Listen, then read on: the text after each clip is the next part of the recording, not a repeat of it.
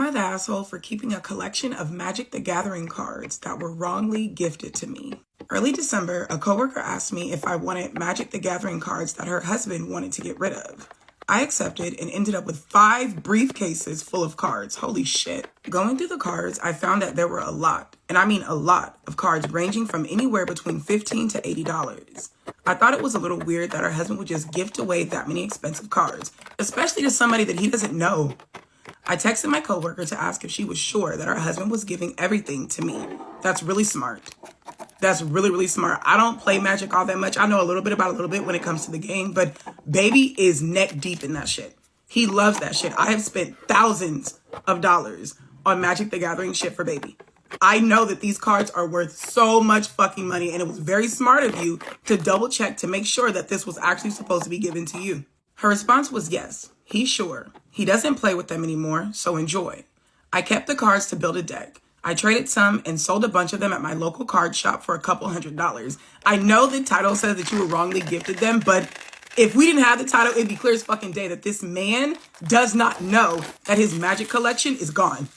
He doesn't. Because as someone who knows people who play this game, our game nights at my house consist of 6 motherfuckers sitting around my dining room table nerding the fuck out over this game. I know the first rule, if you're going to get rid of your cards, you take them to a shop. You go online and you try to make as much money back from your investment as possible.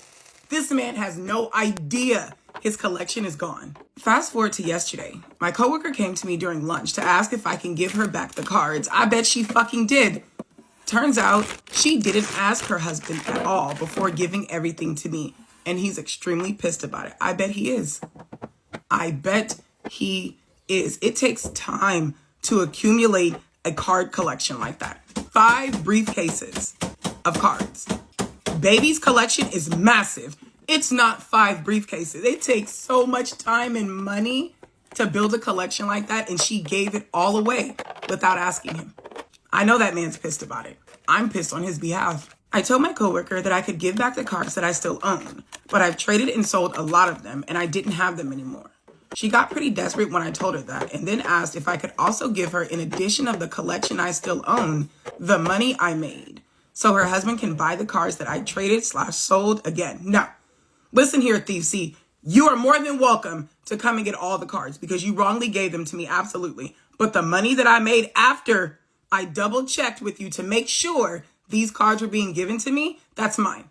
You owe that to your husband yourself. That's all on you. Sucks to suck. I told her that I thought I was already being pretty nice to give back some of her husband's collection, but it's too late for the cards that I've traded and sold it and that I'm keeping the money. So it's either she takes the cards or I'm keeping everything. She got very mad, and when she started yelling at me to give everything back, money included, to fix this, I told her that's her problem, and she stormed off. She hasn't spoken to me since, and I still have the cards. So am I the asshole? Edit. Just to clarify something, I did tell my coworker they were valuable cards in her husband's collection when I texted her to confirm. The collection that I was gifted wasn't just valuable cards. The majority of the cards were pretty cheap, like under $1. That's normal. You find some cards that are worth 3 cents, and then you find some cards that are worth $150. That's just kind of how it is. It's just that with the amount of cards that I was given, the number of the valuable cards grew pretty quickly. Also, I've read a lot of comments about keeping stolen goods for myself. I'm willing to give back the rest of the cards that I have to her husband, but my coworker is the only way that I have to give them back to him. Okay. So that actually clears up a lot because my one question was going to be, did you tell your coworker that there were individual cards inside of the collection that were worth money? Or did she think that value came from the amount of cards that you had? But you said you did tell your coworker that there were valuable cards in her husband's collection. So that answers that. The little bit of advice that I was going to give you was to probably try to give the cards back because the husband could 100% report them as stolen. But you yourself have said multiple times you're 100% open to giving them back. But the only way you have to give them back is through your coworker. And she wants the cards and the money. After all of that, I don't think you're the asshole. I don't. You were given this collection under a lie. Let's just get that out there. Point blank, period. She lied to you. You've seen the value of these cards and how quickly that amount all put together was growing. So you double checked. You reached out. You told her there are valuable cards in this collection. Are you sure your husband wants to give them to me? She lies again. Absolutely. He doesn't play with them. He's fine with it. Go ahead, enjoy yourself. But then the consequences of her actions come back to bite her in the ass. She comes to you, asks you for the entirety of the collection back, and you let her know, hey, babe, you can have what I've got, but I can't give you everything because I've sold them. Now she wants you to pay for her lies. You need to give me the money so that my husband can rebuy these cards, as if it's not her fault that the man has to do this in the first fucking place. I don't think you're wrong. I don't think you're the asshole at all. And also, you're open and willing to give this man the rest of his collection back that you still have. Update.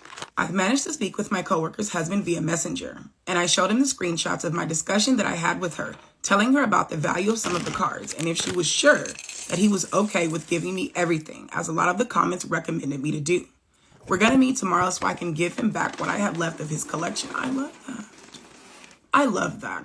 Because like I said, that man had no idea that his collection was gone. It takes a lot of time and a lot of money to build a collection of that size, and to just discover that it's gone, I can only imagine how he feels. I love that you're willing to give him back what you can. About the cards that I've sold or traded, he told me not to worry about it and keep everything because what's done is done. He did ask how much money I made by selling some of his cards because he fully intends to make my coworker pay him back the same amount of money that I've made, which is about $500. I love that for her. I do. She knew he was going to make her pay that money back, which is why she tried to get it from you. She knew. I don't think this is her first rodeo. I don't think this is the first time they've gone through something like this. Overall, the dude was pretty chill with me and was very thankful to get most of his collection back. Side note, I wouldn't be surprised if my coworker announced next week that her husband has filed for divorce because he made it very clear during our conversation he was completely done with her. Like I said, I don't think this is the first time she's done something like this. My wife of 13 years confessed about an affair about 3 months ago. She told me the day after our anniversary that they had sex often. I don't know what to do. The title pretty much explains it all. I'm a stay-at-home dad of 3, including one with special needs. For the past couple of years, it's been a slog. Therapist after therapist after therapist for my kiddo with cerebral palsy. 2 other kids in school. It's something we discussed many times. She works and is able to provide for us financially, and I would stay at home with them. 2 years ago, she joined a gym and began a relationship with John. John and my wife would frequently message on Facebook about random things, but things that my wife tried to hide and delete. She has lied about speaking to him, what they've spoken about, amongst other things. We are done having kids, so she used this time to get a breast augmentation and a tummy tuck-like procedure. It felt like she was literally going to cheat on me, but she assured that this was just her way of getting out of her motherhood body. She spends an unworldly amount of time at the gym. Before work, off days, literally doesn't stop. She can easily spend 3 to 4 hours at the gym. Meanwhile, I'm at home with the kids, preparing lunch, breakfast, getting them to school, taking my child with cerebral palsy to his therapy appointments. Things start to get worse. I find that I'm getting more frustrated with feeling like a single parent while she's just living her dream life at the gym and building a career. She feels that I'm treating her unfairly and takes her rings off last summer. She didn't tell me about it, but she's stating that we are separated, but no ground rules are laid out. She continues to live her life with her rings off without any sort of discussion. We were definitely in a slump. My skepticism of her and John's relationship continues, but we hit hills and valleys in our relationship. It feels like sometimes it improves, and some days it feels like it wasn't going to work. We laid out some rules about this guy, and I asked her to delete him from her phone and block him. They can communicate at the gym since she's there so much, but nowhere else. Flash forward to June, I found a text message thread while I tried fixing her phone with a random number. It was messages upon messages of hers and John's relationship. Mind you, this guy is married as well. My suspicions for over 2 years were true. I knew she was cheating on me, and I flipped out. My wife of 13 years confessed about an affair about 3 months ago. I was so upset. She said they didn't have any physical contact except for holding hands and hugging. She was extremely adamant that that was it. Things didn't feel like they would get better, but eventually they kind of did over a couple of months. That, or maybe I was missing who my wife was. I don't know, but it felt that an emotional affair was easier to forgive. I told her I forgave her, and that we recommitted to making this work. It felt that we were more normal than ever, and she was being open and honest about my questions that I had. The day after our anniversary, she drops a bombshell. She actually had a physical affair, too. They had sex an unknown amount of times in his car while she was at work. She says they wore a condom. I am so effing mortified. I already grieved for her once, but now I put through another round of mental torment and physical PTSD. She lied. Again. She said she didn't have sex with him initially, but now she wanted to lay it out. She says the last time they did was in April. I don't know what to believe. She says she felt insanely lonely. I asked her why not just get a divorce, and she said that she never had the intention, and she cares so deeply for our family and kids. It feels so contradictory. She slept with this guy while also sleeping with me occasionally, and she didn't feel the need to tell me that I'm literally banging her after this guy was. Jesus Christ. Typing this makes me want to die. I'm using an alt account, but I have details that would make this story more clear, but I don't want to tie it into some personal information, as I think I would be pretty easily identified by my profession and personal posts. She states that she is utterly remorseful and wants to work things out. I literally just got myself tested for STDs today. I would have never thought I would have to do this, but here I am. I'm at a loss, guys. I'm a mid-30s dad of 3, and it feels like my life is effing over. My kids keep me grounded.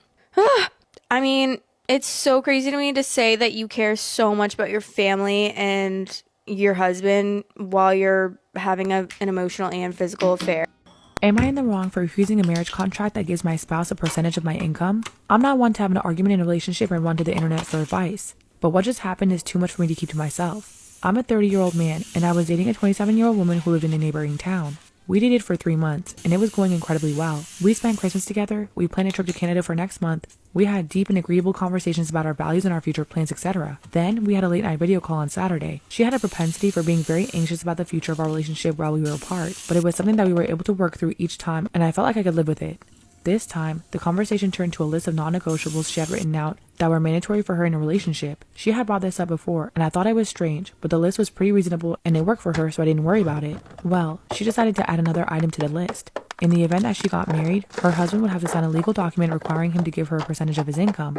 She asked me if I would do that, and I told her that I didn't think I would want to. My resistance to it turned into an argument that lasted several days over the phone. She sent me paragraphs of explanations about her experience working as a paralegal, her upbringing in a single-income home in the Philippines, her status as a woman, and her trauma over her last relationship led her to the conclusion that she wanted guaranteed income from her spouse. She believed that she would never trust a man to want to provide for her, and that she would never settle for anything less than a contract that obligates him to. She would not compromise on this, and it even came down to me being given an ultimatum. I verbally agreed that I would sign this contract now, or she would find another man who would. Let me outline my perspective. I'm 3 months into a relationship, and my partner is demanding that I agree to a bizarre, legally binding document that would affect my finances for the rest of my life. I expressed that I was not comfortable doing that, but she wouldn't let it go. So even though our relationship had been wonderful up to this point, she ends up breaking up with me over this yesterday. She accused me of trying to manipulate her into settling for something less than what she wanted. She said that I had triggered her memories of her last relationship where she made excuses for her partner who didn't put in any effort and deflected her issues when she tried to voice them to him. She felt like my failure to agree to the contract was a sign that I wouldn't consistently support her needs in the future and that I didn't care enough about her to make her feel safe. She was adamant that what she was asking is totally reasonable, and my unwillingness to accept it was unacceptable for her. Enough so that it was 100% grounds enough to end our relationship. So, am I in the wrong for not agreeing to her contract? He burped on my clit. And then kept going. Not like a little uh-oh burp. I mean, he full on ma'am burped onto my clit while going down on me. I felt the hot breath on my hoo-ha, y'all. The scream I nearly scrumped, bro. I'm not going to lie, I was stunned. Stunned into starfish mode. I was instantly a dry water slide. He had to use lube because my drive was gone. I wanted to have sex with this man, I really did. I actually looked forward to this. I was just so flabbergasted. I still am. Not even a, I'm sorry, excuse me. I would have taken embarrassment. I would have accepted apologies. We could have laughed about it, but we didn't. Oh, God. We didn't. And we f***ed. And I put on my clothes and I went home and showered. I'm sorry, but the ick is real and I will not be seeing this man again. At least say excuse me. Jesus. And this is his fault that your he was scrumdiddly. Am I the asshole for telling my son that his girlfriend can only come over when he is home? My 2 sons live in a house that I own, 21 and 19. I specifically have them paying only utilities because we know that times are tough. It's equally divided between the 2 of them. The conditions were pay utilities, keep a room for me, and get along. My 19-year-old has a girlfriend, Liz, 20 female. Ever since I moved out, Liz has been inviting herself over whenever she wants, even when he's not home. I had no problem with this until today when my oldest was sharing a story. My room growing up was always the hangout spot for the kids. The living room was always vacant because they liked my room and TV best. That's basically been the common room their entire lives. But since moving out, my youngest has moved his bed in with my permission, but with the understanding that it is still the common room and that his brother likes to hang out there as well. A couple of days ago, Liz came over when my son wasn't home. My other son has no issues with her, so he let her in. He went to my room to watch movies and she followed. He was on the futon in the corner and she was in the bed that my 19-year-old moved in there. Halfway through the movie that they were watching, again in my room, the common area, she tells my son to leave because she's uncomfortable with him there and wants to take a nap. Then I think it's time for you to go home. What kind of shit is that? My son leaves because what is he supposed to say? The next day, my other son confronts him, asking about what happened and told him to stay out of the room. You're not the asshole. You're not. You're not the asshole. Listen, sir, if you want to take your bed into the common area, then you must remember and understand that it is still a common area. And if you don't want people to be around while you're sleeping, take your bed back to your room. I found out about this today. Like I said, my room has always been the common room, and that was the understanding of my leaving. So I set a rule that the girlfriend can only be at the house when my 19-year-old is home, and to never be at the house when he's not there. He thinks this is unreasonable, but it's not. It's not. Your brother lives here. He lives here. He has every right to be in his house and be comfortable and not have to worry about your girlfriend complaining about his presence in his house. If she's uncomfortable with him being around when you're not there, the only answer is for her to not be there while you're not there. I told my son if his girlfriend is uncomfortable with my other son being around in his house when he's not there, then she shouldn't be there. Am I the asshole? Maybe I should have just finished reading. Edit to answer some common questions. Why do I have a room at a house that I don't live in? Because it's her fucking house. What kind of question is that? I wanted a room for me to stay in whenever I came into town to avoid paying a hotel fee, as I do come and visit frequently when the weather is warmer. I mean, duh. Do they each have their own rooms? Yes, each has their own room aside from mine. Why was the youngest allowed to move the bed? I asked the other kid if it was okay. He had no issues with it as long as he could still hang out in the common room. Now there's issues, so the youngest will be moving his bed back. Why is the girlfriend there when he's not there? No idea. She just invites herself over. Do I like her? It doesn't matter if I like her or not. My son picked her. That's his issue. I had no issues with her until she created issues in a home that my sons share. I don't think you're the asshole. I don't. I really think your solution to this issue is the only logical solution to this problem. This girl got way too fucking comfortable in a house that's not hers. She forgot that this house does not solely belong to her 19-year-old boyfriend. I love the way that you're handling this situation. You said there were only 3 conditions to them living in this house rent-free. Pay the utilities, keep my room available for me, and get along. The moment one of those 3 conditions were failed to be met, then something has to change. I like the way that you're handling this. Your son's girlfriend was trying to weasel her way into moving into your house. That's exactly what the fuck she was doing, because who the fuck, 1, shows up to their boyfriend's house unannounced without him even fucking being there. 2, has the nerve and audacity to tell the other person that lives in that house that they need to leave a common area because they want to take a nap and their presence makes her uncomfortable. Mind you, she don't live here. She does not live here. The person that she came to see is not here. And she thinks she has the right to tell the person who lives there to leave the common area so she can take a nap. This girl was trying to weasel her way into the door. She was trying to move into your house, and I'm so glad that you put a stop to it. Update. I moved my trip up to today, as my youngest was giving me a feeling that he wasn't going to give up the room. Fortunately, with a ton of protest, he moved his stuff back to his original room. I've put a lock on the door, and the room will only be accessible to me when I come into town. Like I said, I like the way that you're handling this. You guys want to act like fucking babies and fight over a room that's not yours? Now I take away your access to the room. I also brought a lease, which they both have signed as rules apply to both. His girlfriend was here and was understanding of where I was coming from and understands that she can only be over when he's home. No in-between waiting.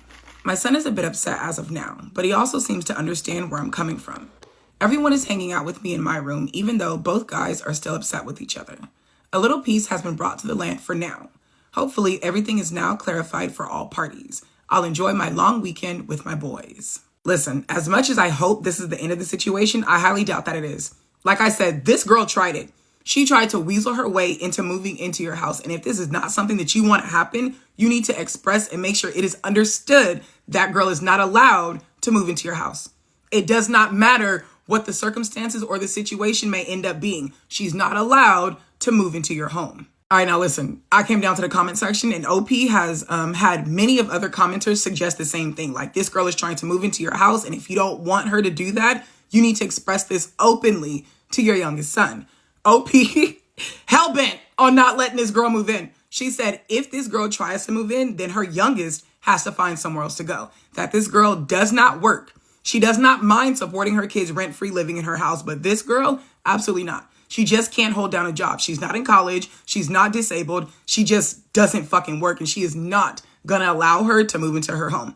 I feel like while all that is good and great, you need to make sure that your son understands that. Am I wrong for following through on the prenup now that the tables have turned? I, a 30 female, have a child from another relationship, and while getting out of the toxic relationship with his father, I ended up with my current partner, 32 male. Now, when we first got together, there was a major accident that left me bedridden for a few weeks. Think multiple broken bones and surgeries. He told me at this time that he anticipated marrying me one day and would like to move me in with my child. The caveat was that this farmhouse was an inheritance and he wanted to protect him. I only had a vehicle at this time and understood the hesitation to risk something that had been in his family for generations. I agreed. If we got married and it didn't work out, that I would walk away with what I came into the marriage with. Very fair, I don't see anything wrong with that. A few months passed by and he says to me directly during a conversation about the level of repairs this nearly century old house needed, that if he passed without having biological children with me, that the house would pass to his brother and his wife. I again agree. I would have no house if this happened to me, but understand how much this particular home seems to hold for his family. Come to find out that the accident I had at the beginning of the relationship was found not to be my fault at all, and those at liability want to settle immediately, in the 6 figures. My lawyers have said that they are fairly confident we will win with the video evidence we have, and they're going to be going for the full insurance coverage amount of a few million. Meaning, after medical bills and lawyer fees and taxes, I will be financially set for life if I buy a homestead and invest the rest. My partner has suddenly changed his tune and no longer wants us to have a prenup at our upcoming wedding. Oh, of course he doesn't. Oh my god, men love to talk about prenups and assets until the girl has more than you. Ugh. Yuck. On the other hand, I have doubled down and told him I will not be marrying him with that one. One that states that the home that I will buy with my settlement will be sold when the youngest child has turned 18 and left the home if I die, but we can live together in it for as long as I am alive. He can have his family farmhouse completely separately. He has lost the plot. Accused me of being money hungry and it changing me. I told him this is to protect my children. I have seen how money after once passing in the family corrupts even the most pious of humans. Am I being the asshole here? No, absolutely. See, this is how I feel like God tests you, right? In the beginning of the relationship, he's like, hey, I want you to move in, but the farmhouse has to stay with me. Even if we break up, divorce. Okay, if I don't have kids and I die even if we're married, which I think is incorrect. If you marry someone and you pass away and you're still together, the house should go to your spouse. But instead, if you have no kids, you're going to give it to your sibling. So she's like, okay, again, fine, because she's not with you for your money. Now that she's going to have a few million, that shouldn't affect you at all. But you are letting it affect. I would honestly reconsider this with your fiance because he's getting a little, why do these rules apply to you but not to him? Where else has he shown that he's willing to take from you but not give to you? That doesn't make any sense. Ugh. Consider if this is a man you want to marry. This is exactly why I don't mess with Ouija boards. If you've ever heard some of my stories, you know one thing I don't do anymore is mess with Ouija boards. And this story is one of the reasons why. There's this place in California, it's like 600 steps down into a valley. When you're walking down those stairs at night, it feels like you're walking into hell. The trees are curving over, making like a tunnel. Honestly terrifying. But I went there with my friends because you know I'm an adrenaline junkie. At first it wasn't so bad. We found this old barn that was covered in graffiti and there was a fence around it, but there was a hole already cut into the fence that we didn't make. So is that really trespassing? There was basically a door. I don't know. My friend Malik sets his backpack down, and Malik is that one friend. You know, the friend that always has a backpack, and you never know what's gonna come out of it. Kind of like that grandma's purse in that one Halloween movie. Anyways, he sets his backpack down, and he pulls out, you guessed it, a Ouija board. I told him flat out, I'm not playing that. I've learned my lesson from playing those things, so I don't need to learn anymore. He's like, okay, fine, don't play if you don't want to play, but we're all gonna play. So they all sit down, and they all try to play it, and it doesn't move. A few minutes go by, and they're like, I don't know why you're so scared of this. This thing doesn't even work. And I'm like, it does work. this is not fact, but in my own personal experiences, I've noticed that if you don't have any mediumship abilities, like at least one person has to have some type of abilities that's playing the board or it's not going to move. It's like the ghosts need energy from them. So they all turn to me and they're like, okay, then you play. And peer pressure wins because I sit down and I play the board. And I only put one finger on the board because I already know, I've been through this, I've experienced this. I know that they're going to be like, you're just pushing it. That's why it works when you're using it, is because you're pushing it. So I put one finger on the board like this, like barely touching it. I wouldn't have been able to push it with how many people were using the Ouija board. It starts spelling out D, E, A, D. We all gasped. It's spelled dead. And then out of nowhere, a freaking bee falls on the board. It's dead. A dead bee falls on the board. It's not moving. We're all staring at it. We're like, okay, that's weird. But we continue playing on the board. I don't really remember all that was said that night, but I do remember it said something that spooked us. We all stand up. We're still looking down on the board. No one's picked up the board yet. Then, I'm not even kidding, the dead bee just gets up, shakes the dust off. This sounds ridiculous, but it's true, and flies away. And we're all standing there like, what the frick just happened? And of course you have like that one guy in the group that's like, oh, it just wasn't dead. It just wasn't dead. What do you mean it wasn't dead? It was laying there like it was dead for 30 minutes. It didn't even like twitch a foot. Anyways, I had this sinking feeling after that. And I just remember being like, things that my situationship has done that would send any low effort boyfriend into a coma. Yeah, I know. I have a situationship. I'm as shocked as you are. When we first started talking, he asked if I had any deal breakers, and I said I had one very important deal breaker, and that's that I could never date a man that's very allergic to cats, because I have two, and they're my children. I love them. What I did not realize until later is that this man was actually very allergic to cats, and the first time that he left my apartment, apparently his arms were covered in hives. Did not know, did not realize this. And after knowing me for like a week, he booked an appointment to go get allergy testing, and now he will be getting 3 allergy shots a week for a year to not be allergic to cats anymore. He also requested that I host a game night so that he could meet all of my friends. Yeah. And as someone who has dated people in the past that I'm like 98% sure didn't even like me at all, I think they were just bored, this is quite a turn of events for me. So this is your sign to dump your love for a boyfriend. Because if my situationship, literally not even my boyfriend, my situationship is doing this for me, you can find a boyfriend that will too. I promise. Love you. My female 28 boyfriend, male 33, says he's disgusted by my body hair and I have to laser remove it and pay for it, or else he'll leave me. He says I'm not taking his happiness into consideration, and if I can't sacrifice this for him, what else won't I be willing to sacrifice down the road? I've been dating my boyfriend for 14 months. A few days ago, he confessed he's disgusted by my body hair and wants me to get laser done on my forearms, private area, and legs. This is going to be a tough one to read through. At first I said no because I accept my body as it is, and he's never expressed any complaints about my hair before. To be honest, you can't really see my forearm hair. It's just a bit of very subtle blonde hair. I wax my legs once a month and groom my private area as often as needed. I'm not even a hairy person. He elaborated on how it disgusts him to look at it and gags at the thought of touching it. At first I thought he was looking for a dumb excuse to break up, but he was dead serious about it. So I agreed to compromise and bleach my forearm hair because I don't want to wax or shave it. He said even if bleaching it would make my hair practically invisible, he'd still know it's there and feel disgusted about it. He told me I had to get it permanently laser removed as well as my crotch and legs. I said I don't mind having my legs done with laser, but I'm not even sure they can fully and completely remove all of the hair in my crotch area. And while I don't mind temporarily fully shaving / waxing it if that makes him happy, I don't want to have all of it laser removed because that's my choice and I don't feel I should be pressured into doing it. I compromised and agreed to at least think about lasering the crotch area, but if he wanted me to laser remove my forearms and legs, it was only fair that he paid for it. He refused, saying it doesn't cost that much, and since it would be a permanent improvement on my body, I'd be the one benefiting from it. I should be the one paying for it. I took offense to these comments because I don't consider lasering body hair an upgrade or a body improvement. I asked again if he was looking to start a fight to break up because the situation seemed too bizarre. He said if I wasn't willing to sacrifice something this silly to make him happy, what else wouldn't I be willing to sacrifice further down the road? He said he loves me and wants to build a future together, but I'm not taking his happiness into consideration, and this is a deal breaker for him. This past few days, we don't live together. He's been sending me messages with quotes from different laser hair removal salons and telling me to make a decision already, and that I'm the love of his life, but I have to learn to budge to make the relationship work. To be honest, this whole thing has greatly put me off of him, and I've reconsidered if this person is the person I want to be with. I feel pressured to change something about me he's and I never had an issue with, and I feel he's given me an ultimatum to choose. I either laser my body and pay for it to please him, or he leaves me. Sayonara, son. Am I the asshole for choosing my family over my wife? Yes.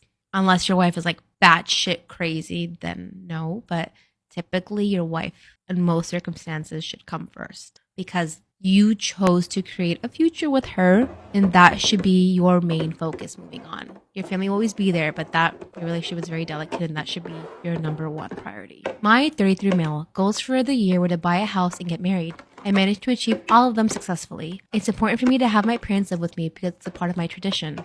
I've asked several girls about this, but they all refused when it came to living with my parents. My parents, 62 male, 58 female, are very nice and sweet, always encouraging me to do whatever makes me happy. I've been living in the US for the past decade, and I finally met a girl, 28 female, who was cute and sweet. On our first date, I asked if she'd be okay with living with my parents, and she said, I don't see why not, if they're nice people. I wanted to get married before the year ended to save on taxes, but she wasn't ready and she needed more time. Okay, homie's literally looking at this extremely transactional. We ended up getting married anyway, and this was before she met my parents properly. My wife is half Indian, and her country of origin allowed my green card to be processed in months instead of taking 10 plus years, which would have been the case based on my country. However, this wasn't the reason I chose to marry her. Sure, buddy. Okay, it's convenient. My wife and I got along well because we loved each other. She accepts me as I am, including my mental disorder, partying habits, and everything. Once my parents moved in after marriage, she became sad and depressed, started drinking, stopped eating, and felt trapped. 2 months later, she finally told me that she was uncomfortable living with my parents. She even considered divorce, saying that if she spent time with my parents beforehand, she wouldn't have married me. I'm not willing to ask my parents to move out, but I also don't want to lose the love of my life. Some of her reasons seemed valid, and I eventually started working on addressing them. Having lived apart from my parents for over 10 years, I found it awkward to bring up certain issues with them at first. I admit that my family and siblings can be a bit chaotic at times, but they're wonderful people. We are a close-knit family and share everything, whereas my wife comes from a more stoic family where they don't openly share their feelings. She's never had to compromise before, and I can see that she's not even trying to adjust living with my parents. However, she does care about their well-being. She just doesn't want to live with them for more than 2 months a year. She says they're still young and healthy, and she's okay living with them if they become sick or after one of them has passed. For now, she wants to enjoy our newly married life alone for 2 to 4 years. So far, I've told her that's not an option, but she's getting worse mentally and physically, and the stress is causing her health issues as confirmed by doctors. I allow her to go. Did you just say I allow her? I allow her? I allow her to go to her cousin's house or even her home country for months at a time when my parents visit for her mental health. I'm compromising living without her. Lately, she's even started ignoring my parents as a way to show them that she's unhappy with the situation. My family is emotionally dependent on me. It's not easy. Okay, emotionally, but not financially. She wants to talk openly and resolve this, even if it means ending our marriage or finding a solution. I don't want to do either because I don't want to trust my parents who have underlying health issues that could worsen. My parents dreamed of living with me once I got married, and they were so happy to be here. My dad gets depressed because he has nothing to do besides watching TV or using his phone. They also want a baby ASAP because they're bored, but my wife and I aren't ready for at least another 3 to 4 years. They've tried to convince her multiple times, which has only made her angry. She sees them as strangers living with her indefinitely. I want to have kids when my parents are still well so that they can create memories with my kids. I don't think we will ever divorce, but she is hesitating to have a kid given our living situation. Most of our friends are envious of our relationship, and our quick marriage has inspired 2 of our friends to get married. She's nice, funny, and well liked by my friends. I know she truly loved me, but as time goes on, the stress is taking a toll on her. If I let her go, my parents will feel responsible and be devastated until I get married again. Even if I do remarry, I can't be sure the situation won't happen again. I feel truly guilty as I'm ruining her life. I'm willing to let her go for her peace if she chooses to. Everything would be fine if she could just accept my parents as her own, as they don't ask her for anything and are self-sufficient. They are trying hard to win her approval, but she just ignores it. All she wants is me. However, 1 to 2 months a year with my parents isn't enough for me or them. I want them to be with me forever. Once I get my citizenship, I also want to bring my siblings over. Maybe I should have married an Indian girl from India, but I've become too westernized in the past 10 years, and I don't think a traditional girl would accept me. I really want this to work. At the moment, nobody involved seems as happy. I'm giving it time. It does seem like everybody has started to ignore the issue and move on. After years, I'm feeling her resentment growing towards me and her love is fading, but I'm constantly trying to cheer her up. Okay, wow. Yeah, you're the asshole. I'm sorry. This was really bad. You want your wife to have a child because your parents are bored? That is not how this works. Holy moly, your priorities are not aligned. I don't think you really understand what it means to be married, right? Someone born and raised in America, right? I do not have a problem with my in-laws living with me, vice versa, if there is a need for it, right? If you're saying your parents are fully capable, self-sufficient adults, there's no need for them to be living with you guys, especially as a newlywed. As a newlywed, I would say, hey, please at least give us 1 or 2 years together. God forbid something happens. One of them is very sick, detrimentally ill, someone passes away and they need us. I got you. Don't worry about that. But I want them with me is not a sufficient enough reason for them to be living with us right off the bat. And like, you can't say living with my parents is tradition. Bro, you've been without them for 10 years. Now that you got your green card and you can bring them now, you want them to live with you. You got to have an agreement with your siblings where you can do 8 months with them, 2 months with you, 2 months with someone else, whatever it is. You have to save your marriage. Oh my God. It's like you're saying everything would be fine if she just ignored her feelings and held and let me do what I want. You're not sympathetic at all towards your wife. Also, I knew this was someone of the descent of the Asian community because of the first slide. It's very typical. And then he says she wasn't ready and needed time, but we got married anyway. This is just really, I think for her sake, she needs to leave. Where is she? We got to find out who she is. Oh my God. Your family is not emotionally dependent on you as you've gone through 10 years without them. You've done all what you want to do. You partied it up. You did whatever you want. And now that it's time to settle down, now you want to be the good traditional son. Absolutely not. I, female 22, just found out my fiancé, male 22, and I are related. And we don't know what to do. Scared. I never thought I would post here, but the holidays uncovered something huge, and my fiancé and I genuinely have no idea what to do. I grew up in a fairly large city in the South with just my mom, my younger brother, and me. My dad died of cancer when I was 4, and my mom supported us by working as an accountant for a mid-sized company. It was always just the big 3, as my mom liked to say. I have never known about anyone from her side of the family.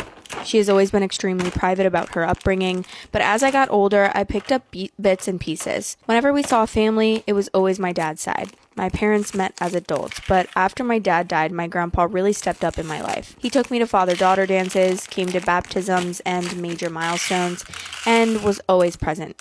When I asked about my mom's side of the family, I usually got short answers like, they're bad people, or we live far away for a reason. As far as I know, my mom left home when she was around 17 and never spoke to anyone from her family again. My grandparents on my dad's side never met anyone from her side. Almost 4 years ago, I got into a great university far from home. My grandpa drove me down to campus and helped me move in. During orientation, I met Tom, not his real name. We clicked instantly. Same humor, same values, and a connection I honestly had never felt before. We became best friends very quickly and soon started dating. Tom is also from far away, but our hometowns are extremely far from each other. Over the years, I spent some holidays with his family, and he spent some with mine. My mom, my brother, and my grandpa, who passed away around Thanksgiving this year, all adored him and were very vocal about wanting me to marry him. His family accepted me just as warmly. Last year, his parents even gave him a large gift to help pay for an engagement ring. He proposed this past August, right around the anniversary of when we met. We are planning to get married in June, shortly after we graduate. One more piece of context before the actual problem. Tom and I became sexually active about a month ago. We were both virgins when we met and had decided that we wanted to wait until marriage. After he proposed, we decided together that we were comfortable taking that step, especially since I'm on birth control and we were already planning a wedding. Our parents assumed that we were waiting, but no one has ever directly asked.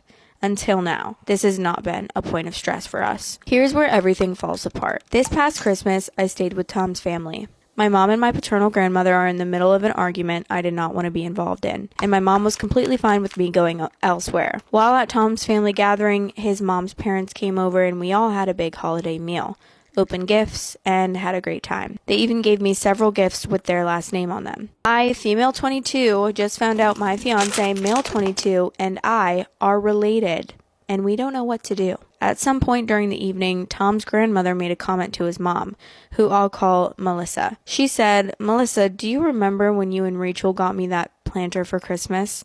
I leaned over and quietly asked Tom who Rachel was. He looked confused and said that it was his mom's twin sister, who disappeared years ago. He had never met her. I immediately felt uneasy. My mother's name is Rachel, although she has gone by her middle name my entire life. I also knew that she had siblings, one sister and one brother. Tom had mentioned an uncle who passed away around 2010. At the same time, I convinced myself if it was just a strange coincidence. Later that night, people were moving around the house, and Tom and I ended up sitting alone together with some wine. I whispered something like, "I didn't know that your mom had a twin." I think at that exact moment, it hit both of us. About a year ago, while dating, we had already realized our mothers shared the same birthday. We thought it was funny and even mentioned it casually once to his mom. We both started internally freaking out, but kept it together for the rest of the visit. The next day, I flew home to see my mom. Before I got there, Tom and I came up with a plan. I told my mom I had been talking to my gynecologist about some issues with my period and that one of the intake questions asked whether there were twins in my family. I said I didn't know and figured that I should ask. For the first time in my life, my mom admitted that she has a twin. When I asked why she never told me, she went on a long drunken rant about how her sister Melissa was a literal demon. My mom is unfortunately drunk most of the time. She also mentioned cutting her family off completely when she was young. What is wild is that my mom and Tom's mom look absolutely nothing alike. One is tall and brunette, the other is short and blonde. At that point, everything clicked. We confirmed last names, which were the same. I also learned my mom's maiden name for the first time in my life, which I know is strange, but she is intensely private. Tom and I are first cousins. We have no idea what to do next. Our parents have never met, but they are supposed to meet at our wedding in 6 months. We've already built a future around each other. Tom has a great job lined up, and I've been accepted early decision to my dream law school in the same city. Our relationship is genuinely strong. We're best friends and deeply in love. Ending the relationship feels like throwing away the greatest joy either of us has ever had. Continuing it feels terrifying. There are obvious biological concerns if we ever want children. There's also the very real possibility of being disowned or pressured to split once the truth comes out. We're stuck and completely overwhelmed. What do we do? Oh my god, Every time this comes up, I just know, okay, first of all, I know that people are going to say that this is fake, but I'm choosing to believe it's real, okay? So shut up. And second of all, girl, no, because what? This is crazy. I also know that people are always going to be like, dude, just leave. Like, that's so weird. That's disgusting. That's nasty. My boyfriend's excuse for cheating on me was that he forgot we just got engaged. And honestly, I really am a mug, so I'm probably going to forgive him. But the reason me and my boyfriend actually met is because he cheated on his ex-wife, which I feel might happen to me. Let's just call my boyfriend Mark. We met when I was at university. He was obviously a lot older than me. He was 15 years older. This is kind of screaming red flags, but let me give a chance to kind of explain everything. Mark and his ex-wife were already about to get a divorce. They were about to sign the papers. They were separated. However, they did still live together. They had 2 children together, so it was a lot more complicated. So she was not a happy bunny when I came on the scene. It is what it is, and the best girl won. For the past 2 years, he has not cheated on me. He's not even like flirted with another girl. Like, we were believing that this was just a one-off situation with me and it is true love. Got down on one knee, very happily accepted. Now, Mark is very, very wealthy. He owns about 4 companies and we just don't see a reason to wait to get married. Get married in 9 months' time. But Mark has literally just had stag do, okay? And I was very worried about this, but I let him go. They went to Ibiza. The next thing I know, I'm being sent a video of them all on a yacht with girls hooking up. Any of the other wives that are watching, by the way, your husband was also cheating.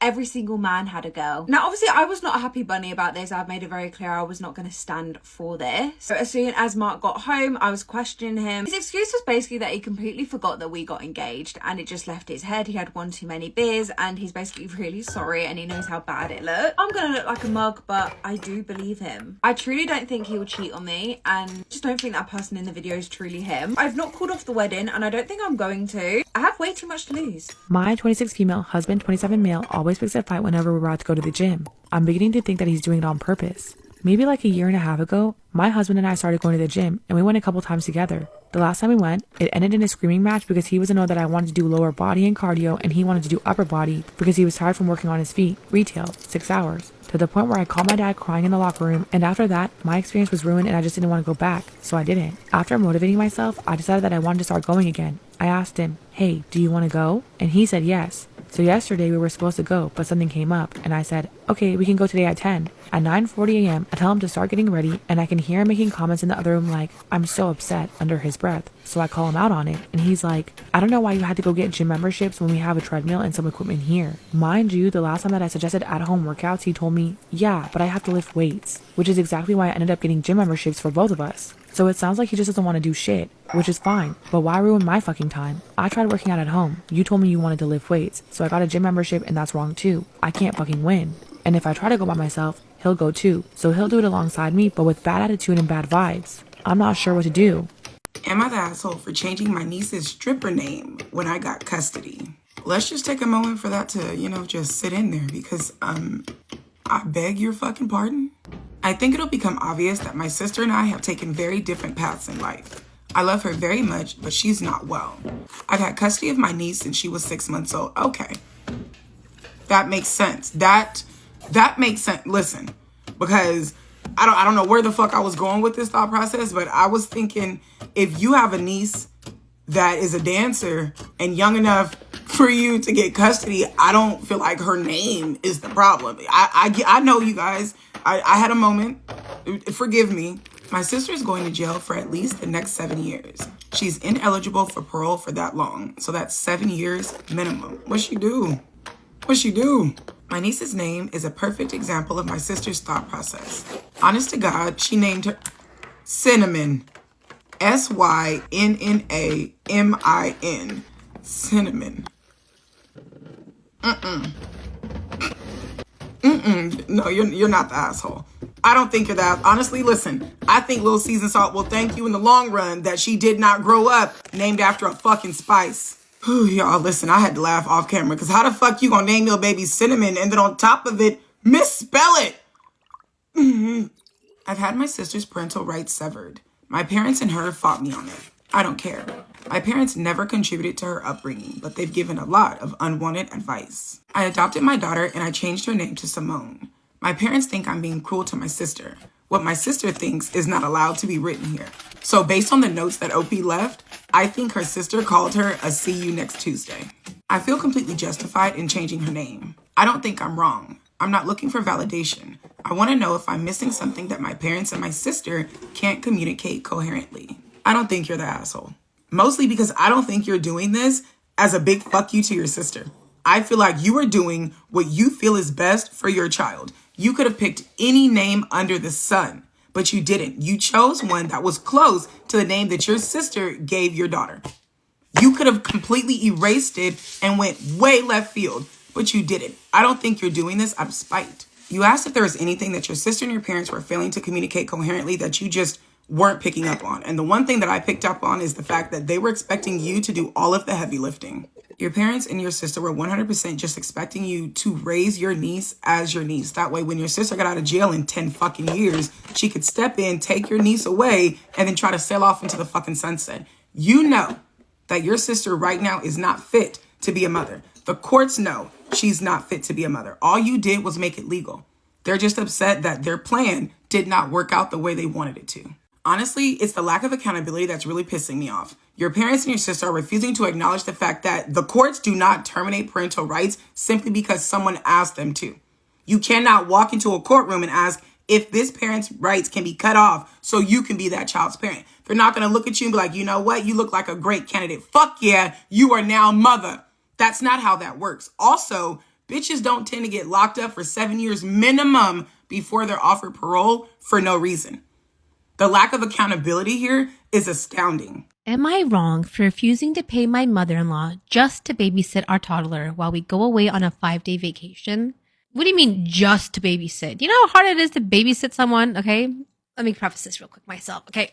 I would never charge my siblings. But if I wanted to, they would pay it. Because watching a kid is not easy. I'm also young. My parents are older. Grandparents are older. It's a lot harder on them. They've done their job. They've raised their kids. One night, okay. 5 days is crazy. When you decide to have kids, it is 1000% your responsibility. No one else has to deal with your shit. No one else has to deal with that child. That's on you. If you want to go on a vacation with your husband, find the correct accommodations for your child, money or not. You cannot be offended when people want that kind of want compensation for watching your child. Either don't go on vacation, don't have kids, or take your child with you. Don't feel entitled to people's time to watch your child. Absolutely not. My wife, 39 female, is turning 40 in 10 days. To celebrate, we are taking a 5-day vacation, just the two of us. It's the first time that she and I, 39 male, have been away like this as a couple since the birth of our son almost 4 years ago. We planned this trip months ago, and my wife asked her mom if she would be willing to come to our house and watch our son while we are away. Mother-in-law agreed. My mother-in-law is in her early 60s but doesn't have a real job. She will do cleaning for her brother who owns a bunch of rental properties and he pays her in cash. So it's not like she has a schedule she has to clear to stay with our son for a few days. I'm sorry, cleaning rental properties is a very physically taxing job. That is a very much real job. What the heck? Ew, I don't like how you're I'm not gonna like this story. Sorry, biased already. I don't like the way you're talking about her. I don't like the way you're talking about her job and clearing your schedule for my get out of here. Last weekend, my wife called mother-in-law to talk to her about our trip and to ask if there's anything mother-in-law will need or want us to stock in the house as far as food or necessities. During the conversation, mother-in-law said that she will need $100 per day from us. This is the first time she ever brought up wanting to get paid to watch our son. My wife was caught off guard and just kind of agreed to it. But when she got off the phone and told me about it, I got upset. I told her that mother-in-law is taking advantage of our situation because she thinks we have no other options. I told her that is BS that she sprung this upon us so close to our trip, and I don't think we should pay her anything. I said that I would call my parents to see if they can watch our son instead. My wife told me that mother-in-law wouldn't ask that sort of thing unless she needs the money and that adding $500 to our vacation trip isn't that much of a big deal. I told her it's not about the money to me. It's about mother-in-law being sneaky and manipulative. Oh God, don't like you. I called my mom and asked her if they would be able to watch our son instead, and she jumped at the idea. Both my parents are recently retired, so they have plenty of free time and would love an extended grandson visit. I didn't explain the reason for the change. I just told them that things didn't work out with mother-in-law. I told my wife that my parents can watch our son instead and that she should call her mom and tell her that we no longer need her to babysit. She said that she didn't want to do that because her mom was really looking forward to seeing our son. It has been over 6 months. I told her if she was looking forward to it that much, she wouldn't be trying to swindle us out of $500. I told her if she didn't want to make the call, I would gladly do it. She reluctantly made the call herself, but it didn't go well. Mother-in-law got upset because we are now depriving her of seeing her grandson. My wife got emotional and ended up backtracking and said she would talk to me to see if we could work something out. After the call, she asked me if there was some way we could figure this out, and I told her we aren't changing anything again this close to our trip. She said maybe we could offer mother-in-law a lesser amount, but I reiterated that it isn't about the money. It's about mother-in-law being sneaky and trying to take advantage of us. My thing is, okay, if your parents wanted to watch, if you didn't want to pay, understandably, and your parents wanted to watch your kid for free, I get it. No problem. 100 divided by 24. Your mom is asking for $4 an hour to watch your kid. Obviously, she wouldn't have asked, like you said, she doesn't have a real job, so money is tight. So she's like, hey, if I'm going to be there for 5 days, it's far away, like if I can get paid, that'd be nice, right? She's not doing it to be a B. Of course she wants to hang out with her grandson, but you're just being, I wouldn't, it's a personal choice. If I didn't, I wouldn't take money from family, but if I wanted it and they had a problem with it, that's fine. Look for someone else. I think I don't like his attitude. I'm sorry.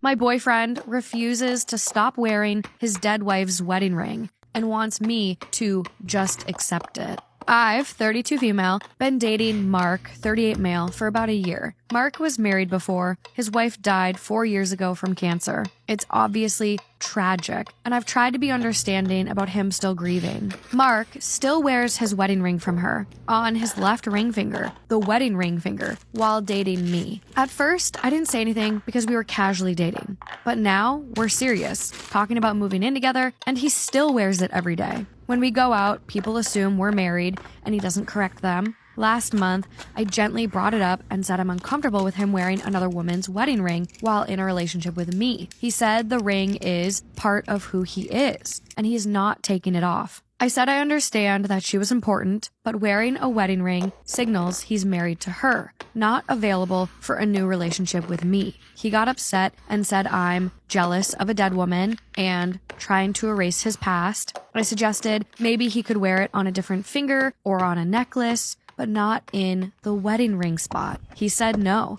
it has to stay where it is. I don't want him to forget her, but I also don't want to feel like I'm the other woman in my own relationship. Am I asking for too much? I'm curious. This is hard because Yeah. I don't think either of them are wrong. And I also think, like, it actually is normal to be jealous of a dead woman. Like, how do you compete with that? But I don't think he's doing something wrong either. The top comment on this one is quite simple. He is not ready. He's not your boyfriend. He's her husband. After my boyfriend died, I slept with his best friend, and it's eating me alive. Earlier this year, my boyfriend ended his own life. Before he was found, he was missing for several days. My mind has been stuck in this endless loop of what ifs ever since. It's exhausting. It's like my brain won't let me accept that some things were out of my control. We've been together for about 4 years, and he was only 26 years old. About 2 months after he passed, I ran into one of his best friends, someone who was part of his extremely close friend group. Before everything happened, I always liked him. Not in a romantic way, he's just a great guy. He was always there for my boyfriend during all of his mental health struggles, even though he struggled to understand it all himself. He knew sides of my boyfriend I didn't. He understood the parts of him he shared only with his closest friends. Seeing him again after everything, it hit me hard. It felt grounding, familiar, safe, like being around someone who still held pieces of the person I lost. We ended up going to a bar to talk. We drank way too much, opened up about things we'd never said out loud, cried, and eventually we slept together. I know it came from grief and vulnerability, but the guilt is eating me alive. And what scares me more is that I feel this intense pull towards him now.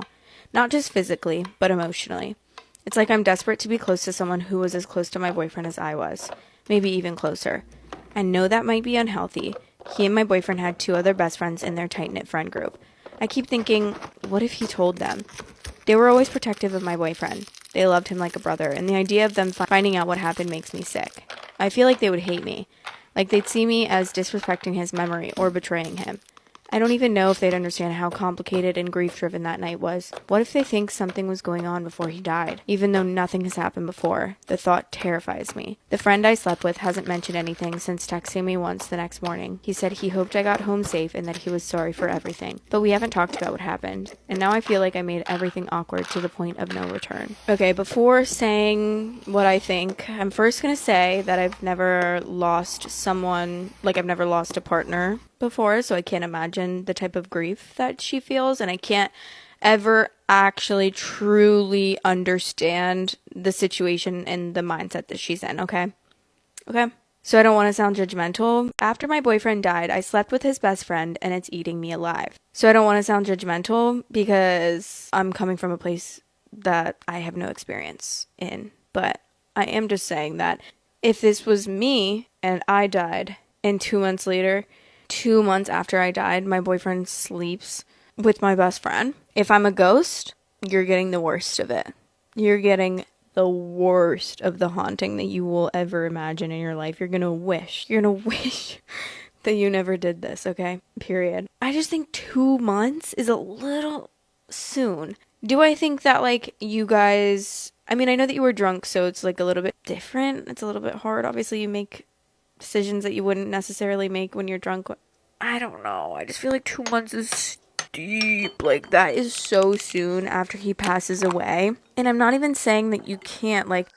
After my boyfriend died, I slept with his best friend, and it's eating me alive. Okay, this is 8 days later. I recently posted about my boyfriend's death and how guilty I felt after his best friend and I had sex a few months after he died. It wasn't something we planned, and it came about after an unexpected night of reminiscing and alcohol. My boyfriend ended his own life somehow. That just made me feel even worse about what I did. Reading the comments on my last post pushed me to think more clearly than I have in months. People shared similar experiences, and I also received a lot of direct messages from people sharing similar stories. It made me realize that what happened wasn't all that unique or weird. I also came to feel that it wasn't something unforgivable or a monstrous act. I still feel guilty about what happened, but surprisingly not quite as guilty as I did before I posted. It was actually the harsh, judgmental comments that really helped me change my perspective of the whole thing. Despite how bad I felt about it, I wasn't expecting for so many people to act like I committed a mortal sin. But none of those people could explain why what we did was so bad or so evil. It made me defensive, which in this case ended up being a good thing. I kept saying, quote, "But why was it so bad? Why do I feel this way? No actual harm was done. No one was betrayed or hurt. Nothing happened while my boyfriend was alive. The guilt I felt was real, but the logic behind it wasn't." That gave me the courage to reach out to his best friend. I realized sitting in this awkward silence was stupid, and I don't want to lose contact with him or my boyfriend's other closest friends over this. I texted him and just said hi. He responded almost immediately. I should have done it a while ago. It's really all I needed to say to get the conversation going. Eventually I told him that I had been thinking a lot about what happened between us, and I was sorry I left so quickly afterwards, and had remained silent. I just felt guilty and sad and didn't know what to do. He admitted he hadn't reached out to me because he blamed himself for what happened, and he figured I was staying quiet because I blamed him and didn't want to hear from him. We both sort of admitted that we were struggling with what happened to my boyfriend and were feeling depressed, especially with the holidays now. We agreed to meet up the next day, but stay completely sober this time. He said the night we spent together wasn't meaningless, but it also wasn't something he fully understands yet. He said being with me felt comforting and familiar, but the next morning he panicked. He said he cares about me, maybe more than he expected, and that's exactly exactly what scared him. He said he felt guilty for how close he felt to me, and despite understanding that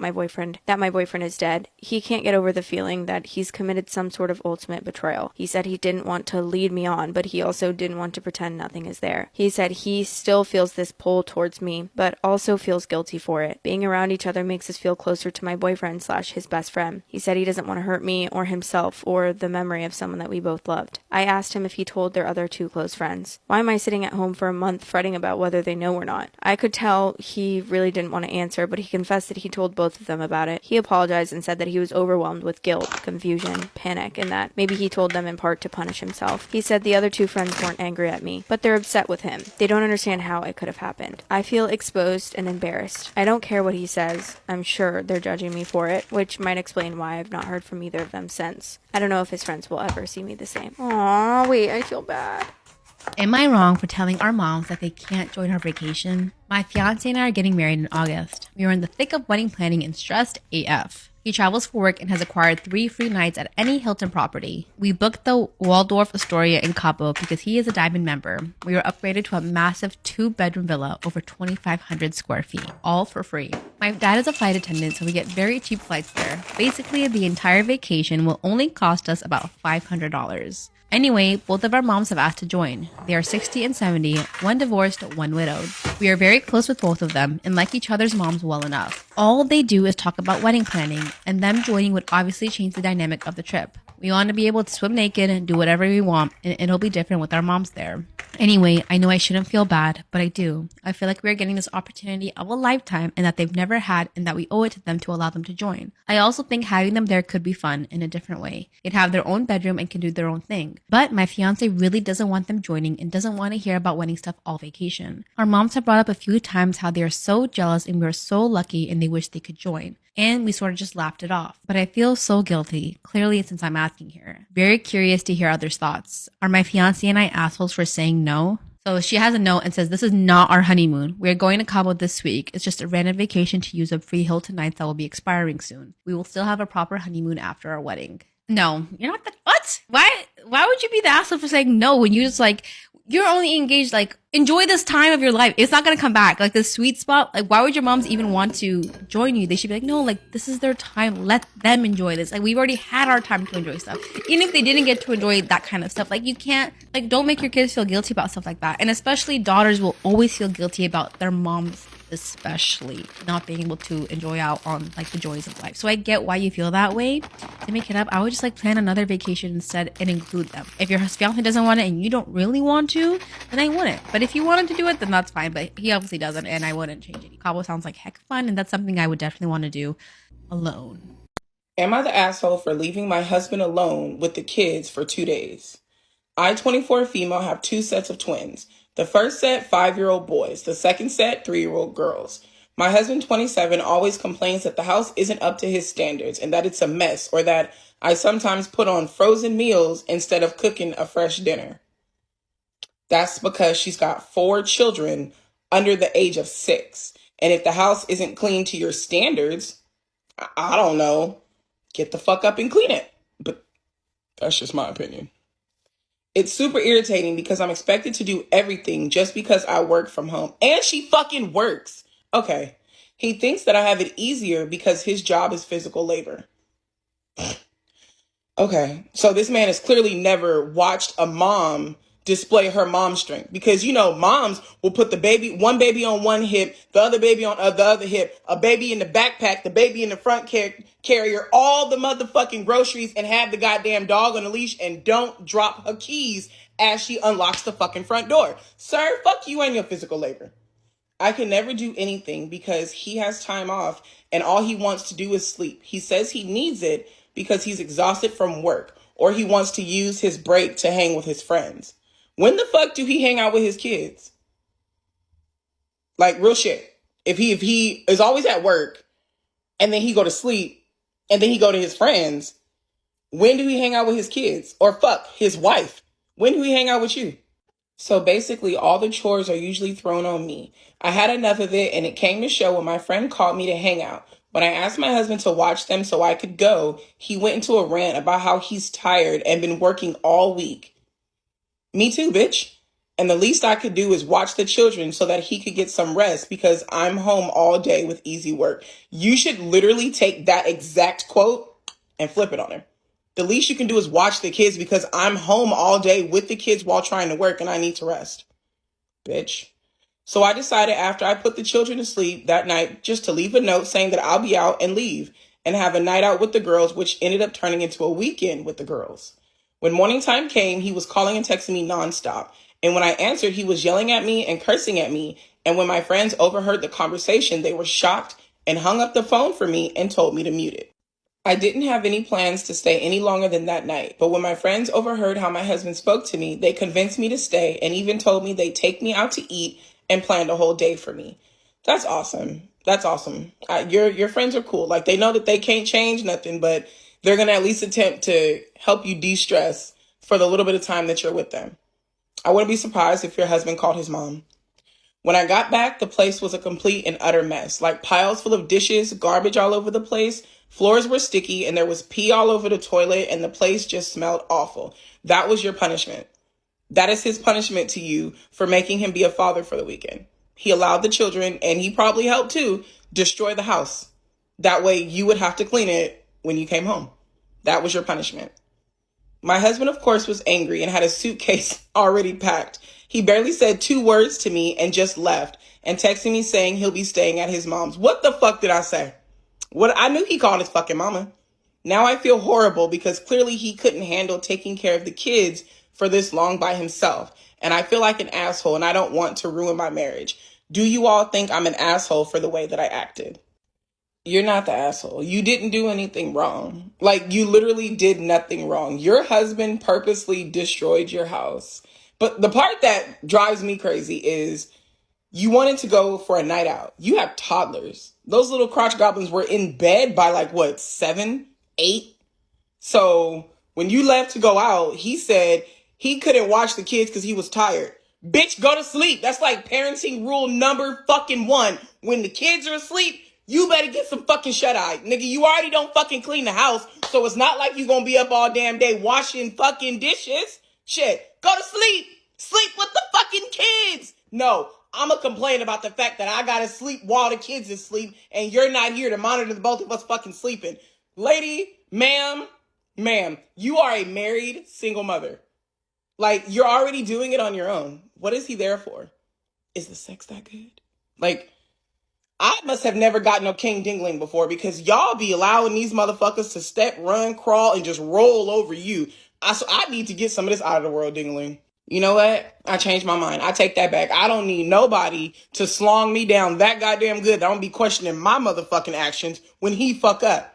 Nah, never mind. I don't want none of that. Would I be the asshole for divorcing my husband and leaving him with the kid after finding out I'm not biologically the mom? Wait, what? What? I can't believe my life has come to this. All I ever do is go out of my way to help others, but on the few occasions I need help, nobody ever comes through for me. I, 36 female, have been married with my husband, 35 male, for a total of almost 10 years, married for 7. We had what I thought was my child by surrogate over 2 years ago because after 4 years of trying to conceive with no success, despite medical interventions, it turns out I am unable to carry a child to term. I always had wanted to be a mom. Devastated is an understatement regarding how I felt when I found out I have a medical condition that would make it nearly impossible to carry a baby to term. It was even more devastating when I had to get a major surgery to remove uterine growth with the hope to increase fertility, and complications during surgery warranted a partial hysterectomy involving removal of my uterus. I still had my ovary, so we started looking in the cost of a surrogate. It is really expensive. My close friend since college, who would already have 2 kids of her own, offered to serve as a surrogate for us to cut down on costs. After 2 disappointing IVF sessions that did not result in pregnancy, she became pregnant on the 3rd try and carried a boy to term for us. I was so happy and busy after the birth between being a mom and returning to work after 4-week parental leave, so I didn't notice any warning signs. I should have noticed the red flags and warning signs early on, but did not because I was so exhausted from working so much at my stressful job and 2 part-time jobs to cover most of the bills and anticipated medical and legal costs associated with this friend becoming our surrogate. I was the primary breadwinner. My friend and my husband started talking more, and I would sometimes come home from my weekend job to find her already hanging out at our house when my husband was there. I chalked it up as innocent, and it's good for her to know my husband better since she was in the process of hopefully carrying our child for us. I was grateful to have someone helping us have a child. I also thought it was weird that our son has brown eyes when both of us have blue. Then I found out that while this is uncommon, it's possible sometimes due to many genes controlling eye color.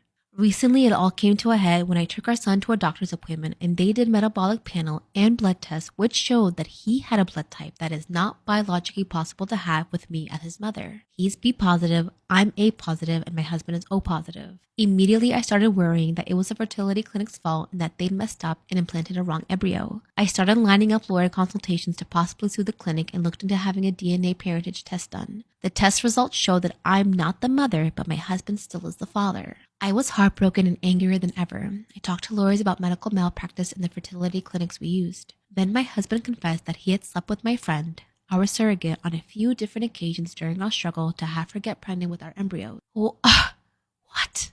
This means what I thought was our son conceived by IVF and carried with the surrogate isn't my son at all and was in fact conceived the old-fashioned way, which I can't ever do. Livid and absolutely broken at the same time doesn't even begin to describe how I feel. I have been breaking down into crying spells over and over again about this.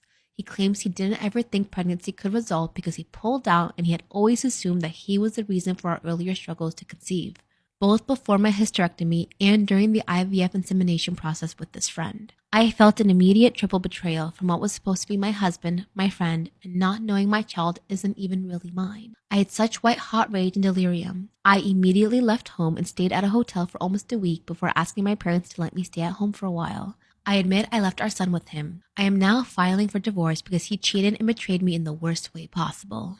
I also have cut off my friendship with this friend, the surrogate, and feel afraid to trust anyone else ever again. I have seen a divorce lawyer to see about giving up my legal rights to this kid so I don't have to face such betrayal or owe child support. My husband and surrogate friend admit they are wrong and keep apologizing, but they also call me immature. What the? Oh no! My husband and surrogate friend admit they were wrong and keep apologizing, but also called me immature and heartless to just give up my son like that.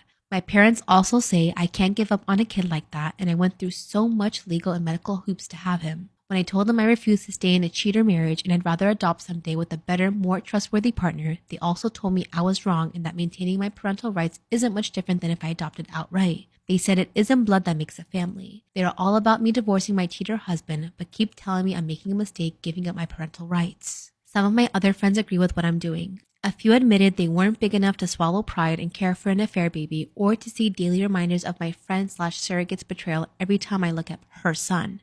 I just want a clean break and a fresh start. I'm also looking at relocating several states away.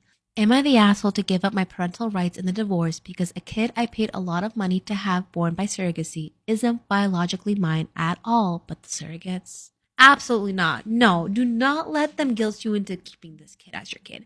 Every person would agree that if this was a man, one of their biggest fears finding out that raising a child is not theirs, this is literally the same exact thing. It's betrayal of trust. They lied to you. They cheated behind your back. Why should you raise their child? No, do not let them try to guilt you into keeping this baby. Your husband trying to defend himself by saying he wasn't trying to get the friend pregnant is crazy. Like, bro, that's not a defense. That's just that's cheating. It's like, no, I was sleeping with her, but I wasn't trying to get her pregnant. Wow. My 25 female boyfriend, 24 male, doesn't want to be with someone as ambitious as myself. I wanted to be a veterinarian since I was a young girl. As I got older, I gave up on those dreams, but when I turned 23, I decided to give it a go. I went back to school and have since achieved an associate's degree with a 4.0 GPA and have plans to transfer to a university and then go to vet school. Long story short, my dreams don't seem so unattainable anymore. The problem lies within my relationship. With the way things are going, I won't be done with school until I'm 30 to 31. I've always wanted to get married and have kids before that age, but since I decided to go back to school, I've reconsidered when would be a good age to have kids. My boyfriend wants to get married and start having kids this year. Although I would love to start a family, I'm so torn.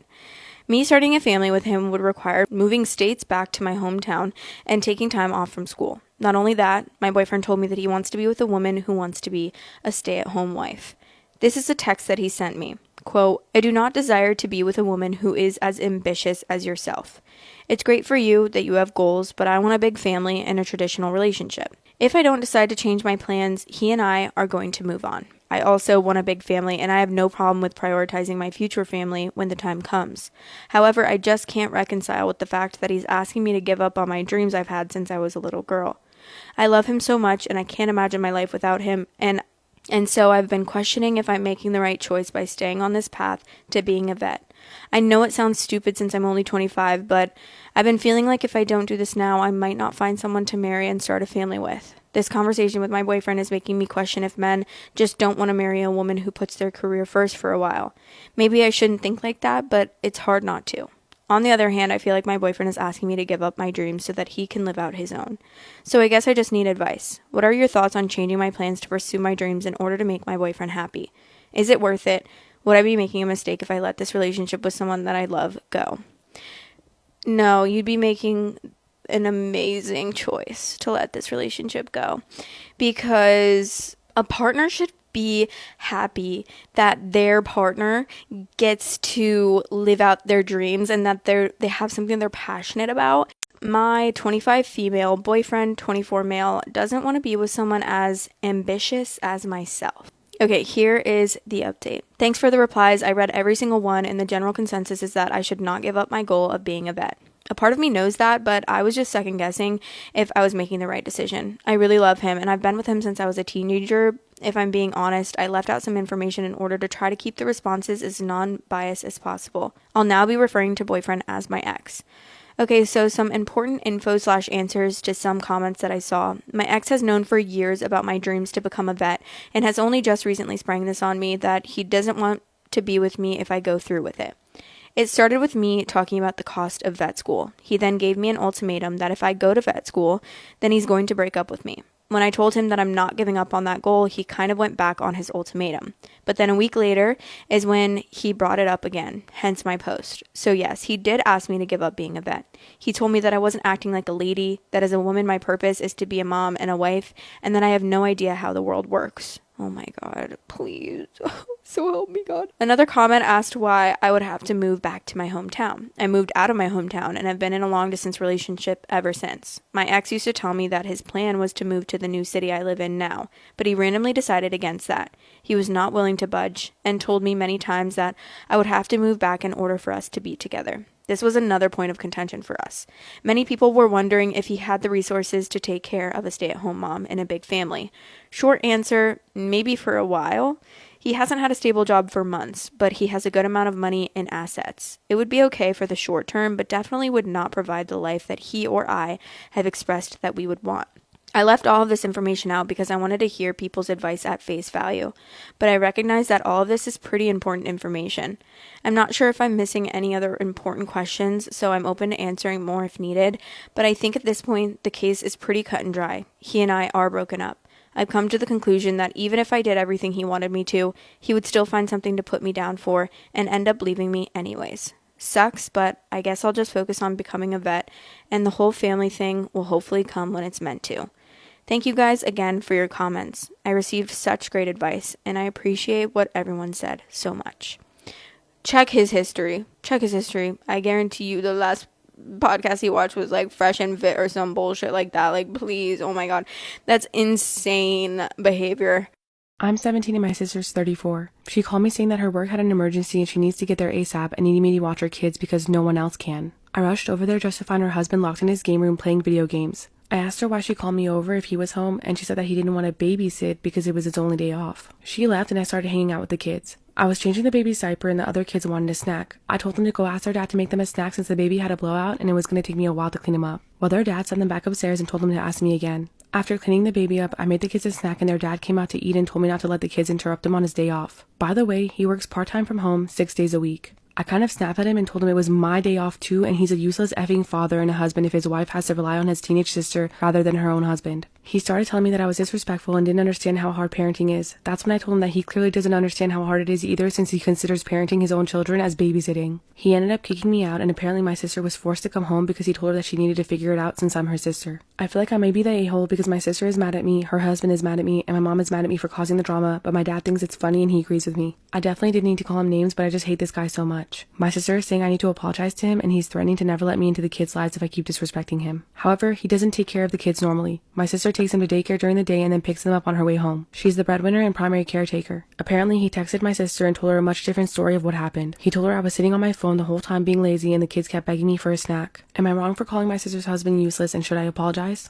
I met my boyfriend 7 months ago and we made it official 4 months ago. When we first started seeing each other, he told me that he had slept with his girl best friend, who he's known for less than a year. I was fine with it because it was before we met, but it was a bit uncomfortable for me. Seeing her all the time and watching them interact together was annoying. They're quite playful, always making fun of each other jokingly, making inside jokes in front of me, and sometimes it made me feel like I wasn't even there. However, at the end of the day, I had no real reason to be mad. A couple months in, I found out that they used to cuddle together in bed and fall asleep together, as well as the one time that they slept together. That made me feel weird because in my opinion, it's more intimate than just hooking up. He told me that they were both in a bad place and it was just for comfort, but I was still put off by it. I kept my feelings about their friendship to myself because I wanted to like her and not make things difficult for my boyfriend, but she wanted to be really good friends with me. Oddly, one night she invited me to have drinks with her. It was all fine until she told me a couple details about when they slept together and then told me about his ex without me even asking. I brushed it off at the time, but now it's crossed my mind a few times and I'm livid. I don't understand why anyone would do that. I finally told my boyfriend that I didn't like their friendship and asked him to be cautious of how he interacts with her when I'm there, but didn't tell him the details of what happened. I told him not to tell her because I didn't want her to hate me, but he went and told her anyway. I felt that further proved my point that he put her before me. Her response was that I have no reason to be uncomfortable and she doesn't understand at all why I would feel this way because their friendship is completely normal. I felt like she completely dismissed my feelings and I don't understand how she thinks I'm overreacting. Wouldn't anyone be uncomfortable in my shoes? So I unfollowed her on social media. I started thinking about it a lot again last night and my blood started to boil so much that I ended up ranting to my boyfriend about everything. Obviously there's a small bit of jealousy, but why does he have to be best friends with her? He hasn't even known her a long time, and why does a photo of them have to be in his profile pic? Whenever I think deeply about it, it makes me push him away. The image of them hooking up makes me want to puke, but now I have all these details that I didn't ask for. She's still his best friend, so there's no real solution. To be clear, I never asked him to stop being friends with her, and I never would. I just feel so uncomfortable with them being best friends, not only because they've slept together, but because I feel like she's been so disrespectful towards me. I don't want to break up with him over this because I know there's actually nothing there between them, and he loves me a lot. He's actually quite worried right now because I'm not speaking to him. He was very understanding when I told him how I felt the first time, and he said that he'd feel the exact same way if he was in my position.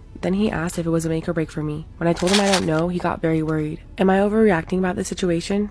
My fiance may die. His sister wants half of our house if he passes. My fiance was in a car accident about a week ago. He has a 50-50 chance of surviving, though things have started to look up. His sister is also his birth mother. She got pregnant at 13 and his grandparents adopted him. So legally, she is his sister. Whoa. She has never had any involvement in his life. His adoptive parents died 3 years ago. My fiance and I have 2 children together and own a house. We have been together since we were 13 and are getting married this October. Our house is nearly paid off and I can't afford to pay half of the house equity to her by myself. I have no idea what to do or if she even has a stake in the house. He is 23 and does not have a will. He also has a life insurance policy that she wants half of. I can't get a lawyer to talk to me without coming in for a $600 plus consult. Yeah.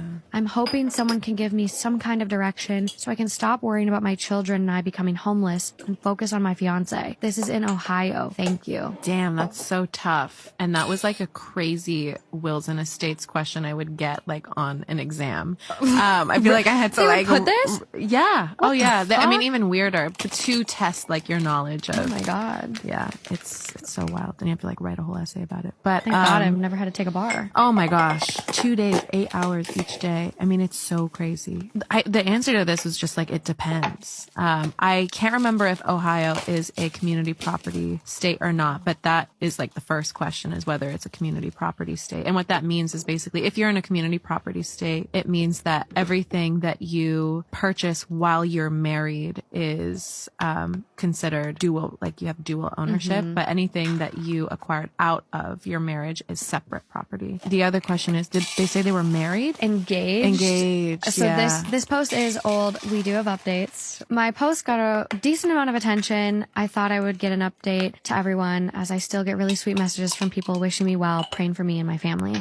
My fiance, now husband, did pull through. Yay! He's currently in our backyard setting up a tent to camp out with our 2- and 3-year-old boys. He was in a coma for over a month and the doctors were pretty sure he would never wake up. Wow. His recovery was slow, and he still goes to physical therapy 4 times a week, but he is pretty much back to normal now, and we couldn't be happier. Although it was a horrible thing to go through, it changed both of us for the better. You don't realize how much the small things matter until they're about to be taken from you. He was appalled by his sister's actions. Sister mom. When I finally discussed it with him. We recently both made wills and made sure there is no chance sister-in-law or brother-in-law will get any money if both of us were to pass. Right. Or, God forbid, our children too. We also chose godparents for our children, and we are expecting a baby girl in 2018. Oh my goodness. I really appreciate all your sweet, thoughtful messages I was sent. They definitely made me feel better on bad days to know people were praying for him. My biological mother died giving birth to me. When I was 4, my dad married my stepmom. I've always called her a mom and I love her so much. She's super smart, successful, confident, and beautiful. I always wanted to be like her when I got older. I'm not great in school and I struggle to remember to do chores. I also get distracted easily and sometimes fight with my siblings. I've really struggled even though I want to do good. My older stepbrother gets straight A's though, and my mom is proud of that. Last night, I couldn't fall asleep. It was really late and I went to go get something to drink when I heard my parents arguing. I know it's wrong, but they never fight, so I listened in. My stepmom was basically complaining about my grades and saying that I'm not good enough. My dad told her that I was improving, went from failing to B's and C's. She said it wasn't good enough comparing me to my stepbrother. My dad essentially said that some kids find it easier and that I've been trying really hard. And I have. I've been studying and trying to pay attention even when it's boring. I study more than him even though I get worse grades, and it's all because I wanted to meet her standards. She said it wasn't enough and that my dad was being soft on me. He got annoyed and said that I'm studying a lot more than my brother and a teenager needs some time to relax, but she didn't agree. Apparently, I shouldn't relax if I'm not doing well enough to deserve it. My stepmom went on to say that I'm a selfish, entitled brat and that my dad needs to step up and teach me better. She said it's bad enough that I suck at school, but I can't even do housework right. She said that their children, my stepbrother and half siblings, are doing great and well behaved. It's just his daughter that's a screw up. I honestly admired her so much, so hearing all of this shattered me. I love my dad and I was glad he was proud and defending me, but I really loved her. I considered her as my mother and my role model. My dad got angry at her and kept defending me, saying how much I love and admire her, so she should be proud of me and love me the way he does. However, she said that she raised me because I was his daughter and that she had to. She continued saying that I'm lucky that I'm pretty because I won't amount to anything just like my biological mother. After this, I didn't listen anymore. My dad was in a bad mood today but didn't tell us why. I just cried in my bed. I wanted to be like her, but I'm just a failure in her eyes and she doesn't even see me as a daughter. She acts so kind and caring towards me but said all those terrible things. Am I doing something wrong even though I've been trying my best?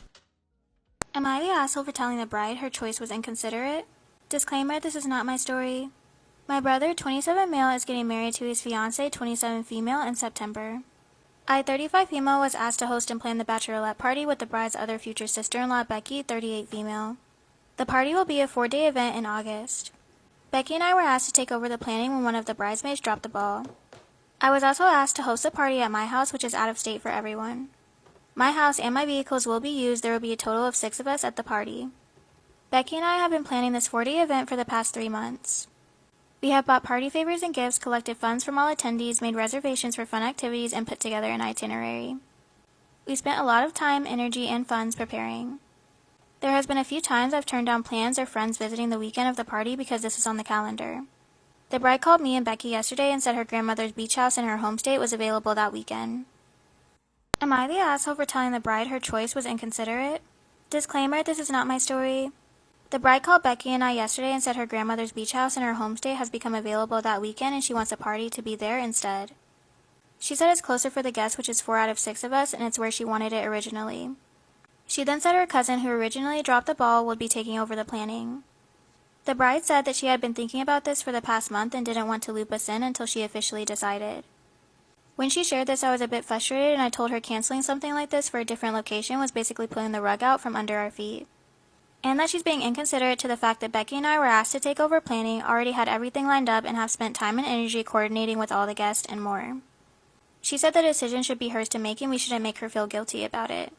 I think she should feel guilty. I do see her side, but her decision to completely change things that have already been in the works for a few months to make a very special 4-day trip seems crappy. Am I the asshole for telling my niece why I kept my distance from her and her parents growing up? Disclaimer, this is not my story. I, 42 male, have a niece Lily, 18 female. Lily is the result of an affair my ex-fiancé had with my brother while we were still together. I was led to believe Lily was mine throughout the entire pregnancy and almost signed her birth certificate before my ex confessed out of guilt that Lily was probably my brother's. We did a DNA test and Lily wasn't mine. During my teens, I got into an accident which left me infertile. The doctor said my chances of fathering a child were slim to non-existent, so you can imagine how crushed I felt when I discovered that not only am I not going to be a father, but I was also betrayed by 2 people I loved. It's been years since and I did well for myself. I'm the first in my family to attend university and I landed a high-paying job right after graduation. I own my own business, invest in property, and since I'm both single and childless, I can spend my income however I please. My ex ended up marrying my brother. I'm somewhat cordial towards them, but I can't bring myself to fully forgive them for what they did. Am I the asshole for telling my niece why I kept my distance from her and her parents growing up? Disclaimer, this is not my story. I know Lily is blameless, but whenever I see her, I'm reminded how I was overjoyed with holding her in the hospital thinking she was mine, but she wasn't. I didn't visit her growing up, didn't take her on fun trips or give her lavish gifts like I did for the rest of my nieces and nephews. I wasn't mean or hateful to her, but I kept my distance.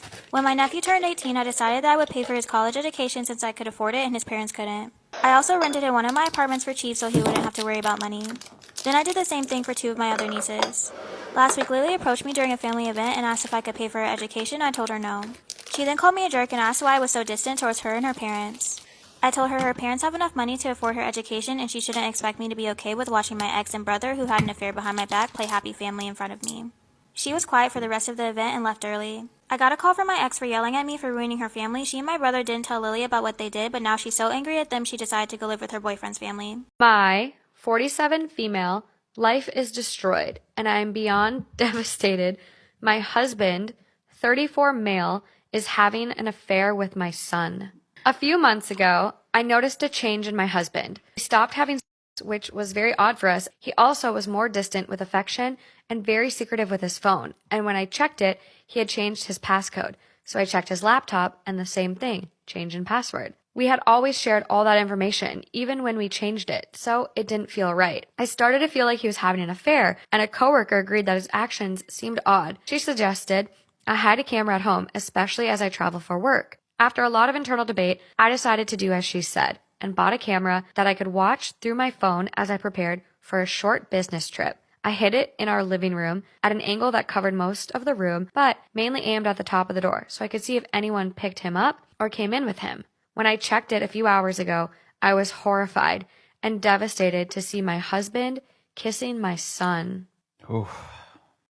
Am I the asshole for refusing to apologize to my husband in writing after I canceled all of his family invitations to a Christmas celebration to our house?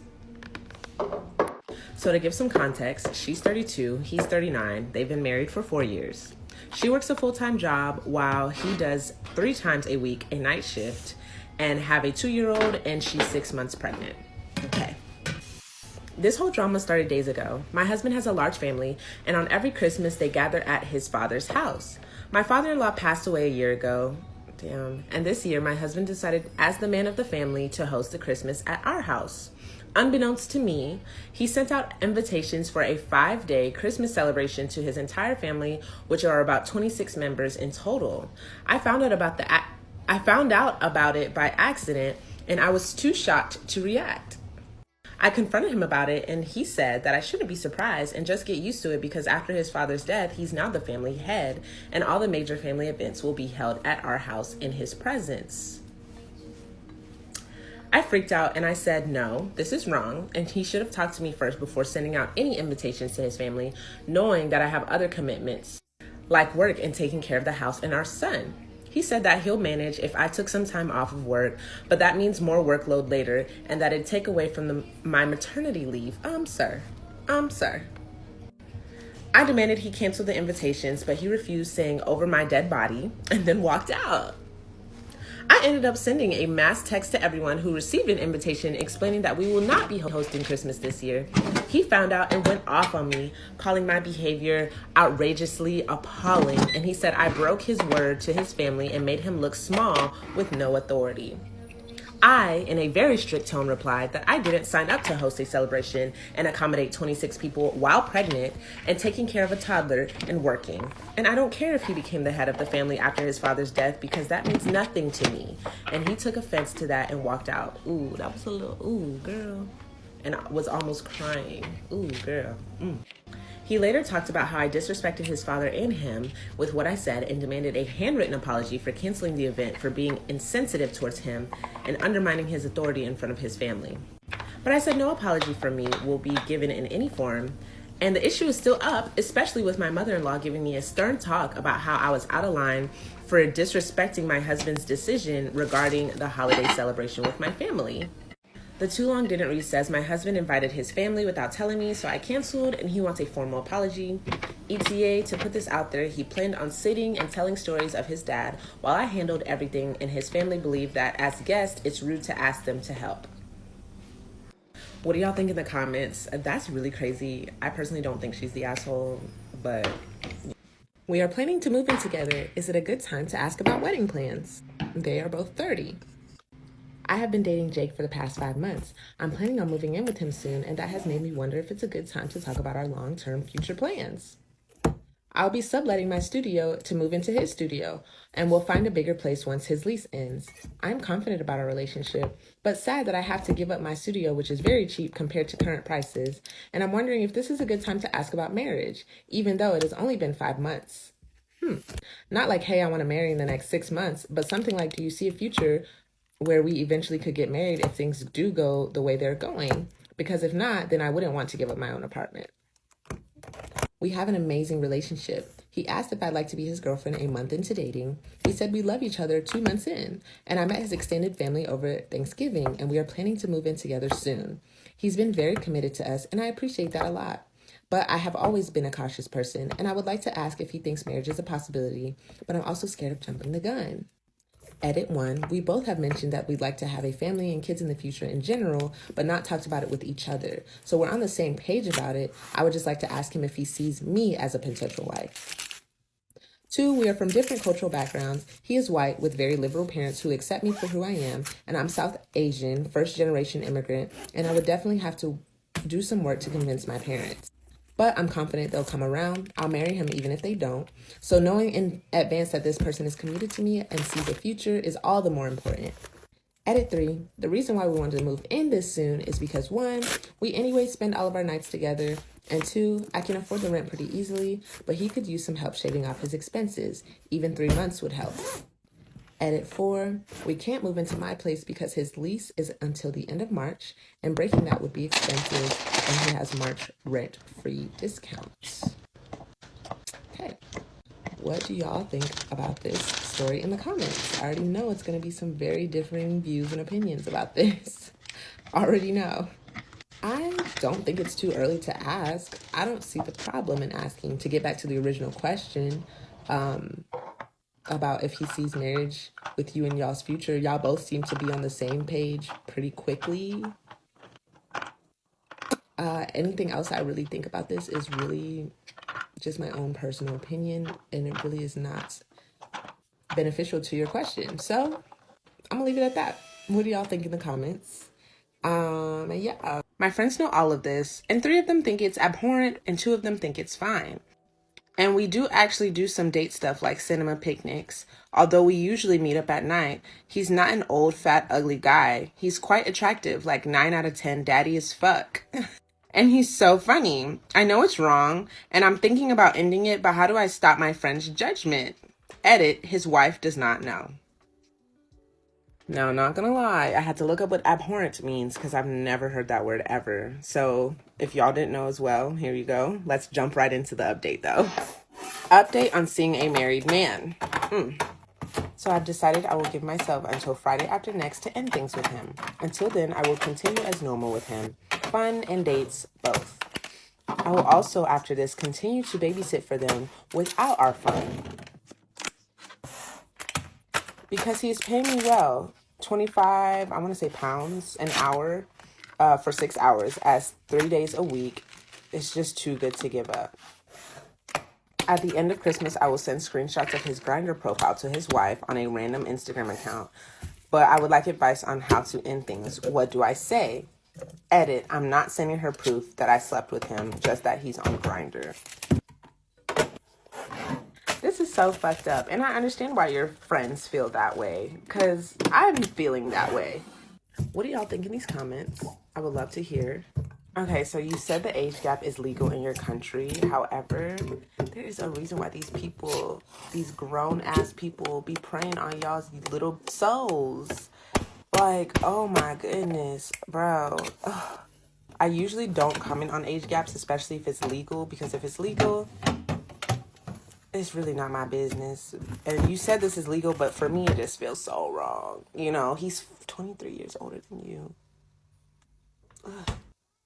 And then it's the fact that you still want to work for this man after y'all break things off. I just feel like you're not ever really truly going to be done as long as you're still in his space. So you need to figure that situation out first before anything. But I wish you the best. I, 29 female, found out that my dad, 54 male, might not be my bio dad, and he's known for 23 years. I'm the oldest daughter of my mom, 50 female, who has now been married 5 times. 2 of my sisters and I are the product of her first marriage, and she had custody of us growing up. My mom and I have an extremely strained relationship. It goes without saying. My childhood was difficult. I have learned through many years of therapy that she is not someone who is good for my mental health, so I've had to keep our contact very limited. This past weekend, my husband, 36 male, and I went on a quick kid-free vacation to meet my dad and his wife, 45 female, at their vacation home. The trip was wonderful and much needed. One night, we decided to hang out at the bar and have some drinks. We started talking about life and growth and all of the things we've overcome in our life. And naturally, the discussion of my mom came up. My dad's marriage to my mom was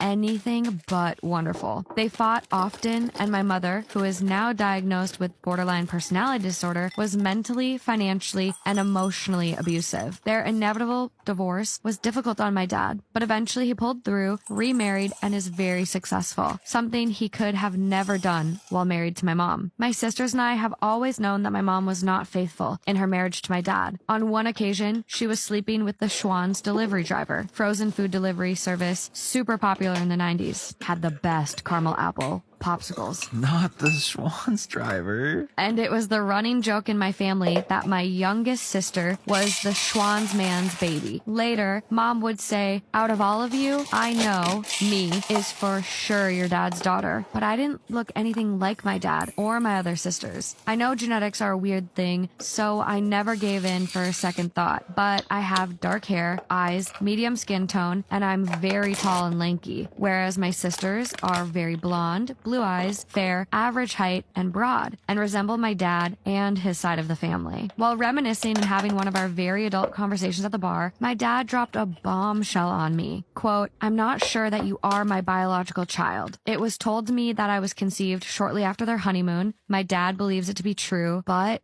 with another man. It was while they were in the middle of their divorce proceedings when my cousin, mom's niece, now 42 female, called my dad to tell him everything. She and my mom were very close, but she could not take the lies and the secrets that my mom had been keeping for so many years. She and everyone on my mom's side of the family adored my dad and was disgusted by the way she treated him. She told dad the names of men my mom had had affairs with over the years, with receipts, as much as you can in the early 2000s. She too was very concerned that I was not his child biologically. My dad has had this in the back of his mind now for 23 years. I am now married with 3 children and have a beautiful life and an absolutely wonderful dad. I wouldn't be who I was today without him, but after this, I'm having a complete identity crisis. He already told me that he will not get a paternity test because he doesn't want to know. So I don't know what to do next. My sisters have agreed to get genetic testing, but what if we find out we all have different fathers? I could contact my cousin and ask her for the mystery man's name and reach out to him, but then I risk my mom getting wind of the situation, and that would make everything so much worse. I feel so guilty of my reaction of the news, and I feel so bad for my dad that I want answers. The answers change nothing with the relationship with dad, but will destroy any last bit of relationship with my mom. So here I am, spilling my heart out to strangers on Reddit because I don't know who to talk to or what to do. I don't believe that it really matters who the bio dad, the bio parents are. The important thing is the people that raised you.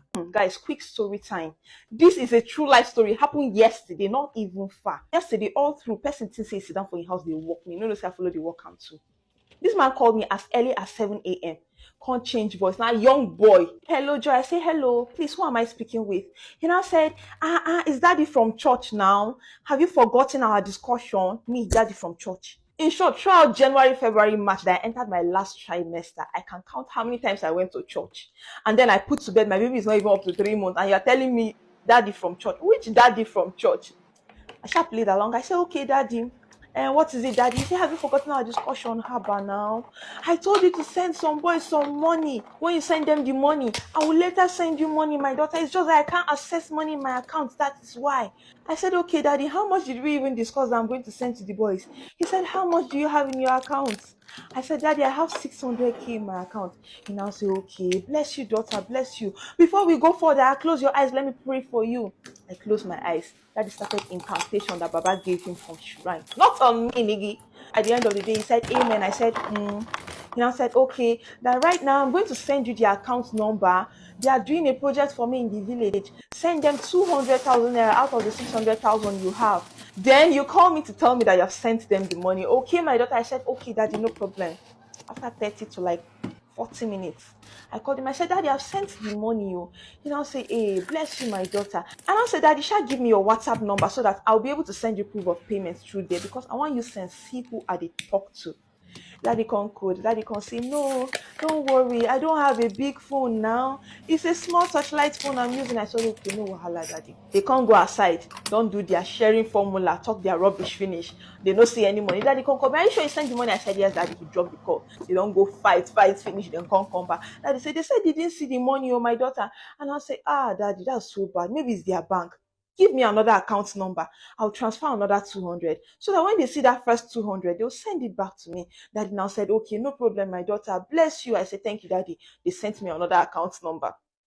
After like 30 minutes again, I called Daddy. I said, Daddy, I've sent the money. He now said, okay, bless you, my daughter. God bless you. Later on, after like 1 hour, he be like, say they don't go fight. Daddy still get hope. Daddy can't call me back. I will post him part 2 sharp. No time. Story time about how I accidentally got sexual with my dentist twice. I'm a 32-year-old woman who can never go back to my new dentist after 2 visits because I'm an idiot. My dentist is a very nice and professional man. Our first appointment was going pretty smoothly until he made an innocuous remark about us being strangers. My immediate reply was, oh, you're not a stranger. You've been inside my mouth for 20 minutes. I did not intend to make a sexual joke. His face immediately turned red and he was clearly embarrassed, but he continued on like a true professional and we were both probably relieved when the appointment was over. I had my second dentist appointment today. I actually mentally prepared myself to be a model patient who didn't say anything weird, thank you very much. He had been working in my mouth for about 5 minutes when he started to seem really uncomfortable or something. His face was red and he was breathing a little heavier. I was a bit concerned and also confused. Like, how could I have embarrassed him this time? I had hardly spoken. So he keeps working in there and then I realized what the hell is happening. My dentist was wearing grape flavored gloves. I had been absent-mindedly licking his fingers the whole time. Needless to say, I'm never going back. I tried to ruin his life. Story time. And this is an update, so go watch part 1. Yesterday, I planned to ruin my boyfriend's life in front of his whole family. We'll call my boyfriend Steve. I worked for a month to create a scenario that I knew would cut him the deepest. I'd been patiently waiting for the moment I could storm out of this man's life in a blaze of glory. And then my story hit the front page of TikTok. I knew that something was wrong when he wasn't replying to my texts anymore. Hadn't come home hours after he said he would be. And I was kind of just hoping that it was a bit of a coincidence and a happy accident that I'd posted that and now he was being funny. Listen, just let me be Delulu. Listen, I don't know how many other people's fiancés are cheating on them with their best friend's girlfriend and sleeping with their teaching assistant. I feel like that might be a bit of a niche cause. However, the one that mattered in my plan ended up on his For You page. So I ended up calling his mum and she told me that he had run home to his mummy. He had told them that we'd had a small argument. From this small argument, he thought that we would probably break up. You think? So when I was on the phone to his mum, she was like, so what has actually happened? Because something isn't lining up here. I quite happily told his mother everything. I then heard her screaming his name before she put the phone down. Then texted Steve and told him that he had until the morning to return my card because he had taken it. And to me that looks a little bit like theft. I like a little bit of theft on a Monday morning. And not only the police, but I said if the car is not there, I will send screenshots of every single thing you said to these women and I will send them to your mum, your friends, your siblings, any future girlfriends that you may just happen to get. Safe to say, my car was sat in my driveway this morning as soon as I woke up. I did contemplate sending everyone the text anyway, just, you know, for a bit of fun. Oh, but then his mum sent me a really heartfelt text yesterday morning and she was apologising for her own son's behaviour. Like, Sandra, you're not in the wrong here, honey. And to be fair, I do feel like his family can probably be spared from his degenerate actions. So me and my dad are moving all of my stuff out of our flat later today. And this is a message for Steve. I know you'll be watching this, you cowardly piece of shit. Just know that I'm not above sending out those screenshots if you dare to come back into my life ever again. Oh, and all your best friends also have all of the screenshots and all the information. And obviously I can't control what they do with it, so best of luck, Con. Would I be in the wrong if I pressed charges on a Karen at McDonald's? So while letting my 31 female $4 play at McDonald's today, other moms, 4 women, decided to keep commenting on how I must have my hands full, each woman only having 1 or 2 children themselves. Well, they decided to keep talking amongst themselves rather loudly about my kids specifically.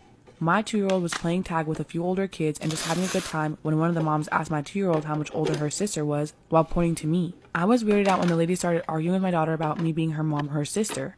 I got loud and told the woman to stop talking to my daughter. The woman started telling me about how kids with kids is so disgusting. My parents should be ashamed and how it's such a bad example for my little sister. I look 35, by the way. Literally arguing that I had my hands full and I shouldn't have brought these kids out because they outnumbered me. At this point, my oldest perks up and starts yelling at the woman saying, "My mom is so old she makes Google look young. Thanks, kid." Then, another woman in the group loudly asked me how old I was, and I just laughed and said, "Older than you."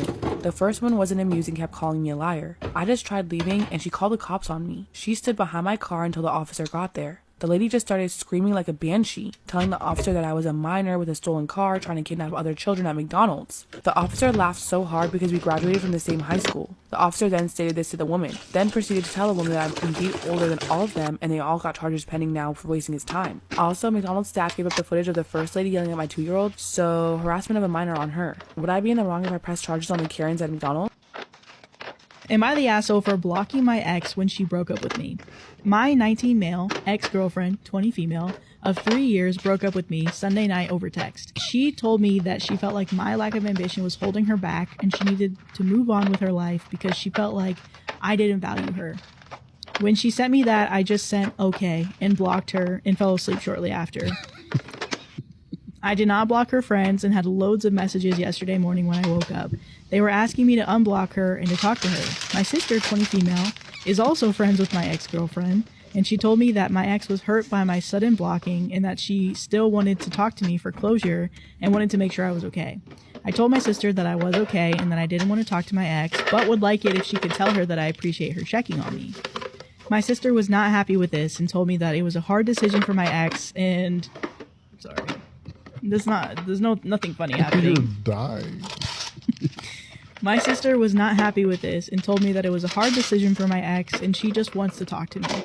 I again told her that I was fine and that I'd rather not. My sister then told me that I'm acting insanely calm for being broken up with someone that I was with for 3 years. I told her that I was fine. She again asked if I cried and I told her that I didn't and just fell asleep listening to music.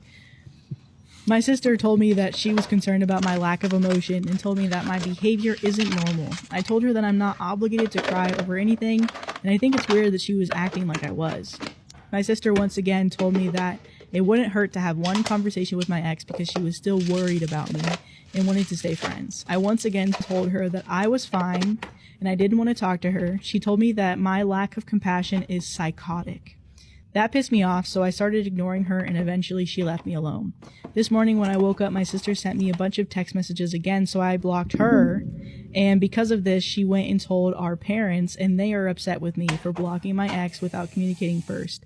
They said that we've been together long enough and they thought of her as a second daughter. I was just aggravated at this point. So good.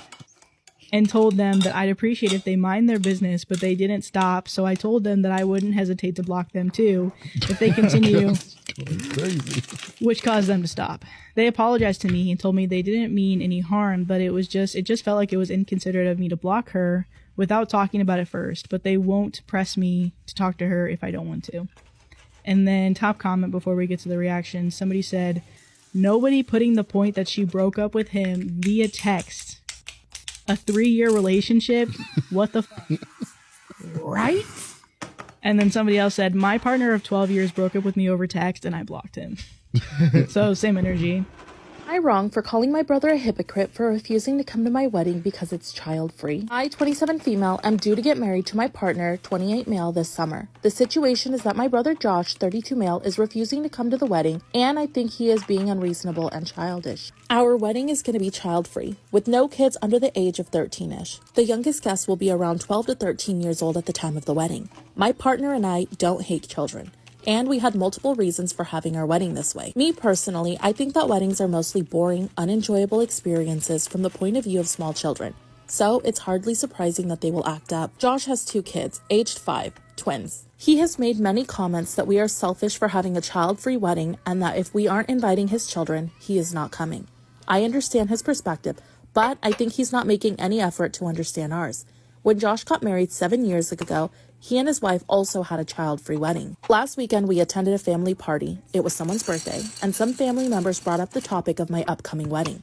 Josh scoffed the whole time and made comments that he wouldn't know because he's being excluded. His comments caused a short, awkward silence, but no one responded to them. Later, when I was talking to Josh alone, I told him he's still invited to the wedding, and he and his wife can go or not. Those are his options, and him making snide comments aren't going to change the plans. He said that I'm alienating his children, and that they will be very sad about this when they're older, and that they would love to be flower girls. I called him a hypocrite and told him to grow the hell up, and that was the end of the conversation. Our parents are now getting involved, and my dad told me that he and my stepmom will not be at the wedding if Josh isn't. I'm not close to him for unrelated reasons, and our relationship was rocky at best, so I just told him that it's up to him. My mom is asking me to make an exception for Josh's kids. She said that I'm acting like a narcissist, and we all have to make compromises sometimes. So am I wrong? Edit to add, multiple people have been asking, so I'll add it to the post. Josh and I are 2 out of 7 kids. At the time of Josh's wedding, 3 of our siblings had younger kids or babies, and so did some of our step-siblings. Am I the a-hole for blowing up at my friend's girlfriend after she kept being rude to my brother's boyfriend? So I, 24 male, have a brother, 22 male, let's call him Kyle. He came out to our family when he was 18 and my parents kicked him out. I was already living by myself at this point, so I took him in. Kyle's mental state was bad. He didn't eat or sleep until I finally convinced him to seek help. Not gonna lie, I had a hard time coming to terms with the fact that he's gay, as we were raised in a conservative household, but I slowly but steadily got used to it and accepted that it wasn't a choice. Who would choose that kind of hate from others? Anyhow, since I was the only family he had left, I became very protective of him and cut many of my friends out for having the same views as my parents. Good for you. My brother got into a relationship with his boyfriend, 23 male, and is very happy. They're a cute couple, and I see how happy Kyle truly is. I just moved into a new apartment and hosted a little party with my closest friends and my brother and his boyfriend. One of my best friends, Josh, 24 male, brought his girlfriend, 24 female. Never met her, as they just got together. She is a homophobic, bad person. The minute she saw Kyle holding hands with her boyfriend, she started a rant about how they are disgusting and they are sinners that shouldn't be near those that try to live the way that the Lord intended. This went on for a good 5 minutes. Oh, hell no. First sentence, you're done. You're out. My best friend tried to calm her down, but then she said, and I quote, "No wonder your parents disowned you. They wouldn't want to..." I'm sorry, I didn't read this before reading this. So a trigger warning, this is so hateful. But to quote her, she said they wouldn't want an F word, not the other F word associated with this story. You can pieces in place in their home. I have the rage belly right now. You know when you read something and it just like ignites a fire in you and you're like, it's time for murder. I lost it, called her a worthless piece of human, and then went on to tell her many, many, many other things that left her in tears. She ran out and my friend gave me a look and left. So others at the party were divided. Some said that what I said was justified, and others said I took it too far. So Reddit, am I the a-hole?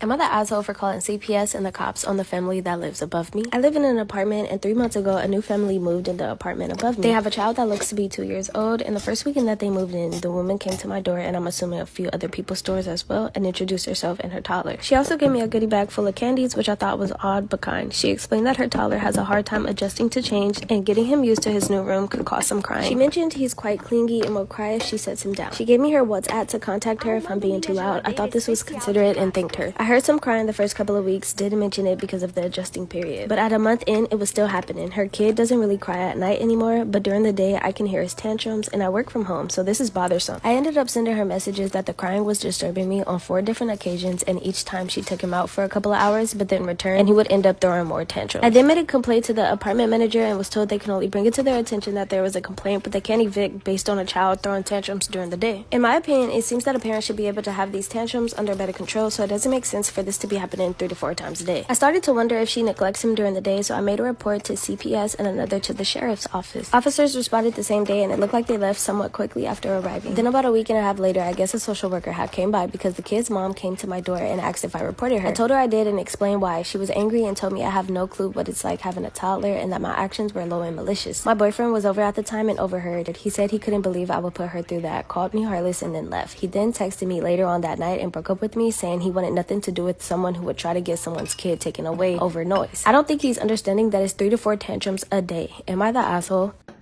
My 26 male girlfriend, 24 female, told me she's pregnant, but I'm sterile. Oh. Drama! So, backstory, I got into an accident after my college and will never be able to have kids. None of my family members know of this. They know about the incident, but not about this. I've always wanted to be child-free, so it didn't affect me much mentally. I finished my master's degree last year and never dated before. I got a very high-paying job directly through campus placements. My parents immediately wanted me to get married after getting a job, but I wanted to work on myself and explore a bit. They said no. I said that it was my wish. All my life, I did what they wanted, and for the first time, when I talked against them, they were not happy. This was last year, and they gave up after COVID started. So I picked up some dating apps and went through them, but no luck. Then my parents introduced me to a family friend's daughter, and we clicked, kind of. Looking back, I was a fool. She said yes to everything, to anything I said, and never complained about anything. I felt kind of weird about it. I wanted her to express her interest, but she always said she was interested in whatever I do. Well, I did not think much about it. I said I won't have kids ever, and she surprisingly said, okay. I was like, damn, she's probably the one, as it's very hard to find a partner who's child-free in my country, or at least I thought. But we were in the initial stages, and I hadn't told her about the accident. Long story short, we had sex a month ago. I used condoms because safety first. The next day on, she started ghosting me a bit. I thought it was due to my performance in bed and wanted to give her some space. Then she texted me infrequently and only replied okays and Ks in one-line answers. I thought maybe she wanted to end the relationship and was sad, but I loved what my parents wanted. Always scored high and never asked for anything. I told them to get out and to never talk to me again, in between crying, and they said parents know what's best for their kids and I should do what they say. Then I got extremely angry and told them to fuck themselves in my native language, which was very bad. For once, I think they knew I was serious with them and they all left. I blocked them all before sending my parents a message to never again contact me in my life, even if one of them is dying. Cried for some time, went through some dog videos, and went through all my messages on Reddit, and I feel like I owe you guys this update. It was you guys who helped me through this, and I hope you guys have a wonderful day. Am I that asshole for telling my wife we can adopt her nephews but not her niece? My wife's sister was recently found guilty of dealing to support her habit. She's looking toward a long term because this is not her first time being caught dealing. She has 3 children, 2 boys, 5 and 4, and a girl who's 14. No one on her family's side wants to or is in position to take the children except for my wife and I. However, I'm demanding 2 conditions. If we take the children, I want us to adopt them. I don't want 50 people looking over our shoulders trying to tell us what to do. If we're going to be legally responsible for them, I want to be able to parent them as we see fit. The second condition is that I'm willing to take the 2 boys but not the girl. The 2 boys have not had any roles in their lives and are terrors, but they are still young and can be taught right from wrong. The girl has gone past the point of no return. She's been suspended from school several times for things like fighting and smoking illegal substances on school grounds. She's also stolen from us and other family members. She's dated a gang member who was arrested on a home invasion charge but was released because it was his first time and his age. This is a mess and we've been arguing about it for an entire week. I don't want to risk our financial and personal security, but my wife argued that we can't just throw her away. At this point, we're not even sleeping in the same bed, and I'm hesitant to even open our house to the girl and her lifestyle. My wife argues that if we don't take her in, she'll go into foster care, but I pointed out if we don't take any of them, they'll all go into foster care. So, am I the asshole? Am I wrong for telling my son I'd love a divorce if it meant taking my wife with me? My son and my wife have been butting heads recently. I don't think she's the burden. The situation. My son is 19 and a freshman in college. We told him to apply to colleges where he could get merit scholarships. We didn't make enough to pay $80,000 a year for college, and we make too much for financial aid at most colleges. He decided to go to an expensive private college to study art history. My wife and I are very upset. He took an intro to psychology course and thinks he knows everything now. He's home for break, and he's been snapping at his mom too much. He came to me later and said I needed a divorce. Boomers like me are miserable because they refuse to divorce when they are unhappy. I'm not even 40. I don't know how he connected my anger at him with my unsatisfaction in my marriage. He said that both my wife and I are miserable in our marriage and we'd be better apart. I told my son I'd love a divorce. If it meant taking my wife with me, I'd cut ties with everyone else. I didn't tell my son this, but she is the only thing keeping me together. My wife wasn't making my life miserable. Everything else was. My son is upset. He said he was only trying to help me. Was I wrong? I live in a pretty dangerous area, and we've had these events take place either near my place or by my school. One is about how these two kids, a girl and her brother, were murdered. Another is about a shooting that happened during school at a Target across the street. But I'm going to tell you about a school intruder that we had. We were in math, and someone came on the intercoms, and they said, please don't leave the school. So we basically had like a soft lockdown. 5 minutes later, the intruder alarms are going off, and we went to our cubbies, and we prayed and cried, and we had no idea what was happening. But it was finally over. And they still never told us what happened. All we know was that there was this crazy parent that got into the school with something to harm us. Am I the a-hole for refusing to change my travel plans to accommodate my son's girlfriend who has physical limitations? I love camping and hiking on the weekends. My wife has always hated it and hardly goes. One of my children doesn't like it either, but to my happiness, my children, Emma 25 and Mike 28, love to do it, and we do it several times a year. Mike has been with Jenny, 26 female, for 1-ish year, and she has some mobility difficulties. She can walk, but not long distances. She's a kind and good girl. We have a great relationship, and because of that, my wife and I invited her to go to the beach with us and the rest of the family.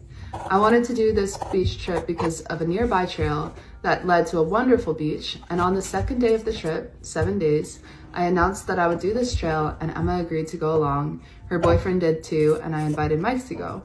Later that day, he pulled me aside asking if we could actually go to another beach accessible by car so Jenny could go too. I said I didn't want to because I wanted to do this trail and see this beach, but that we could do that another day, but the next day would be this trail. Mike said that Jenny was feeling left out of not being able to participate, as my daughter was also taking her boyfriend and she would be left out due to her physical limitations. I pointed out the fact that 4 people besides her weren't going on this hike either, and I'm not refusing to do that, but that tomorrow I had other plans. He said that I should understand her situation and not force a situation in which she is clearly being excluded by physical limitations, and that if that were the case, he wouldn't go either. I agreed and said okay. The next day, by a miracle, my other son wanted to go, and the 4 of us went on this trail. My son barely talked to me properly the whole trip, Jenny too, and when I suggested we go to another beach by car, he said I had some nerve to suggest that after all. My wife and the rest of the family have decided to stay out of this, but I'm at a loss. Am I the a-hole? Am I the asshole for not waking up my girlfriend for her exam after I overheard her calling me a little bitch? My girlfriend has online summer courses, and she had an exam for one of them this morning. I usually wake her up for pretty much everything because she sleeps through her phone alarm no matter how long it buzzes or how many she sets. She has joked that I'm her butler before, and within the context of a relationship, it's okay, so I didn't mind. Obviously, I want to love my partner and try and make her life easy. However, last night, she was chatting with her friends, and she thought I couldn't hear. She was bragging that I'm her little bitch, and I do everything for her when she tells me. It really hurt my feelings because they were making comments like, good, put him in his place. And she was agreeing. She specifically said, yeah, I'm not worried about tomorrow because the bitch will make sure I'm up and he'll probably have breakfast ready for me too.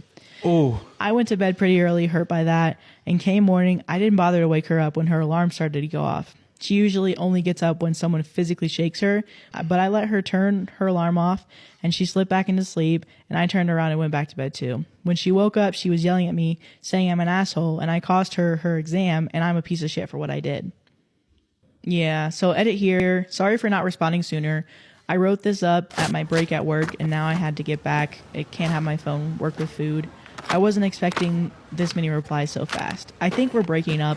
I told her this morning after she called me a bitch for being upset, being called a bitch, so I think she called him a bitch again. And the argument? LOL, but she says she's not done with me. I'm just trying to get through today's shift and then deal with stuff later. I'll try and get back as I can. We've been together a year and it was my first real relationship, but I'm tired of her not acknowledging how shitty she made me feel and still calling me a bitch. The word is really making me feel like shit and small. No. And then top comment, not the asshole. Your girlfriend sounds incredibly abusive, which I would 100% agree with. Yep.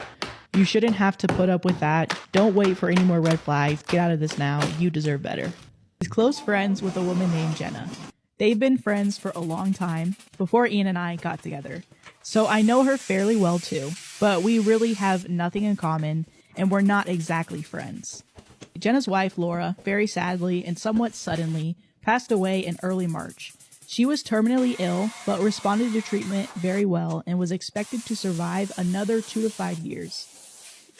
She's been leaning on Ian heavily for support, which I understand, but she's been at our house every single day since, and even sleeping in our guest room most nights because she doesn't want to be home alone. Which would be okay, except she is getting more and more passive-aggressive towards me and weirdly territorial of Ian. I reminded myself that I don't think I could stand to see a happy couple for months if I had just lost Ian, and to be patient because it's not personal. My birthday was on Sunday. I got home Saturday after a morning out, and Jenna was there. I was making small talk when I asked Ian what time he made for dinner reservations for the next day. Jenna inserted herself right here and asked if Ian was going to be out the next day, and he said yes. She started panicking and saying that he couldn't, and that she wasn't ready to spend an evening alone. I was going to tell her that she could still hang out while we were here, and she looked at me and said, "Why don't you have any fucking friends you can go with?" And I just blew up. And I said, "Don't you have any fucking friends you can bother?" And so on. She called me selfish for monopolizing my husband, and I had enough. I told her to get the F out of my house and not to come back, ever.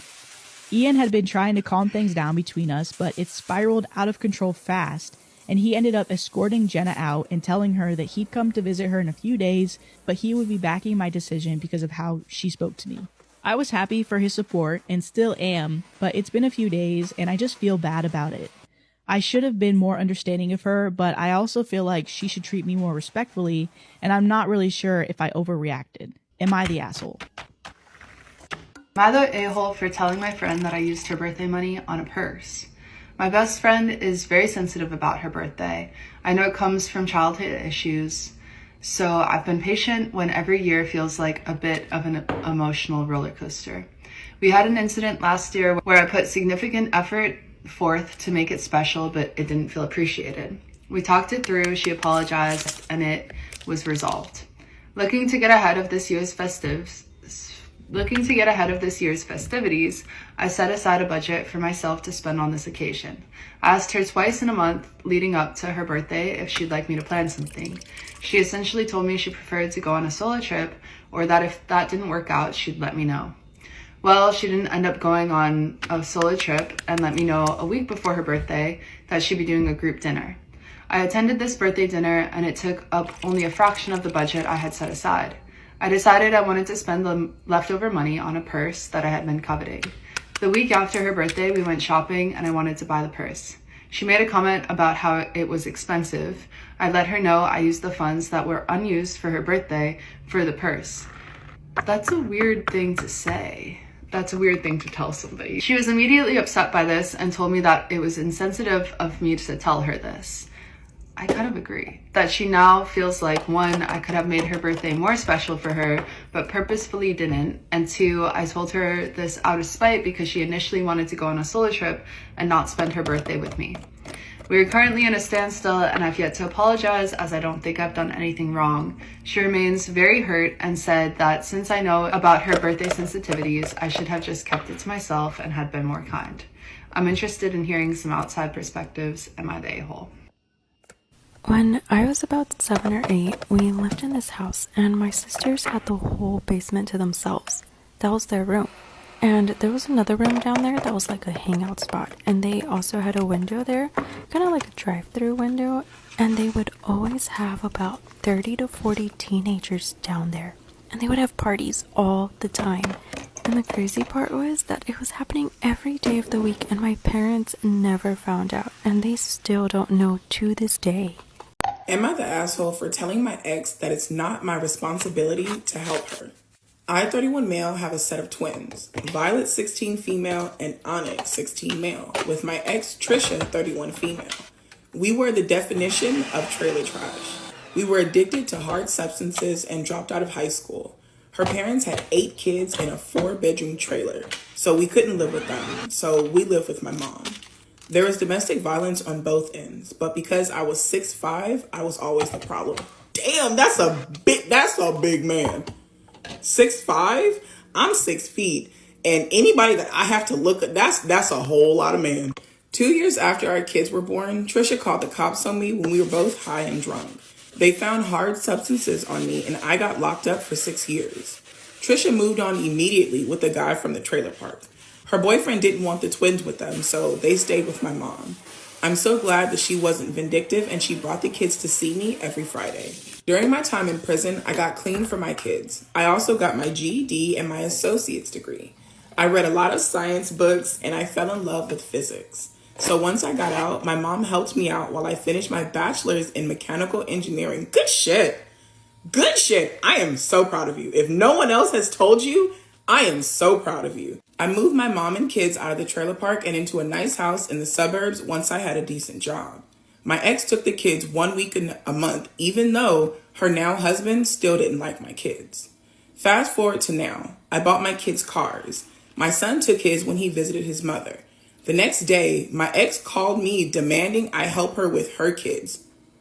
She explained that they're struggling and her husband's oldest daughter is now complaining about not having a car. What the fuck that got to do with me? I'm sorry, baby. Not you got me waking. I'm waking up the baby. What the fuck that got to do with me? You better give her some bus tokens. I told my ex that she's not my responsibility and neither are her kids. She said that she'll cut my kids off if I don't give her what she wants. Bitch, bye? They're better off without you any fucking way. These kids are 16 years old. They know you ain't worth the fucking ground that you walk on. I explained that I don't care and she'll be better out of our lives. Later, my kids told me about a text they got from their stepsister saying they're being horrible siblings. Their mom sent them a text asking if they could sell their cars. And when they said no, she flipped out saying she was going no contact and that she didn't raise them to be greedy brats. Bitch, you didn't raise them. Their grandmother did. And then when their daddy got out of jail, they daddy did. Not you trying to take credit for some shit you didn't even do. Bitch, plagiarism is illegal. You can't do that. And if it ain't, it needs to be. My son replied with laughing emojis, while my daughter replied with raised ?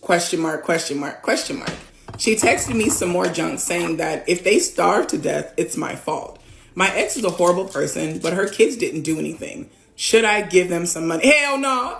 Absolutely the fuck not. You better not give them shit. Kids got a daddy. No, you will not give them no motherfucking money. They have a dad who don't like your kids. Why should you do for his kids what the fuck he would never do for yours?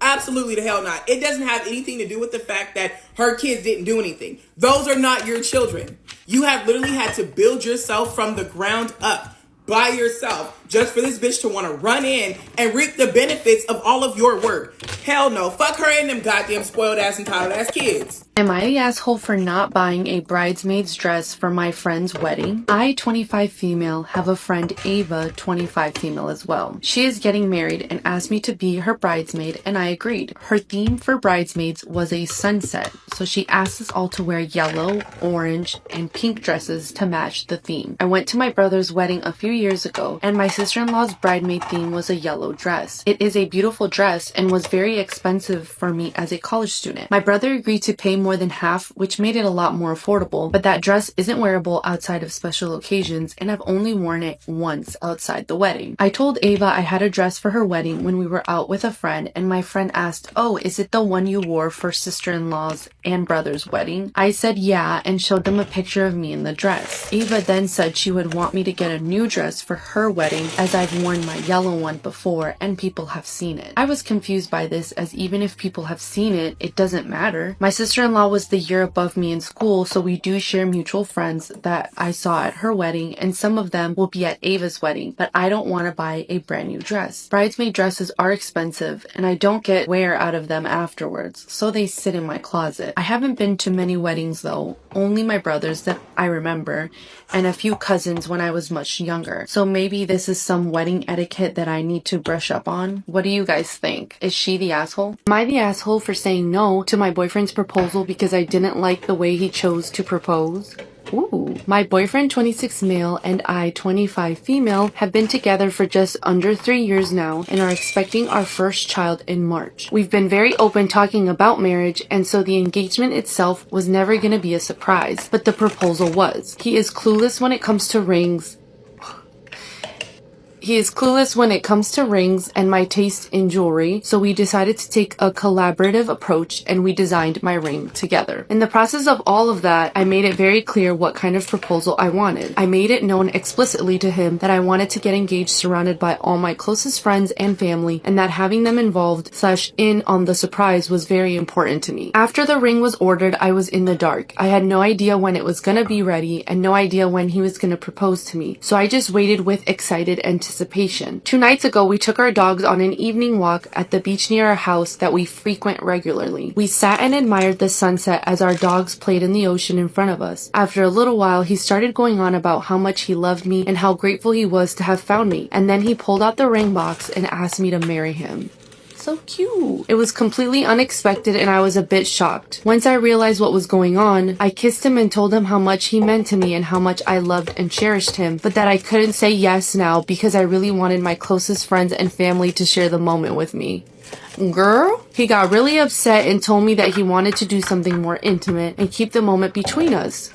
Hello, and that he wasn't comfortable doing it in front of everyone. I've tried to reason with him over the past couple days, but he's been giving me the silent treatment for the most part. I get where he's coming from, but at the same time I had to design my own ring because he doesn't pay enough attention to the small things like the jewelry I wear. So I really wanted my proposal to be something that he put a lot of thought into to make it special to me. I've heard of countless instances where a girl has turned down her partner's proposal because he did it publicly and she wanted something private, and everyone always seems to sympathize with her and her preferences and say that he should have paid attention to her preferences and requests. The way I see it is this is the exact same situation but reversed, so I don't see why what I did was so wrong. Am I the asshole?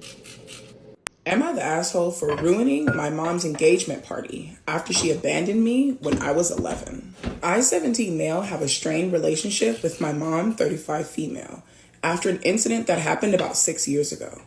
My mom was super strict and a helicopter parent, so we fought a lot over my grades and the trouble that I got into at school. She had essentially abandoned me, signing over custody to my dad after I told her something along the lines of, "I hate you, and I wished I lived with my dad." Typical things that an angsty preteen says to their parent. But that fight seemed to have broke her, and she cried before dropping me off at my dad's apartment. I thought it wouldn't be a big deal and I would just see her the next day after she proved her point, but she left me there. After that, things got essentially worse for me. My grades dropped and I kept getting into trouble at school, almost to the point where I was kicked out. My dad never had a job, so money was tight. His girlfriend also wasn't fond of me, saying that I was dumped on them. I wanted to go back and live with my mom. I thought to apologize, but my mom had essentially moved on with her life. She went back to college to get her degree and was always studying, and later on was focused on her new work. On the weekends, I would get to see her and things were tense between us. She tried so hard to be the fun parent, eating takeout and leaving me to do what I wanted, but it was so unlike her and we became even more estranged. 3 years ago, she started dating Paul, 39 male, a widower with 2 daughters, 9 female and 13 female. She started treating his daughters like they were her own and they started calling her mommy. It irritated me. Eventually, they moved into my mom's house and changed my childhood bedroom into one of his daughter's rooms. I was livid when I found out, saying some mean things about the girls, and I refused to go back there to my mom's for the weekend. She was so confused on why I was acting this way. Because of this fight, she thought I wouldn't be attending the engagement party when she announced that her and Paul would be getting married. Besides, she didn't want me there to ruin the perfect picture of her new family, so I made it a point to go to the party and call her out on her behavior.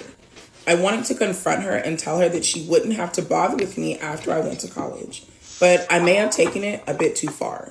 Everyone kept talking about how Paul's daughters were like her children and how it would be when she had even more kids, and it snapped something in me. I kind of understand that though. Like I 100% understand that, because imagine being at a party for your parents or for a parent, and you're hearing all these other people talk about how great of a mother she's going to be when she has even more of her own children, and you're literally standing right there in the fucking room.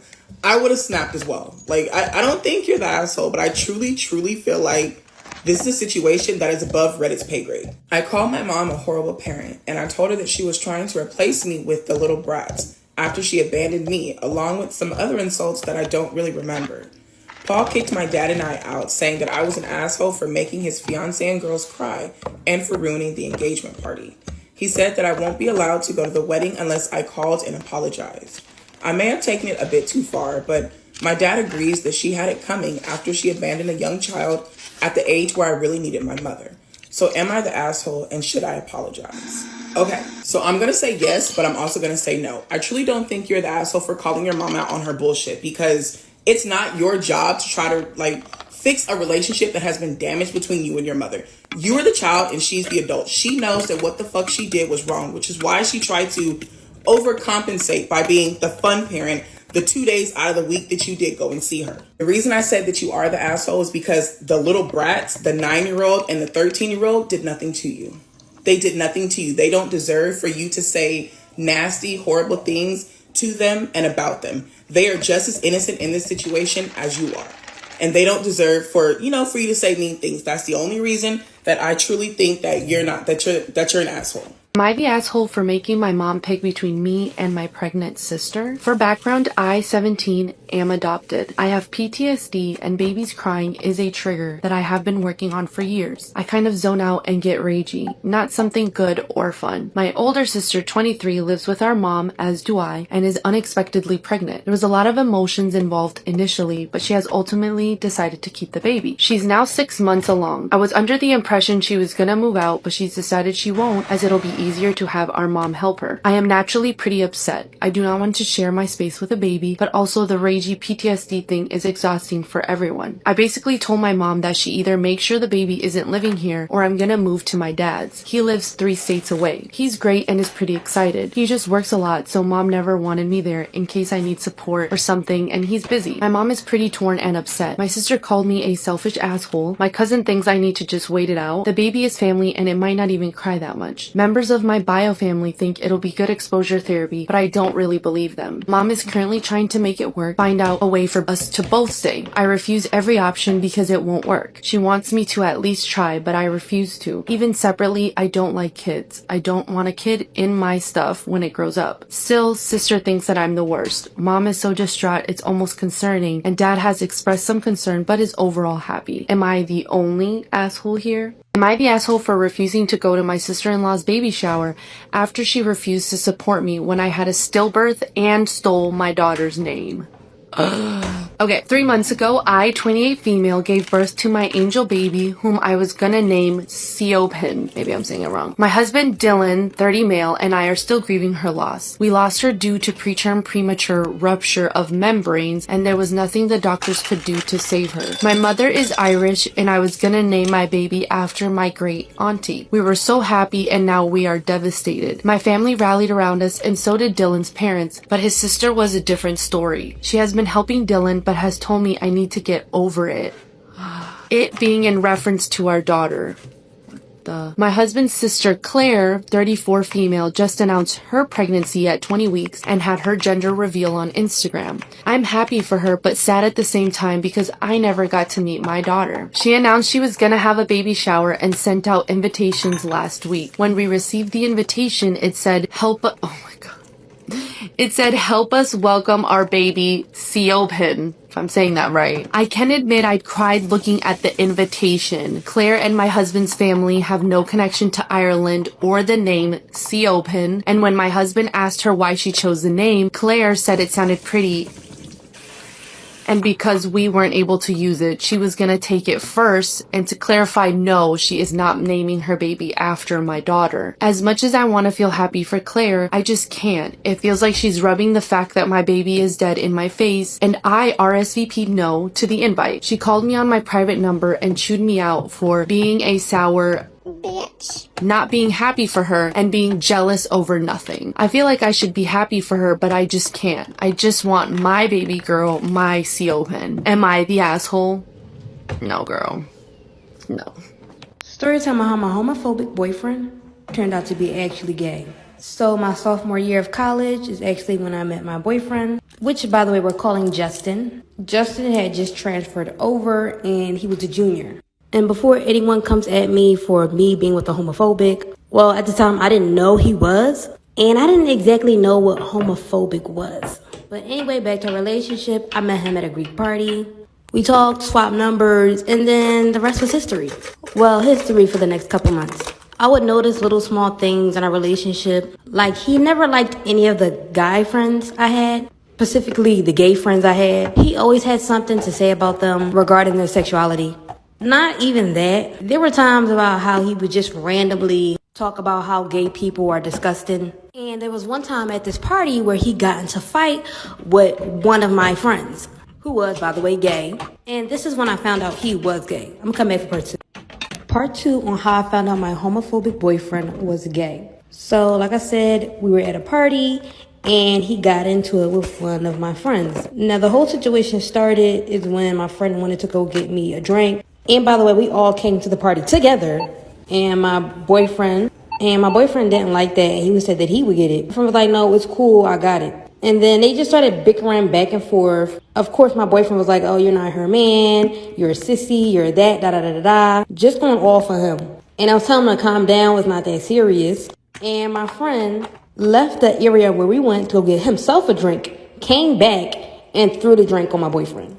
And I was so confused because I thought he was trying to leave the situation alone. And my boyfriend got up and just immediately started going in on him. So they got into it, and my best friend was beat up real bad. When I got up and, tried to clean him off, my friend was like, oh, you need to go talk to your boyfriend about what happened last night. And I'm like, last night? Y'all come here for part 3 on how I found out my homophobic boyfriend was gay. So after their fight or whatever, my friend was messed up real bad. I picked him up, try to help him out. And of course, I was upset about the whole situation, but my boyfriend really blacked out on him, which I thought was unnecessary. Anyways, my friend was really frustrated, was really irritated, and literally out of nowhere, he was like, tell her about last night. And I'm like, what happened last night? He was like, oh, since he want to talk about me being gay, talk about what you do. And I'm looking at him like, what? In my head, I'm still not thinking he's gay. I'm thinking maybe he cheated on me with some girl. But regardless, I still would be upset. And my friend was like, I'm sorry to tell you, but he was with me last night. And I'm looking, and I'm like chuckling a little bit like, wait, huh? He's saying after the little arguments that we've been having in our relationship that he would go to my friend's dorm room and they would be messing around. And my boyfriend, of course, the entire time, he's like, that's not true. He's lying. You gonna trust this sissy boy? Just story time on how I got both of my best friends cheating on me with my boyfriend. Yes, both of them. So at the time, I was entering college, and one of my best friends went to the same school as me. My other best friend went to the same school as my boyfriend. And our schools were close. We were only 10 minutes away from each other. Homecoming is when things started to get fishy. I asked my boyfriend if he wanted to come out to our homecoming games, and he said that he was busy. Then, of course, I asked my best friend, but she said she had cheerleading practices because she was trying to become a cheerleader. I don't know, they just always seem busy doing something around the same time. So then the holiday comes up and I visit my boyfriend's family for Christmas. I don't know, something in me just told me to look at his phone, and he was talking to my best friend, the one he went to school with, and the conversation was just too flirty. So I talked to my other best friend about it that I went to the same school with, and she was like, oh, I always knew something was weird about them too. I, of course, confronted my boyfriend about it, and he said nothing was going on. So I decided to play reverse psychology on my best friend. Come back for part 2. Part 2 on how I caught my boyfriend cheating on me with 2 of my best friends. Like I said, I confronted my boyfriend about it, and he pretended there was nothing going wrong. So I went to my best friend about it, and I kind of did a reverse psychology thing on her. I told her that my boyfriend told me everything that was going on. And I was like, did y'all even use protection? Not really knowing what's really going on. And she was like, I'm sorry, it was only a one-time thing, and that she was just drunk one night. And I was like, sis, you practically told on yourself because I was joking. And then she kind of snitched on my other best friend. She was like, I wasn't the only one, And of course I was like, what you mean? And she said a couple months back when we were in high school that my other best friend had slept with him also. The whole situation was just messy. I ended up cutting off my whole circle. And later on that freshman year, my ex-boyfriend started dating my ex-best friend. Have you ever tried to sneak out of a guy's house without getting caught by his parents? Get ready with me while I tell you the time I safely made it out of this guy's house without getting caught by his parents. To be fair, you guys, this guy and I never talked. We were literally just friends, but let me tell you guys why it had to be sneaky. But this guy, we're gonna name him Ezekiel. So Ezekiel and I, to this day, we're still really good friends. And this particular weekend, I went down to my parents' house because I did not want to go out. And if you know, I live in LA, and on the weekends, for the most part, people go out, and I wasn't trying to go out. So I went to my parents' house to be wholesome. Keyword, trying to be wholesome. Trying, okay guys? So Ezekiel lives like a street or a couple houses from my parents' house. And I remember I had passed by his house because I just needed to go that way. And I seen a lot of cars there. And I was like, oh, this guy is having an event, like TFTI. And he never really invites me out because one, I never really like met his parents or his family. And two, I'm never at my parents' house. So there's no point of inviting me. I remember that day him and I were texting and he told me to pull up whenever his friends pull up because right now his family was mainly there, and I don't think he drinks when his like entire family is there. Because I wasn't doing anything and apparently I was supposed to be wholesome, I was like, you know what, why not? I literally walked my happy ass to his house at like 12 or 1 in the morning. And once I got there, I was like, actually, I don't think I want to go in because I don't even know your parents. I've never met them. And he was like, dude, who cares? He was like, everyone's already tipsy or buzzed. Like, no one's going to remember anything. And I was like, oh God. There I go. I was like, dude, I'm already here. Why not? I'm going to go inside. So I go inside and literally I get introduced to everybody. Some were buzzed, some were obviously not under the influence. But for the most part, the important people that I met were not under the influence. So I basically say hi to everyone, and then I was just super nervous because I didn't really know these people. So the sister offered me a candy shot and I instantly took it. And then Ezekiel opened the fridge and I seen a twisted tea and I was like, dude, let's shotgun a twisted tea. So basically he was down to take the shotgun, so we went to the front porch. So him and I took the shotgun. The shotgun ended up spilling all over me, you guys. It was such a freaking fail. I think I have a video somewhere in my gallery too where you can literally hear the freaking twisted tea just like freaking drenching. Like that shit was like watering the grass. I literally wasted it. Hello everyone, welcome to part 2 of the time I had to sneak out of a friend's house without getting caught by his parents. At this point, I'm drenched in freaking twisted tea, and the last thing I wanted was to smell like alcohol in front of his family. So I immediately asked him, I was like, Ezekiel, can I just have some clothes or at least a sweater? That way my clothes doesn't smell like alcohol. And yes, you guys, I could have easily just went back home to get my own clothes, but the thing is, if you live in a Mexican household like I do, once you step inside of the house after it being like 1 in the morning and you try to step back out, girl, good luck, because 99% of the time it's not gonna work out. So he agrees to let me borrow some clothes, and so him and I end up going upstairs, and no one sees us go upstairs, which I'm honestly glad because I don't want people to assume anything. So as he's literally in his closet getting me like some clothes, I literally hear, I want to assume it's his mom, I literally hear his mom yell his name, and I was like, oh my god, there's no way I'm gonna go down with you because they're probably gonna assume the freaking worst. Like, imagine you're in a guy's house, the parents don't even really know you, they're probably gonna assume something. I at least know my parents would ask questions and they would be like, oh, why are you bringing a guy over? Like, what were you guys doing upstairs? So I just didn't even want those questions to be brought up. So literally when I heard the mom or whoever yell his name, I literally dipped straight into his closet. So at this point, I'm literally in this guy's closet, in the corner closet, because this side of the closet door wasn't closing. So I had to go on this side just in case someone tried to come in, they wouldn't see me. So I was literally like this, covered in his clothes, dripping in sweat, you guys, because it was so hot in his room from the very beginning. But imagine just going inside a closet covered with clothes on top of your head and everywhere, dude, sweating. As he's downstairs, 20 minutes pass by,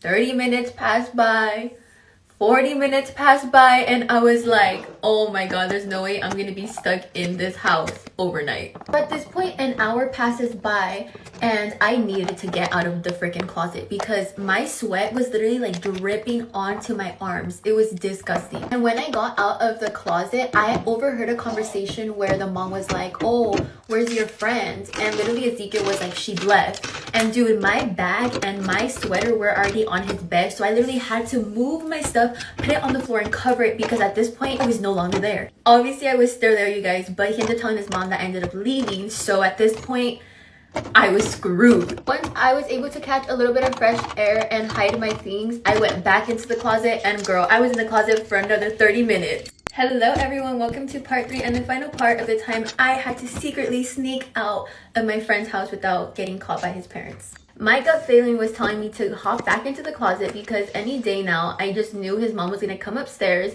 and probably come into his room and probably put this guy to sleep, because at this point I think they were downstairs taking more shots, so I knew he was going to come back to pass out. So I'm in the closet for another 30 minutes and you guys, thank God I listened to my intuition, because he walked in and 5 minutes after the mom walked into the room. So at this point, it was literally me in the closet. The mom was talking to him while he was on the bed ready to pass out, and I was just scared for my life. I told you guys earlier, the closet door was open on this side, so I was on this side, and you guys, I literally seen the mom duck down, get the freaking canasta of his dirty clothes, drop it literally in front of the closet, and I was like, dude, knowing my mom, she probably would have lurked in my closet or tried to like fix the clothes.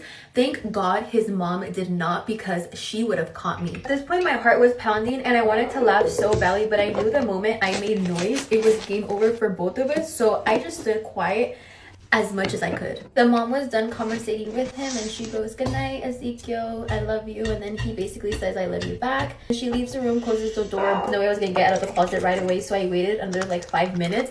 And dude, I kid you not, 2 minutes later, all I hear is Ezekiel snoring. So I was like, bro, there's no way this guy forgot about me in the closet. So I wait for a little bit and then I yell out, whispering, not yelling, but I whispered, I was like, "Ezekiel!" And he was like, and then he just didn't say anything after that, and I was like, dude, he fell asleep again. So then I was like, "Ezekiel!" And he was like, "What?" And I was like, "Can you like walk me out? I'm still here." And then he fell back to sleep again, and then I waited for like 2 minutes, and then I was like, "Hello?" I was like, "Can you wake up?" And I think he like woke up from his like deep sleep and he like processed the fact that I was still there, and I was like, "Dude, can you like me puedes echar aguas and make sure your mom isn't here, because I don't want to walk out and then she just freaking be right there," and boom, we're both caught up. I really need to mention this part. The main reason I didn't just walk out is because the mom, when she walked into the room, this guy, I don't know who he be, freaking he left his wrappers on the floor. So imagine I would have walked out, the mom would have for sure thought it was me, but in reality I just wanted some clothes because I dropped some alcohol on me.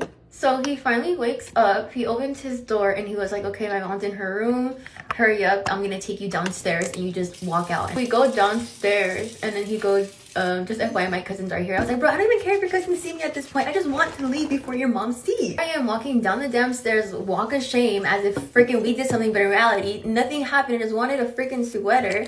And his cousins just look at me. I just start to laugh because I met those cousins earlier. And literally the moment freaking Ezekiel opens his door, I run out. I literally run out, you guys. And I run out because they have cameras like us at our house. So I did not want the camera to catch me. So I literally was like, zoom. Next day he calls me and we're basically talking about what had just happened yesterday.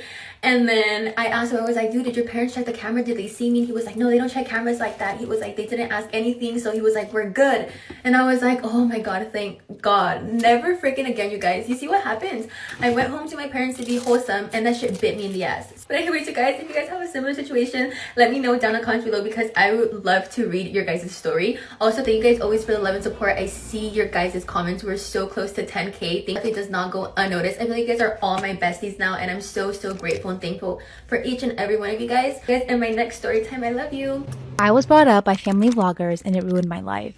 I, 17 female, was brought up by parents who family vlogged. They started vlogging when I was around 7 and stopped 3 years ago. I want to hugely avoid speculation as to who my family is, so I won't be sharing much more detail. The channel had over 500,000 subscribers. My parents finally stopped when there was a mental health crisis in my family as a result of the channel.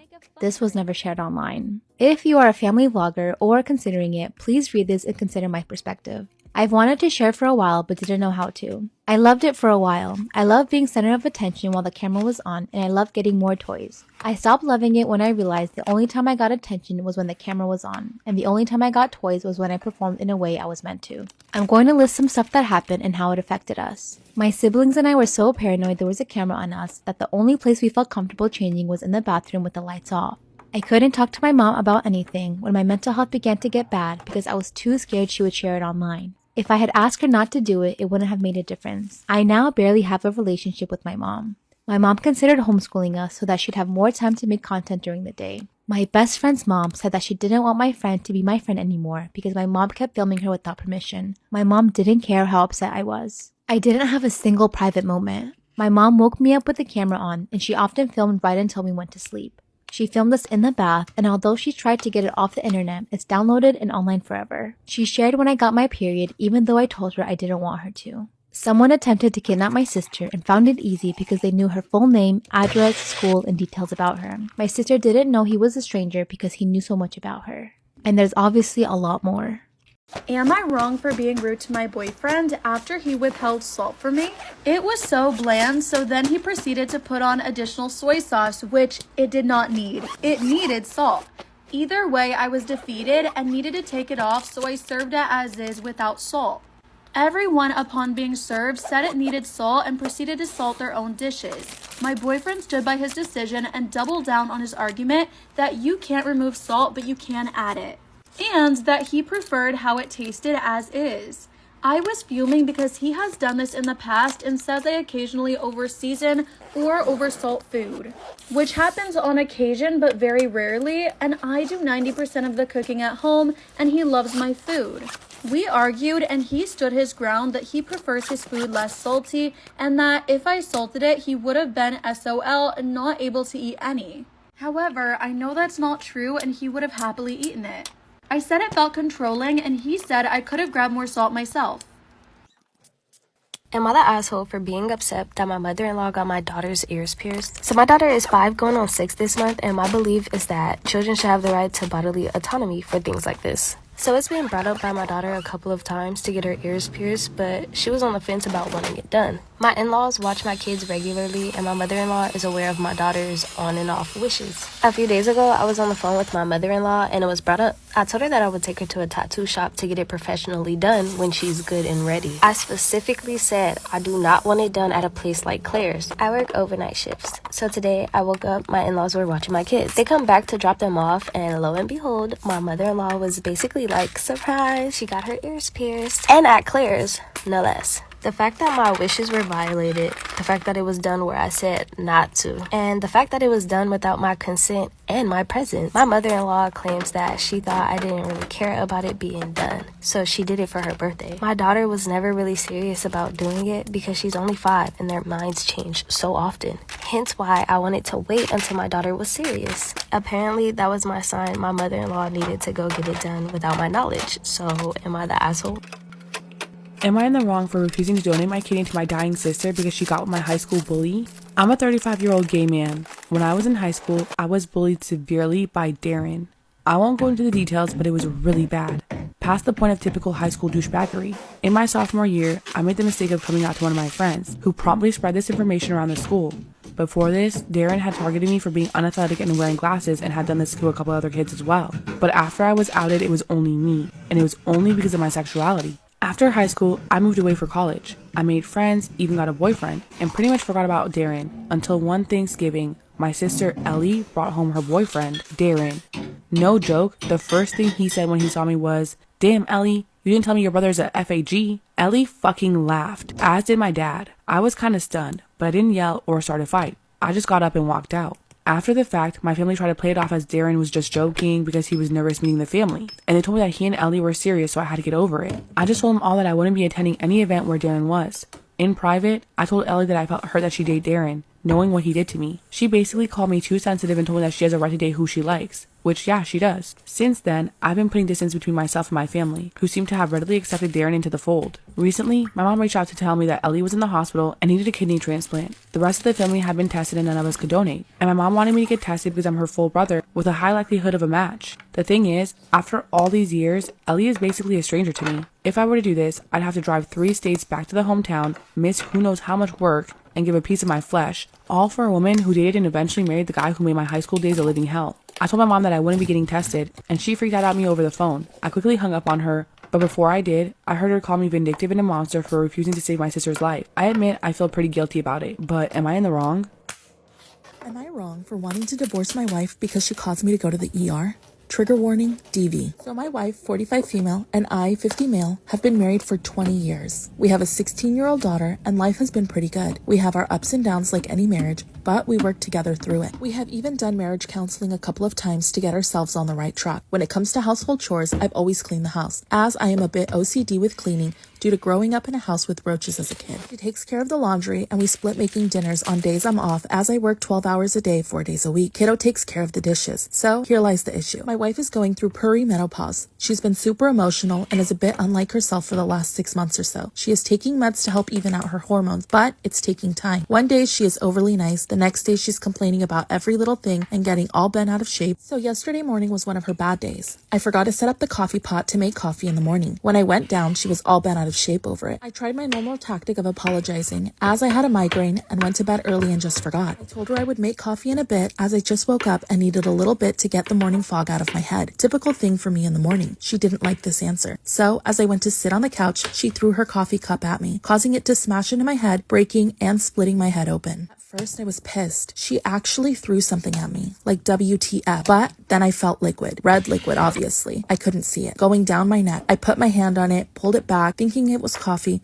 and then I saw it. Of course, at the sight of this, my wife all of a sudden freaked out, screaming at my daughter to get a towel, all the while apologizing to me and crying, stating she was sorry. We headed to the ER, and our daughter had to drive as my wife couldn't because she was a hot mess. Luckily, it wasn't too deep that it needed stitches, and they used the glue stuff. The thing is, I had a rough childhood and home life. I was physically abused by my mom all the way up until I was 18. My wife knows this, and when she did what she did, it brought back all those memories so long ago forgotten. I love my wife, but I swore to myself I would never be in a place where I'd be abused ever again. And now, I don't know if this would make me the ass if I filed for divorce because of this. I know her hormones are partly to blame, but also she's an adult and responsible for her actions. I guess I'm just looking for advice and wondering if I would be wrong to leave. Maybe I just need to vent a little too. Am I the asshole for not caring for a child I said I would not care for? I, 28 female, am child-free, and I don't even really like kids. My sister, 23 female, Amber, has a kid, and because it's a pretty close-knit family, she's pretty used to everyone pitching in to help. She said she was going out for a few hours and was stopping at my house to pick up a package delivered to me by mistake. We have the same street number on similar-sounding streets. Think 25 Hirsch and 25 Hearst, so this happens pretty often. When Amber got to my house, she put down her kid and said, "Thanks for watching him, by the way." I asked her what was she talking about. She said she was thanking me for watching her kid as well. I said that I never agreed to it, and I was not okay with that, but she said we're sisters, family helps family, and ended up leaving. So I didn't watch him. I left the kid right there in the entryway where Amber left him and just went about my day. I didn't leave the house or anything, but I said I'm not a babysitter, and I wasn't one. Well, Amber got mad at me when she came back 4 hours later, and the kid had a full diaper and was crying when he saw her. I told her I said I wasn't watching her kid, and she's lucky I didn't call the police, but Amber said that not wanting to babysit doesn't mean you don't do it. The entire family sides with her, and Amber says she's cutting me off until I apologize and make more of an effort with my nephew. I've gotten nasty messages from relatives galore, and the only one who doesn't think of me as a raging bitch is my dad, who doesn't involve himself in family drama. I do love my sister and understand family is family, but am I really the asshole for not doing a job I expressly said I didn't want? Am I the asshole for telling my friend's boyfriend that he shouldn't have been allowed to eat?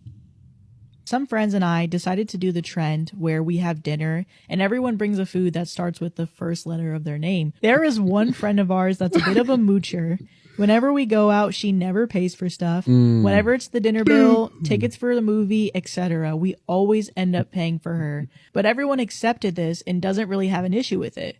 However, recently, it's become worse. She's been dating this guy for a couple of months, and she brings him everywhere with her, even when he's not invited. So now we have 2 people to pay for. Absolutely. Oh, they both are on the same page? Also, I feel like I have to say, they have jobs. They're not struggling. It'd be different if they were broke, and then, of course, I wouldn't mind. But yeah, we had this dinner party last night, and everybody brought food and put a lot of effort into it. These 2, however, showed up with absolutely nothing. No, they didn't. Not even a bottle of soda. Criminal. We were annoyed, but nobody said anything. It wasn't until the end of the night when they were leaving that I cracked a little. The friend's boyfriend was taking home all of the barbecue ribs that were left. Oh. I repeat, all of them. And it was a lot. Like, damn, be considerate at least. He emptied the entire tray of ribs into a container.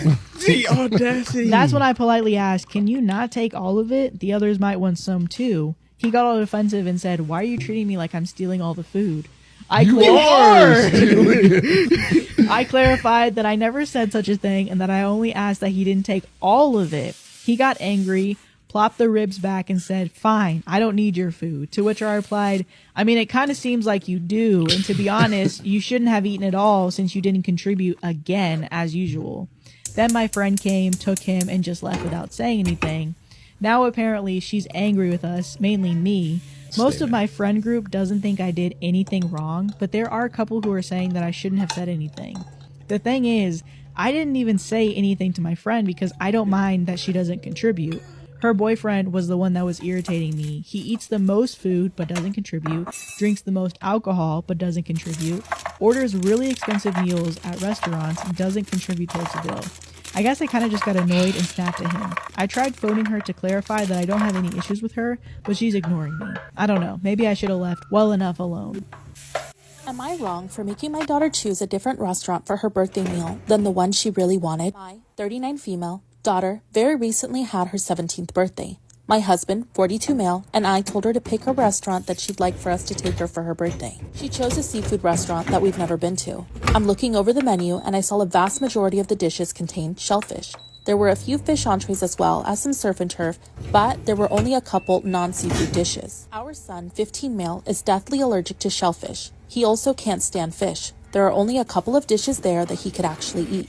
And I didn't want to take him there because I knew he wouldn't really enjoy his meal, and I was worried about cross-contamination. I told my daughter that this restaurant wouldn't work and that she would have to pick a different one. My son said that he would be fine just staying home, and that we could use the money that we would have spent on his meal to just order him a pizza instead. My husband also insisted since it was our daughter's birthday, she should be able to choose the restaurant and that our son would be fine home alone with the pizza and video games. But here's the thing, we can only afford to go out as a family every so often. When we splurge on a restaurant meal, I want both of our children there. I insisted, and my daughter chose a different place, and we had a nice meal as a family, but she's still a little salty she didn't get to have her first choice of restaurants. Most people I've asked say I'm wrong, but again, we can only afford to go out every so often. So, is it wrong that I wanted to do it as a family?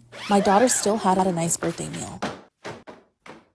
So I was at a park with my friend and her little sister, and we were like 9-10 years old, and then some boys who were like 11 came up to us and they started telling us how fat and ugly we are, and that just made me and my friend really mad. We went somewhere else so we didn't have to deal with them, but they followed us and started throwing these hard soccer balls at us. My friend and I were good, but her little sister, who was 6 at the time, got hit by a ball in the head. She wasn't bleeding, but her face was red and she started crying. Then we called those boys some names and they called their mom. Their mom came and she called us and that we were chickens and dumb for calling their sons names. After a day, my friend's sister was a little bruised, and today we still see the boys, but we never talk or look at each other. My fiance accused me of baby trapping him when my tubes are tied. I had an argument with my fiance this morning. We'd been dating for 2 years, engaged since September, and for the most part, everything has been going well. We've been planning a quiet backyard ceremony so that we can save up for a house instead. We've been communicative and managed to get through fights in the past, but this takes the cake. He's been evasive for the past 2 weeks about a wedding or any future plans we've made, and I basically had to corner him this morning before leaving for work to ask what's going on. Turns out while he was dog sitting for his uncle early in February, they had a chat that stuck with him. When they were talking about life and how things have been going, his uncle admitted that he resented his ex-wife for baby trapping him. And now he's divorced while his ex-wife is dating again, and my fiance's cousin is an entitled asshat who terrorized him when they were both teenagers.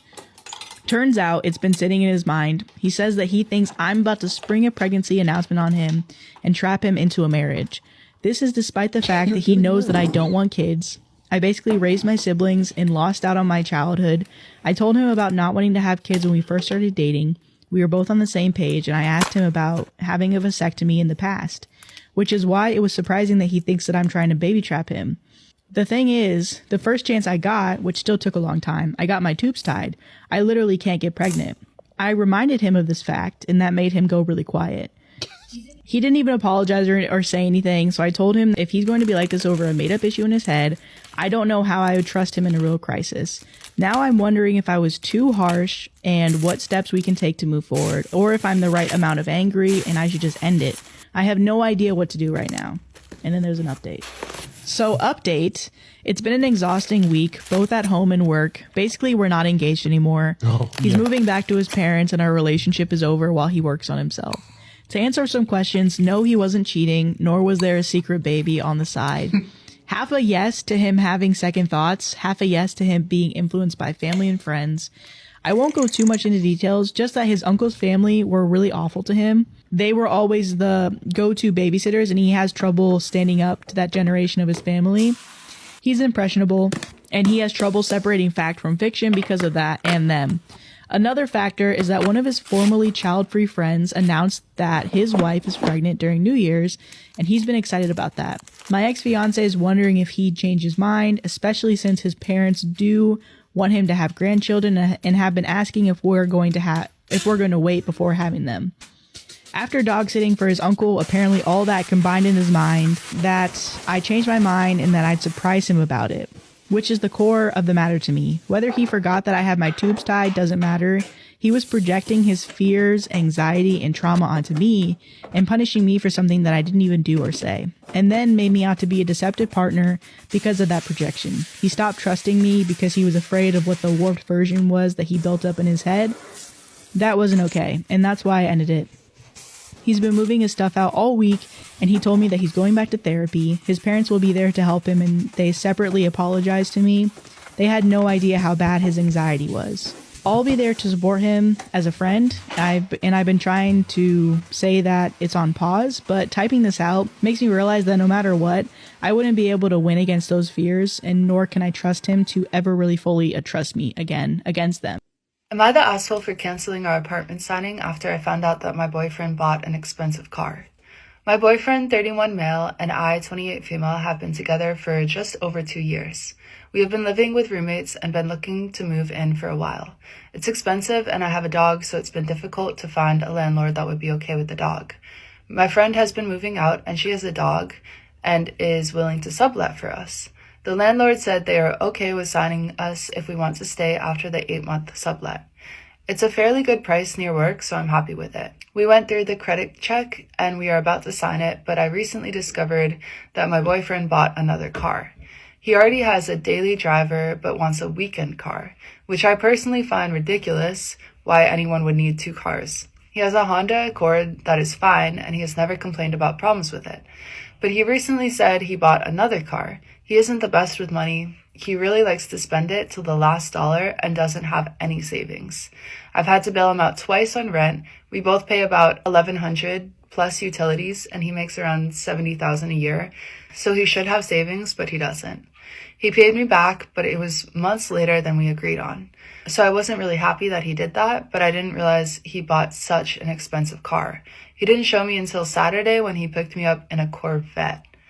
I don't know what the model is, but I asked him how much it was, and he said it wasn't my business. And I was pissed off he bought a clearly expensive car.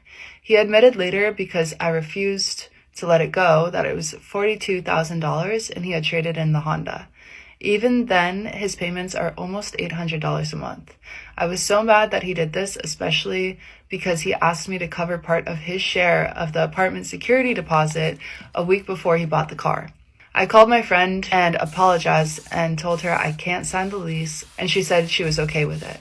I hadn't paid the deposit yet, thankfully, and my roommate is okay with letting me stay, so I'm good.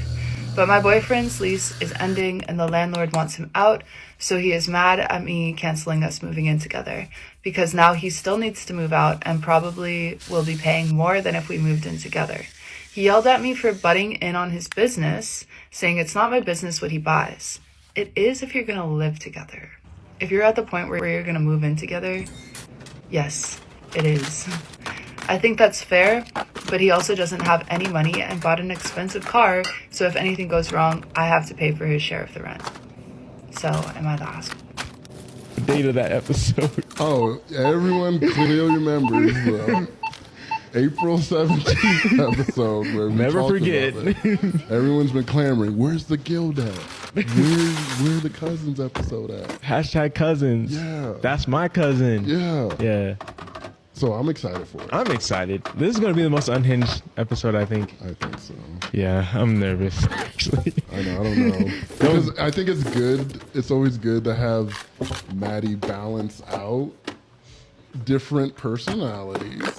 And now that she's not here, it's just going to keep ramping up.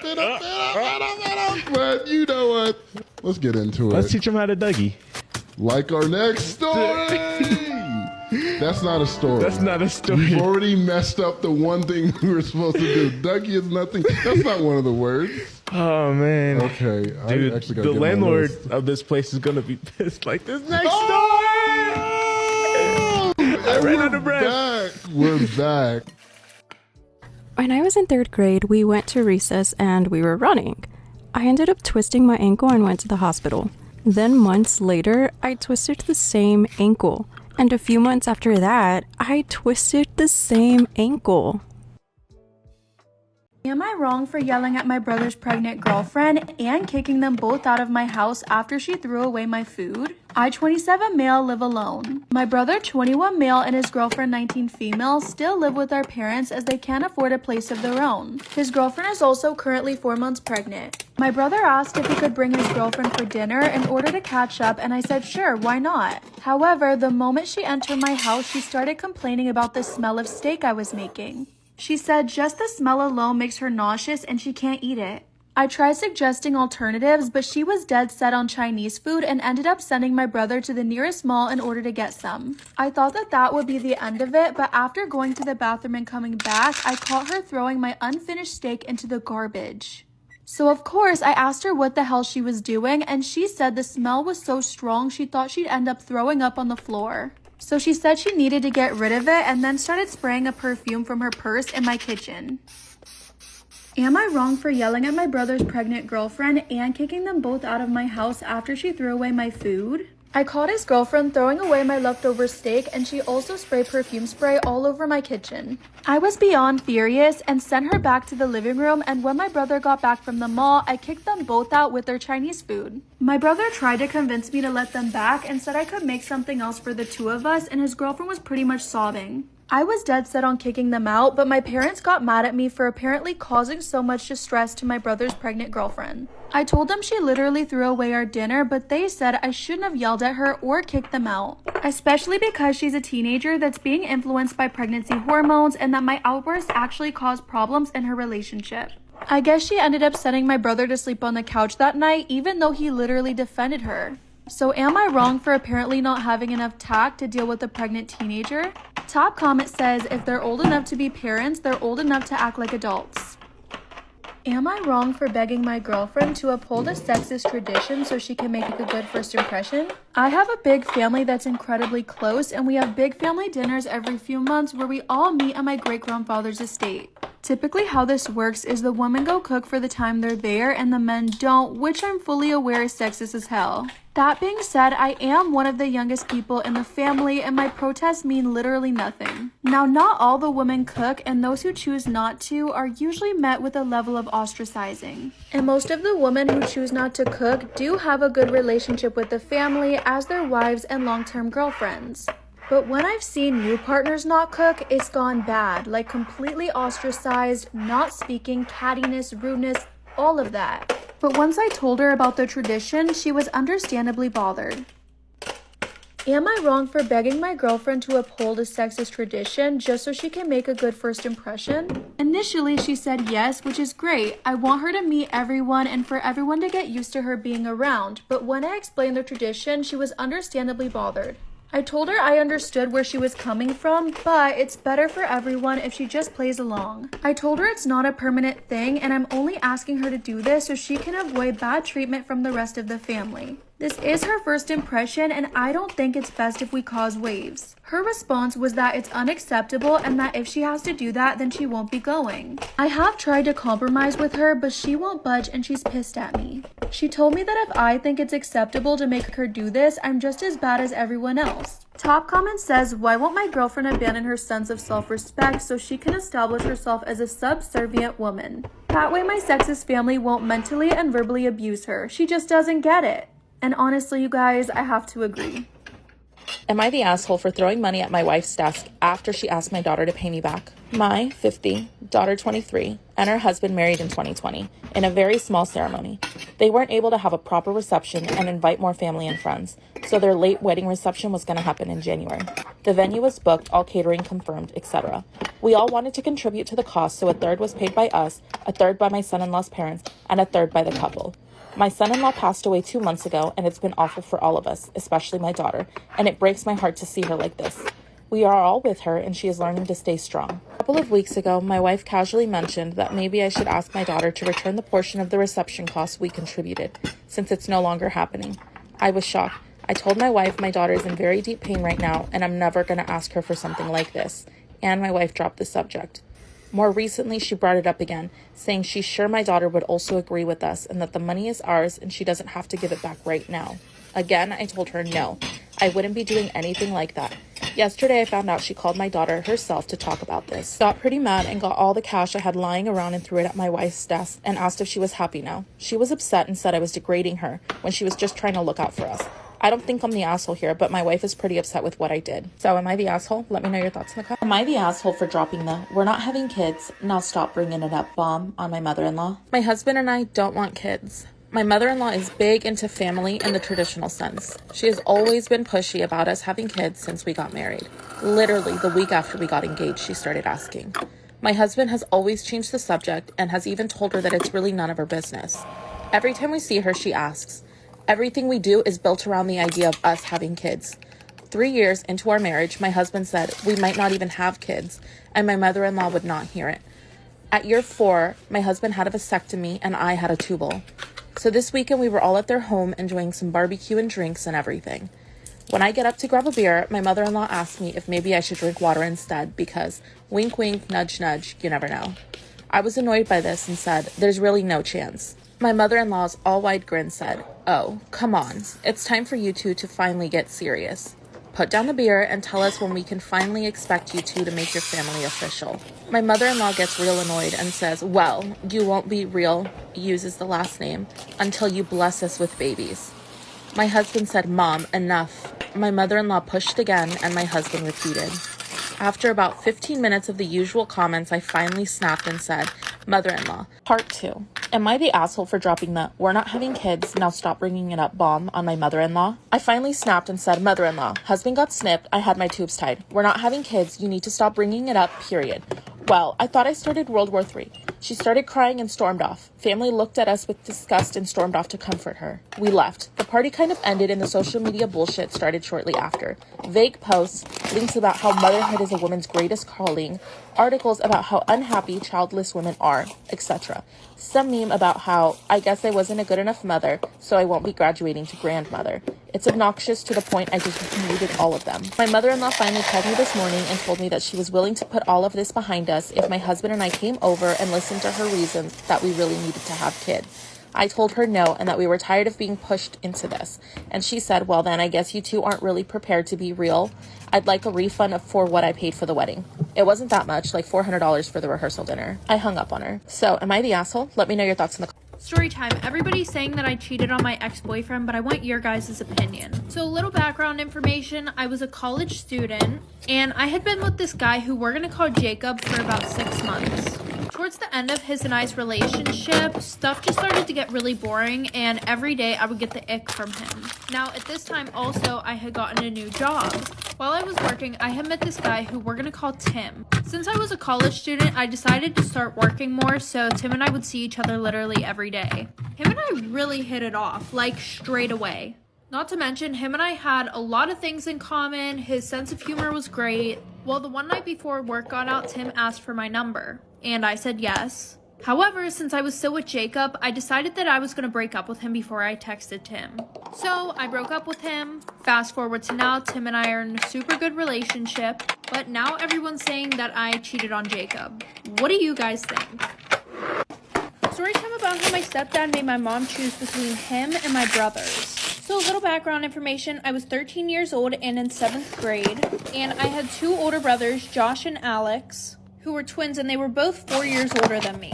Whenever I was 3, my dad left my mom for his dentist. And we never saw him again because he decided to start a whole new family with them. Now, because of that, my older brothers always felt like they had a specific role in my family, especially because the guys that my mom brought home, they would only last a week. Well, finally, my mom met this guy who's really nice, and she decided that she was going to get married to him, but he despised my older brothers. Mainly because before he moved in with us, my mom would not depend on him for anything. Anything that needed taken care of around the house, my brothers would do it. And we didn't have too much money while this guy was loaded. Like the one time my mom and this guy, who we're gonna call Jerry, got into a fight. Like for part 2. Part 2 about how my stepdad made my mom choose between him or my brothers. So like I said, my mom and Jerry got into this one fight, and it's a super long story, but pretty much all it made Jerry realize was that he did not have authority over my mother, and she didn't have to depend on him for anything because my brothers would always be there for her. Now, Alex was more of the shy one. Meanwhile, Josh was super hot-headed and didn't deal with anybody's bullshit. And fast forward, my mom and Jerry move in together. That's when we realized that Jerry was super abusive. And Jerry knew that he could pick on Alex whenever he wanted because he wasn't going to do shit. And most of the time Josh wasn't home because he literally hated Jerry. The one time Alex came home and he did really bad on this one test. And Jerry was like, oh, he needs to learn discipline, blah, blah, blah. The next day, we all were sitting down for breakfast and we saw Alex come downstairs with a black eye. And that's whenever Josh flipped the fuck out. He grabbed Jerry, ripped him across the fucking table, and threatened him with a kitchen knife. And my mom called the cops, like for part 3. Part 3 about how my stepdad made my mom choose between him or my brothers. So like I said he needed to teach some discipline, so he literally beat the shit out of Alex. And we all didn't know until he came downstairs the one morning for breakfast. And that's whenever Josh flipped the hell out. He threatened Jerry with a knife. After that, my mom called the cops. I didn't really do anything but try to de-escalate the situation. But after that, Jerry called a family meeting down to the kitchen table. And he was like, I will not deal with this level of disrespect in this house. He was like, you need to choose between me or them. She was like, well, I'm not going to choose between you or my kids. And he was like, well, then you need to choose them leaving the house. They're about to be 18. They can leave and get their own place. So my mom ended up choosing Jerry because Jerry had a lot of money. And my brothers weren't really that mad about it because it got them out of the house. And my mom would send them a lot of money every month. And Jerry never knew about it. But now instead of him being abusive towards my brothers, he's way more abusive towards my mom. Am I wrong for banning my mom from my wedding? Throwaway. My parents divorced when I was 16. My dad cheated with my mom's sister. After the divorce, my dad married my aunt. 2 years later, he realized his mistake and divorced my aunt. Then, he tried to get back with my mom, but she was having none of it. When she discovered the affair, mom stopped talking to a lot of people, dad included, because a lot of them knew about the affair and covered for them. Family, friends, if they knew about it before she did, she cut them out. She would only communicate with my dad through lawyers, my brothers, and me. My mom remarried 5 years ago, and my dad is still heartbroken. 3 months ago was my engagement party. It was the first time in years my mom has been in the same room as a lot of the invited guests. I asked while planning the party if this would be a problem for her. She said it would be fine. I thought that meant she was ready to forgive, move on. She was friendly with some, got on well with my future in-laws, but gave a frostbitten cold shoulder to most aunts, uncles from both sides of my family. My grandma, friends her and my dad used to be close with, my dad, all tried talking to her. She acted as if they weren't there. They didn't exist to her. The next day I went to see her. We argued. I accused her of breaking a promise to me. She asked what promise. I reminded her that I asked if she would have a problem with the guest list. She said no, it would be fine. She said she told me no lie. She was fine with the guest. It was my party, but she made no promises to interact with those guests. I called her childish, resentful, vindictive, that those personality traits are probably what drove dad into another's bed. She made me and dad look like fools in front of everyone. And if she wasn't gonna forgive, she wasn't interested in repairing our family, then she was uninvited from the wedding. That was 3 months ago, and she hasn't reached out to apologize or anything. I sent a message inviting her dress shopping. She didn't reply, and she was a no-show on the day. I sent her pics of the dress I liked, asked her what she thought. No reply. Sent another message asking if she'd join the next shopping outing. Perhaps we could find her a mother of the bride dress. Again, no reply. I went to dad upset. He tried calling mom, but as usual, his call went to voicemail. I feel hurt by all of this. Yes, I said things that hurt her too, but she is being so stubborn. I'm her child. She should put some work in to mend what broke. My brothers have told me that they disagree. They say I'm as selfish and self-centered as dad. If mom never speaks to me again, it will be my own fault. The thing is, mom never gave dad a chance to make up for what he did. He's still sorry about all that happened. I'm afraid she'll be as stubborn and bitter about our issues as she was about dad's affair. We all make mistakes, so was I wrong? I possibly may think that I may be slightly in the wrong, but she is too.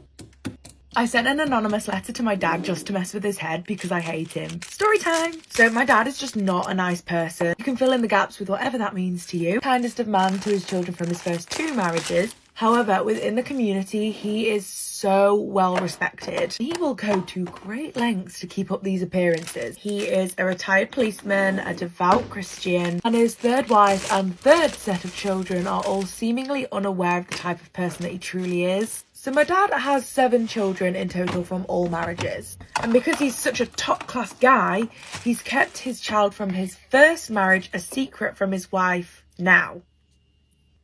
Let's tell the truth. I've basically had no contact with my dad or any of my biological family for about 5 years now. My dad always told me when I was younger that if anything got out about the type of person he was, he would himself and write in a letter that it was all my fault. I've kept his secrets for coming up 30 years now. And over the past couple of years, I've been going to therapy, working on myself, and it's really been helping me work through all the shame and guilt that was imposed on me from my childhood. But now I am ready to fuck shit up. I have this overwhelming need for justice. I have a lot of rage going on. If I wanted real life legal justice, I couldn't do that because the statute of limitations is long gone now. Thus, I got my own idea. I decided I was going to do everything within my power to mess with him. I wanted this man to feel afraid. My mascara is drier than the Sahara right now. I want him to experience fear, paranoia, anxiety. I don't really even care if it brings on his demise within the community. That's actually kind of what I'm going for. I'm literally sitting here with a bowl of popcorn waiting for it all to go down. So I sent him a card mailed from a far away post office. Because, if we're going to do it, we're going to do it right. Made sure to not include a return address. So on the card, it was plain white and had black text that said, "Thinking of you." And I printed out a picture of a flower.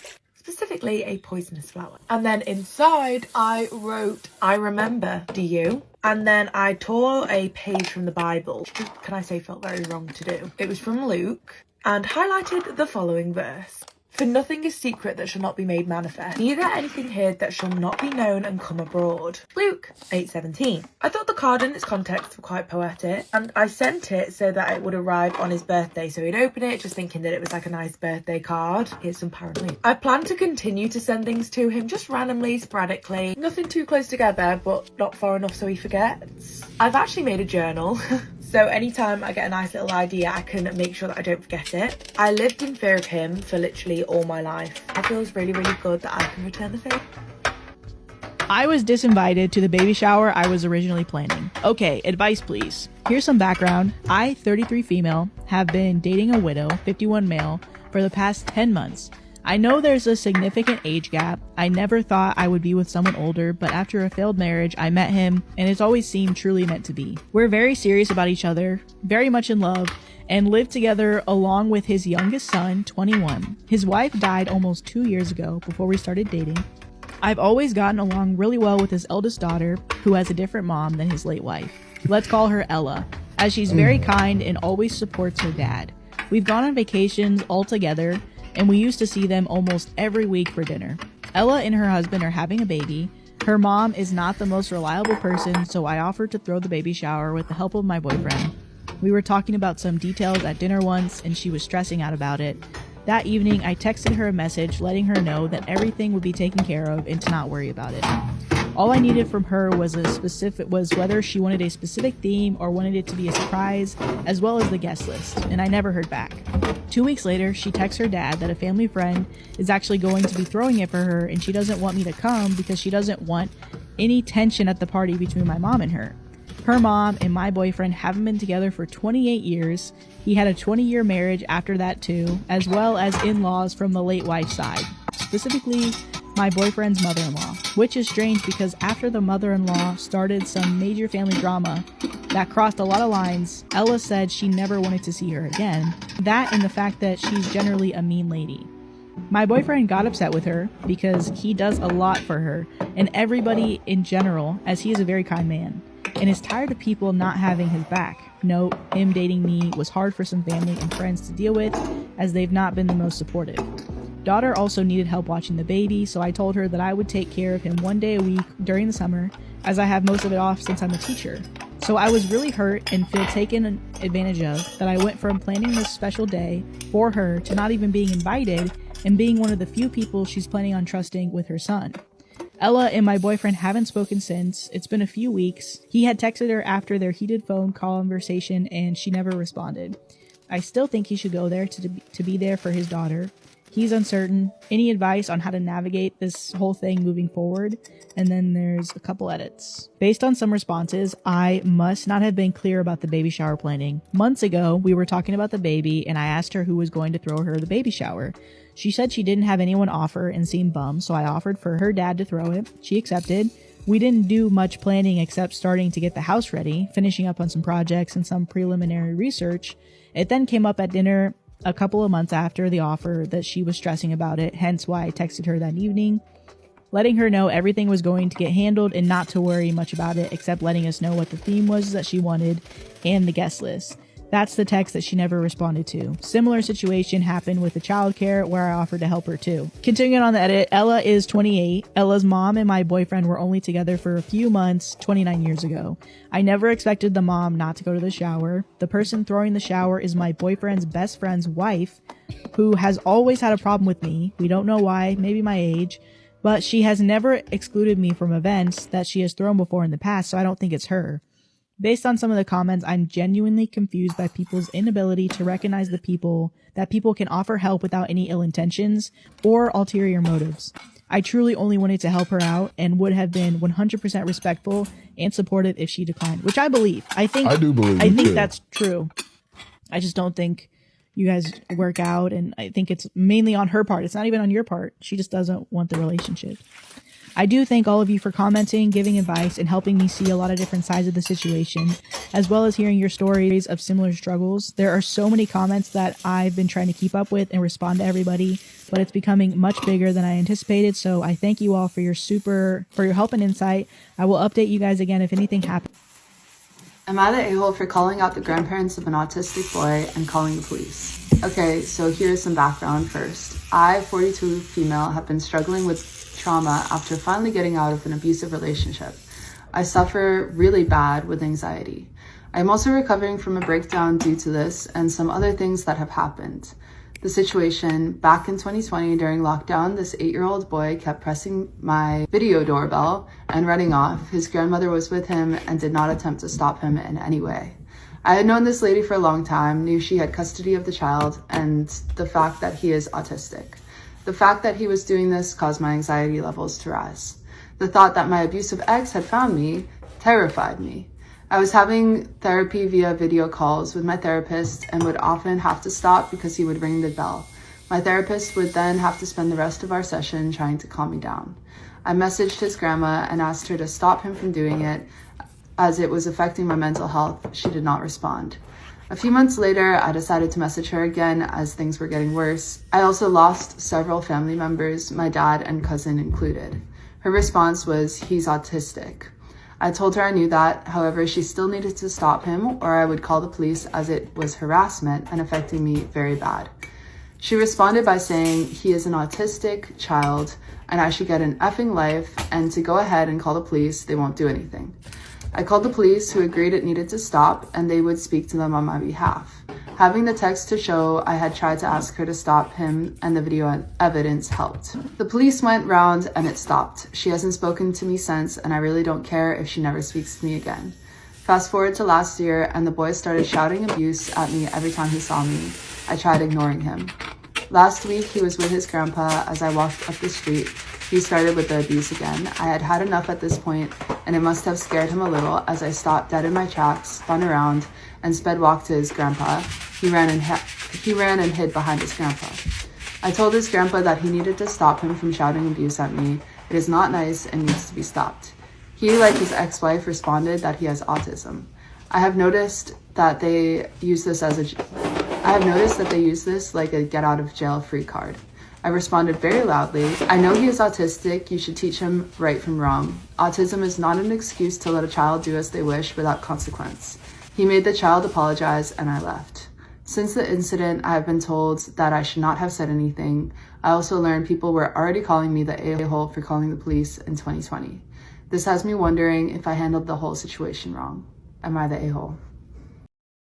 My fiance told her friend group that I wasn't the greatest at sex, but she's with me for the complete package. Am I wrong for calling off the engagement? I have been engaged to my fiance Amy for a year and was in a relationship with her for 5 years. We're due to be married this August. Now, I'm also friends with Kai. We've been friends for a very long time, pretty much since we were babies. We're almost like siblings at this point because her mother and my mother were best friends since they were in high school. Anyways, Kylie is a part of the same tight-knit friend group as Amy. I always try to ask Kylie what Amy tells about me because I know women like to discuss about their boyfriends to their friend group. Kylie is usually tight-lipped, but if she does say anything, she always says how Amy loves me a lot and how Amy is excited about marriage. Last month, I hung out with Kylie and her boyfriend at their house. Amy and I usually hang out with them for dinners, but she had gone out of town for a couple of days. Anyway, we all got pretty drunk and laughed a lot. I was begging Kylie to tell me one bad thing Amy has told about me to her friends. After a lot of pleading, Kylie finally said that one thing Amy joked about was how she had better sex before and how I wasn't the greatest at sex, but she was with me for the complete package because she doesn't care about sex too much. I was drunk then, so I laughed it off, but I felt somewhat stung. The next day, I was sober and I felt extremely stung. I thought about it a lot, and when Amy came back from her vacation, I asked her about it casually. She initially denied it and said that we always have amazing sex and she was always satisfied. I told her it really wouldn't hurt me if she told me the truth, and marriage was built on honesty, so I asked her again a couple of times. Amy finally admitted to me that she did in fact say that I was not the best at sex to her friend group, but she was just joking about it because I had so many other great qualities she wanted to highlight. I laughed it off initially, but that stung me even more. I couldn't hide my mood the next couple of days. I felt sad and I felt like shit. Amy apologized a lot and she said she didn't mean what she said. A couple of days later, I told Amy I could no longer be with her, and what she told her friend group hurt me too much. I informed everyone over the next week that I was calling off the wedding. Amy was distraught and tried to convince me multiple times and apologized a lot, but I was too mentally downtrodden. So was I wrong for calling off the engagement and breaking up with Amy?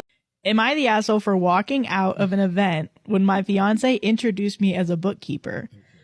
I, female 45, have a fiance, male 55, who is a retired military officer. I own a successful company I started 7 years ago, and I have a small staff of 25 people. I worked my way through college, paying as I went. Therefore, I graduated in my early 30s with a double major in accounting and business management. For a little background, I worked hard for my degree and I have zero debt. I know it took me longer than a typical student going full-time to college after high school. I worked full-time to pay as I took classes. I went to junior college first, and then I finished at a 4-year. I took 2 classes per semester for a long time, but I finally made it. I have been teased that junior college isn't the same as going to a 4-year college at a major university. Well, I'm proud to have done both, and I feel the education I've received at a junior college was excellent. I worked as an accountant for some large corporations as well as programming and IT. I started my company doing similar support to large and small companies alike. I have a wonderful staff. I manage the contracts, kickoff meetings, sales and consulting staff. I also do some of the consulting and most of the sales and contracts. My sister is my office manager, and I am so blessed in many ways to have her. I was dating my now fiance before I started my company, and we recently got engaged. Everything seemed to be perfect, except he keeps introducing me as a bookkeeper. No disrespect intended to them or their profession. My issue is that I worked hard to get where I am. I'm an accountant. I graduated with a double degree, and I'm a successful business owner. He could pick almost any other title to introduce me as, but he chooses bookkeeper. I've asked him many times in private to stop calling me a bookkeeper, as it implies to my clients and business associates that he doesn't respect me or what I've accomplished. He said he doesn't see the big deal or the difference and continues to do so. I recently pulled him aside and asked him to just introduce me as a consultant at the event that we're going to. While there, we were talking to a prospective client for my company, and he says, "She's come a long way for a bookkeeper." I know my face had a full blush at that, and I excused myself and I walked away. We had both driven down there, so I got in my car and I went home. We both own our own townhomes. I sent him a text to let him know I was leaving, and I would talk to him later. He thinks I'm overreacting. My family thinks he's a controlling asshole that doesn't respect me or women. I'm not sure what to think. He seemed so supportive when we were together, but not when we're around other people. He tends to treat me like a subordinate, nice kid playing with the adults. He does talk down to me in front of my family, but I always assume that he was joking badly. So, am I the asshole for leaving and overreacting? And then there's updates. Okay, so update number 1. I had a conversation with him after a few days. He feels like I'm lucky to have him, and I need to listen to his advice more and not overreact. The attitude, along with reading everyone else's replies, thanks by the way, I called it off. I need someone who is proud of me and is caring. My family responded by buying champagne. And then, edit number 2, had another conversation with the ex-fiancé. Now that I had time to get my emotions under control, he was willing to let it go. I laughed and told him that I'm fine, and so are my emotions. Willing to let it go? Like, what are you talking about? I'll let you be fine with it. I told him about the post and that he should read the replies. Let's just say that he wasn't happy. I did say no name was used, just me, I, and he. Here is the total shocking part. He wanted to know what I was going to give him for his help with my company. After the shock wore off, I handed him $1 and I walked away. Yes. Told the family and my brothers wanted to pay him a visit. I told them that I handled it and I gave him $1. We all laughed and went to the store and got more champagne. Oh my God. Hey. God, I love my family. I was the victim of severe medical malpractice when I was little. I had recently gotten diagnosed with ADHD, so my parents took me to a specialist who immediately put me on a medication and didn't tell me why. He didn't even ask permission. I still, to this day, don't know what it was. It made me so miserable, but I was never told it was a side effect, so little kid me thought I did something wrong when it made me so depressed that I was suicidal in the 4th grade. Whenever I would meet with him, nobody would let me speak or listen to me. I was in the dark with everything, and I almost killed myself in 5th and 6th grade, but I only got off it by persistently throwing away the meds in 7th grade. I still, to this day, wake up every morning afraid that it's going to happen again. So, I'm gay. I like girls, but I don't know how to tell anyone in my family because one of my brothers said that all gays and everyone that's part of the LGBTQ plus community should die and or kill themselves and that they deserve to go to hell. But my mom was really open about the LGBTQ and she said on many occasions that she likes drag a little bit and that it's amazing what they can do with makeup. I don't know what my other brother would say, and another thing I'm worried about is my aunt. She's really homophobic. She had a friend that had a boyfriend, and her friend's boyfriend had done drag and dressed as drag, and she broke down in tears saying that it's sad that a person would do that to themselves and ruin their appearance. So, my brother's autistic. He doesn't speak, he doesn't communicate much, etc. I was so sensitive about this subject because I felt really bad for him. He spent his entire childhood only with me and our cousin. All my girlfriends were acting weird around him. They used to tell me that he's weird and that he's gonna destroy my life. Until one day, in 2018, I met this girl online. Her name was Reluka. Even though we never met in real life, she's my only real friend. She understands that it isn't my fault that my brother's autistic. She really understands me and loves me, and I love her too. We've been best friends for 2.5 years, and she already knows everything about me. And Reluka, if you see this, thank you for always being so loyal and kind, and you and my brother are my sunshine. The person who sent me the story is tagged in the caption. When I was 10, my brother thought that it would be a good idea to trip me near the stairs. I ended up falling down the stairs and I broke my arm. Am I wrong for neutering a cat that was clearly owned? I run a TNR program for feral cats. Non-profit. What the hell's TNR? Let's Google that. Wait. TNR meaning trap, neuter, return. I catch all of the cats and get them the medical attention they need myself out of my own pocket. I love helping them. A lot of the cats are not able to be rehomed, so I fix them and release them, get them their shots, and hope for the best. I am not a large-scale operation. Recently, I was called to an area overrun with orange cats. They were everywhere, and I mostly ended up handing it over to professionals. I did, however, manage to grab 3 very sweet cats. 2 were terrified, skinny, a little beaten up, but overall friendly. The 3rd one was a little gent. He was tubby, well-groomed, fish pattern collar, the works. My plan was to find his parents and drop him off with a warning to keep him in due to the large amount of traps being set. Then the little sprayed the inside of my car to the freaking max. So apparently he wasn't fixed. I couldn't really tell. He had long hair and assumed he was so, left my covers off. Big mistake.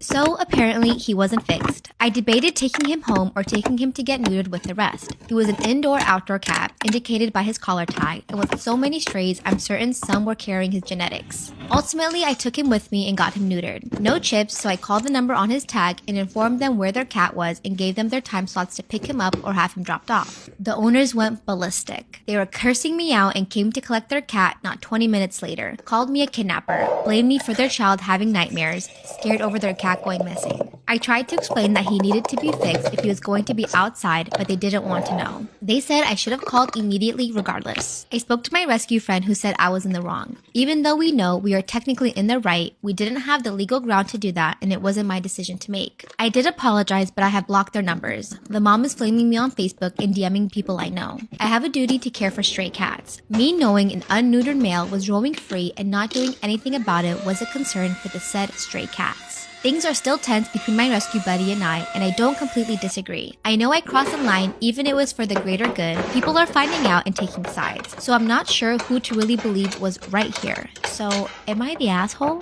What I would have done, I would have given them a warning the first time saying, hey, we found your cat outside, there's a lot of strays, you can get them pregnant. If I catch your cat outside again like this roaming around these strays, I'ma neuter him. But you just took them the first time without letting them know. And for some people, their pets are like their children. So you did a big no-no. Would I be wrong if I go on vacation instead of my brother's wedding? Disclaimer, this is not my story. I will list the source in the caption of this video. My brother Tom, 36 male, and I, 26 female, have never had a really solid relationship due to our age gap. We didn't spend much time, and by the time I was old enough to develop a personality, he had moved out of the house. For the last 2 years, my brother and his fiancée, Sarah, 32 female, have been planning their wedding, and it's coming up in September. I was asked to be a bridesmaid. I figured it was only out of courtesy since I'm her soon-to-be sister-in-law, but I still took it seriously. I have been a bridesmaid for the last 2 years. Just a few weeks ago, I managed to save up to buy the $800 bridesmaid dress. Overall, in the last 2 years, between group outings to parties, dinners, lunches, clothes, etc., I spent thousands of dollars. Eventually, all the girls in the wedding and I became extremely close, and I started to get hyped for the wedding.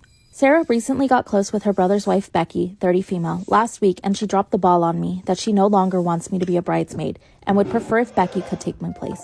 It broke my heart a little, but it's her wedding, and it's not my place to tell her how to run it. So I said it was fine. Yesterday, I went to my brother's house to pick up the bridesmaid's dress, and I was going to see if I could return it since it's still within the time frame. Sarah was completely appalled and said that Becky was going to wear it since she and I are the same size. I said that would be fine, but they would have to pay me the $800 for it. Sarah said that Becky couldn't afford it and I should just be nice and let her use it, and said that I could keep it after the wedding. I explained that I'm not just giving away the dress, and I'm not ever going to use it after the wedding. After some bickering back and forth, I just ended up taking it and leaving. My brother and Sarah tried to compromise with me and say that I could be the assistant flower girl, and I felt offended at the offer. After I said no, they then said that Becky could give me $250 for it. Again, I said no, and I returned the dress and got a full refund. I told them that I understand that it's their wedding, but they are being extremely disrespectful to me, and I don't need to deal with it, and I'm not going to go to the wedding.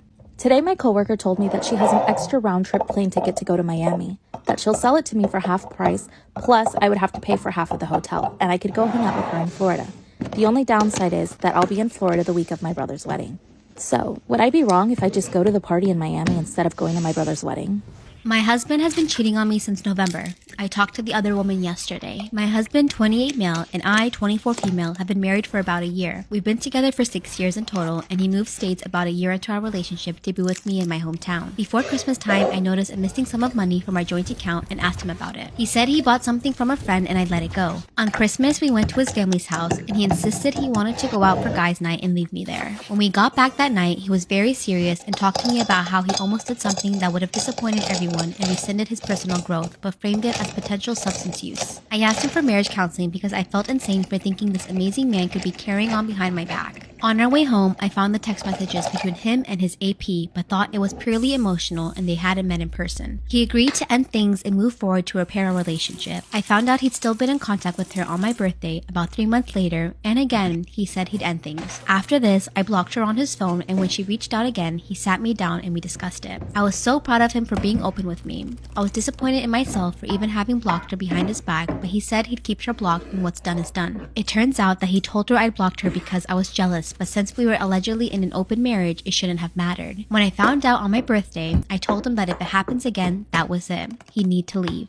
I pay the bulk of our bills due to income differences and our homes in my name, which I now see may have been emasculating for him. Things had seemed great in our relationship since. It felt like we were both making progress in the right direction and actively exerting effort for the good of our relationship. My husband has been no contact with his family for nearly the entirety of our relationship, and over the past weekend he went to visit his entire extended family. He said it made him so happy and proud to bring me around everyone and see us love each other. I found out yesterday when I finally reached out to the AP that he'd not only been continuously in contact with his AP, but things were much more serious than I could have ever anticipated. He reached out through other mutual connections to get in contact with this woman. He told her we have an open marriage, and I found out that the guy's night he had at Christmas was actually a date with her. We saw each other. I waved them goodbye. They didn't sleep with each other, but that doesn't change what happened. My husband and I sat down yesterday and talked after I tried to stand by my boundary of separating. I just couldn't do it. For reference, we live in the southeastern US, and when I mentioned the boundary, he started booking a flight to Alaska. I love this man and I built a home with him. We both had turbulent childhoods, and while it's not an excuse, I just couldn't bring myself to leave them without a home. Where do we go from here? When we talked, he said that my separation boundary made him feel like I'd already abandoned him, but I never thought it would actually reach this point. Not only that, but I couldn't even follow through. I can't give up, and he seems to think I already did. If you've been through anything remotely similar, please give me some advice if you have any. Please ask me any questions you have and I'll respond.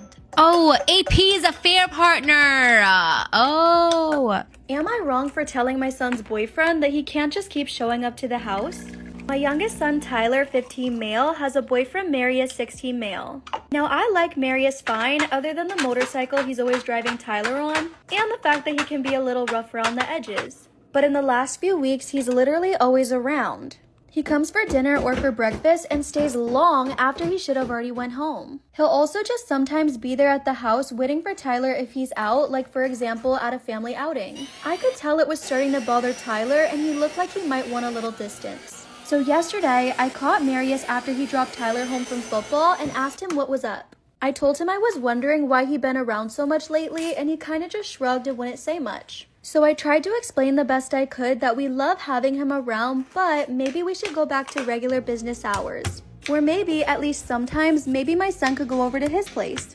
He kind of got this weird look on his face and just said fine. Am I wrong for telling my son's boyfriend he can't just keep showing up at the house? I tried to explain the best I could that we do love having him around, but it'd be best if we went back to regular business hours. Or maybe Tyler could go over to his place sometimes. He kind of got this weird look on his face and just said, yeah, fine. This morning, I hear Tyler yelling profanities upstairs, so I go up to investigate and he starts going in on me. He asked me how could I say anything to Marius like that. A little confused, I asked why he was so upset. He told me that Marius recently came out to his dad, who wasn't taking it great. So he'd been avoiding going home, and I basically told him to stay away. I apologized, especially because I didn't know all the details, but Tyler just seemed so uncomfortable with all the attention. Tyler somberly told me that he was, but he was sucking it up for Marius. Y'all, my throat is so dry, so I'm so sorry if in these stories I'm sounding a little weird, but most of the comments just say, why didn't you talk to Tyler first? I'm just going to be doing like a little bit of an update from the last little story that I gave where I have the worst luck. I'm going to be using my Anastasia Beverly Hills The Sultry Mini Eyeshadow Palette while I get ready. I do have the worst luck. I dealt with food poisoning not long after we went to the restaurant, and that led to 2 emergency room visits, and it wasn't until after. So because my throat had been so raw from throwing up, I guess my throat started swelling like so bad because it was like so irritated. So I don't know how she described it to me. She's just like, it's like when, you know, food goes down the wrong pipe almost. So that pipe, I should get like the paperwork that they gave me so I can give you guys like the exact thing. They ran so many tests on me because they didn't understand why. And the only conclusion that the doctors at the emergency room could come to is that my throat was so raw from throwing up that it was literally swelling like shut. It was honestly so bad to the point where I couldn't even swallow my saliva because I was in so much pain. I want to say, like, I feel like I have a great pain tolerance, and I know a lot of people say that, but my pain tolerance is A1. Like, I went through 2 births unmedicated, not by choice, but because that epidural didn't work on me. So I felt everything. I want to say that I deal with pain very, very well. I was literally sobbing. Like, I could not even swallow. I couldn't talk properly. My voice was so hoarse. So I was taking acetaminophen, ibuprofen to like help with swelling. I thought maybe it was allergies. I tried allergy medication. We went into the emergency room. They gave me steroids and they gave me antibiotics, and they're like, oh, we're going to test you, make sure it's not strep throat. They tested me and it came back negative, which, I mean, I guess I'm relieved about because I didn't want anything that I could possibly like pass on to my kids, you know? Each emergency room visit, my copay is $100. Honestly, I want to say I'm so lucky because I know a lot of people that pay more than $100 for their copay for the emergency room. But I want to say, like, I was just so irritated that we even had to pay that. The second time I went in was because the steroids had kind of worn off already and my throat was starting to swell again. I want to say I went like maybe 24 hours where the swelling had kind of gone down. I want to say I went like maybe 12 hours and it wasn't like super painful. But the next day at night is when the pain started again and it was like excruciating. I couldn't swallow. I couldn't do anything. I was literally like drooling into a bag because I didn't want to swallow. Once again, we went right back to the ER. They ran a whole bunch of tests and that's just what it is. They did a CT scan on my throat. They did a x-ray. I want to say it's a soft tissue x-ray. I could be wrong on the terminology. I'd have to look back at the papers, but they did a soft tissue x-ray. They did say that there was like swelling in like the throat area. They didn't understand other than just to say that I had been throwing up so bad that my throat was so raw, and that's probably why it was like swelling up. It was just like irritated and it probably was not helping that I was like getting dehydrated from not being able to swallow or anything. I got released. They gave me steroids, antibiotics, so I'm on that for like the next 5 days and hoping that the steroids kind of just like keep it down, and the antibiotics are really just so I don't get like an infection from like trying to eat and stuff with my throat being so raw. That's where I am, I guess, as far as the like update from that. We are talking to the restaurant that we went to. They have agreed to reimburse us for our costs as far as what we spent in our copays and my medication that I got. So I'm not trying to like pursue a lawsuit. I guess it could just like happen to anyone, you know what I mean? Anybody can get food poisoning. It can go this dramatic for anyone, but it just goes to show I don't think I'm ever gonna stray from Texas Roadhouse like ever again. I don't know why I thought I wanted to be fancy. Well, I do know. My husband was irritating me at the time. It just kind of came and bit me in the ass. So I am a hardcore Texas Roadhouse girly, and I will never stray again. Am I in the wrong for dumping my girlfriend after she expected me to pay for everyone on her birthday? I, 24 male, and my girlfriend, 24 female, have been dating for 4 years. On my girlfriend's 24th birthday 2 weeks ago, I booked a table at a pretty nice restaurant for me, her, and 4 of her friends. I want to clarify beforehand that I earn quite a bit more than my girlfriend. I cover all rent and utilities for our one apartment, while she covers household expenses like groceries and such. While at the restaurant, I noticed how she and all of her friends ordered some of the most expensive items on the menu. At the time, I thought I would only be covering mine and my girlfriend's bill, so I wasn't really concerned. When the bill arrived, the waiter asked if I would like to split the bill. I said yes. I told the waiter what my girlfriend and I ordered would be on me, and the rest should be decided between her friends. The bill totaled around 1,100 euros. I remember the smiles being wiped off of their faces as soon as I said that. I ended up paying for my girlfriend and I's food while her friends paid for theirs. I remember the car ride home being awfully silent. I kept asking my girlfriend if there was something wrong, but she kept insisting that she was just tired. And no, she wasn't just tired. My girlfriend ended up giving me the silent treatment for the next week.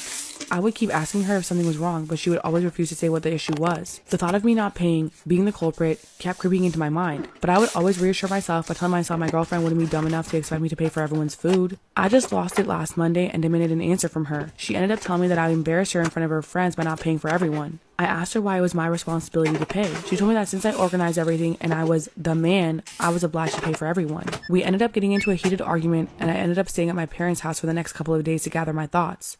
I came home last Friday and her attitude towards me didn't change one bit. When I confronted her again, she told me to transfer the money her friends paid for the food, and only then would she talk to me. We got into another heated argument and I broke up with her then and there, telling her to pack her things. While leaving, she called me a broke boy and wished me good luck in finding another girlfriend with my brokey mentality. I almost immediately regretted dumping her on the spot for something that in the grand scheme of things is really small. She sent me an apology yesterday for calling me those names, but she insisted on me paying back her friends if I wanted to make our relationship work. I've been a mess since. I don't want to throw away 4 years with someone that I consider to be a future mother of my kids. I could have given her friends a heads up that I wouldn't be covering for them, and I know that's completely my fault.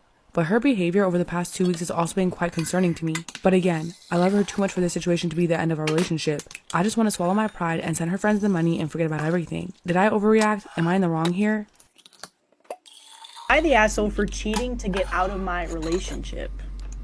Bum, bum. Reading the title, I would say totally yes. Yeah. Reading the title.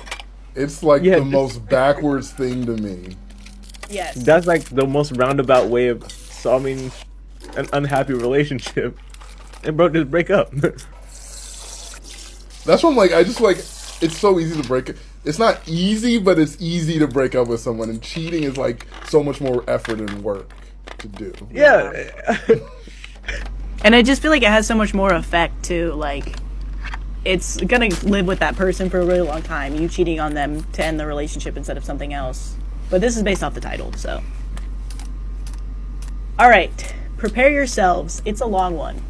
I was just finishing university when an ex-colleague of mine set me up with one of his colleagues at his new job. I wasn't mentally well enough to be in a relationship at the time, but hindsight is 2020. We were together for 2 years. We pretty much started dating the day we met. I didn't do any background research before I met him. That one's on me. Before getting PTSD, I wasn't as naive as I was at one point. Over these 2 years, chaos ensued. He got sacked from Burger King. How does one do this? I'm literally confused. A few weeks after this, we got kicked from our flat that he let me move into, already knowing that it would be taken off of him, and didn't tell me that we had to leave until morning that we were kicked out. For the next 12 months, he had to live with me at his dad's. He had me live with him at his dad's house, which was covered in mold, had holes in the walls, and the ceiling even fell through at one point. His 20-stone drug dealer brother that also had autism and can't control his outbursts as a result, was also living there, which obviously wasn't the best thing for my own mental health condition. This is who kicked us out on the street with no warning after my birthday and didn't even give us a reason. But we decided it wasn't worth being physically unsafe and went to stay at my friend's house. It wasn't until we got to our own place again that he started manipulating me and being angry every time at any little thing that didn't go his way. If I bought something and it stopped working, he would break it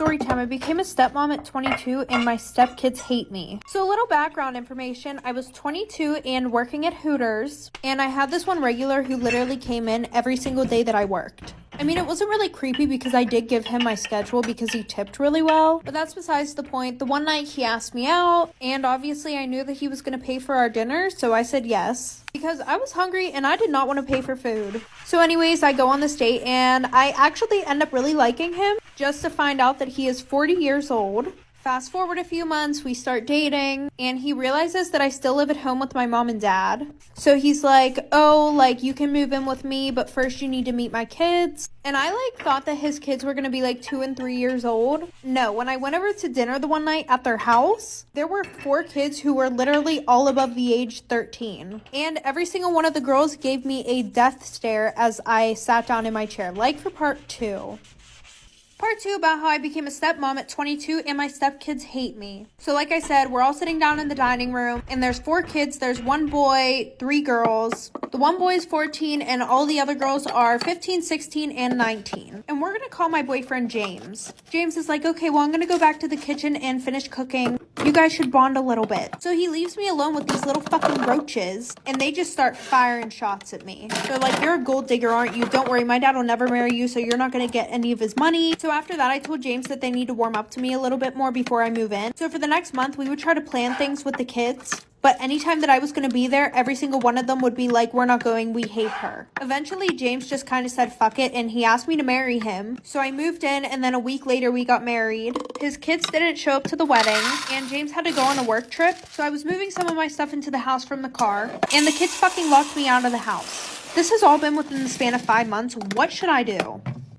Storytime, I didn't know that I was dating my best friend's brother. So a little background information, I was 17 and a junior in high school. And I know you guys are probably thinking, how the fuck didn't you know that you were dating your best friend's brother? And we're gonna call my best friend Rima, and we're gonna call her brother Alex. So I had met Alex whenever I was in 5th grade. We never hung out outside of school. We were more of just friends in school. But I only met Rima last year. Also, Alex was a year older than us. Well, one of the art teachers who usually taught the senior class, she just gave birth to her baby, so they decided to mix both of our classes, aka the one that Alex was in. Well, my art teacher decided to pair us all into partners and have us do an art project. So I got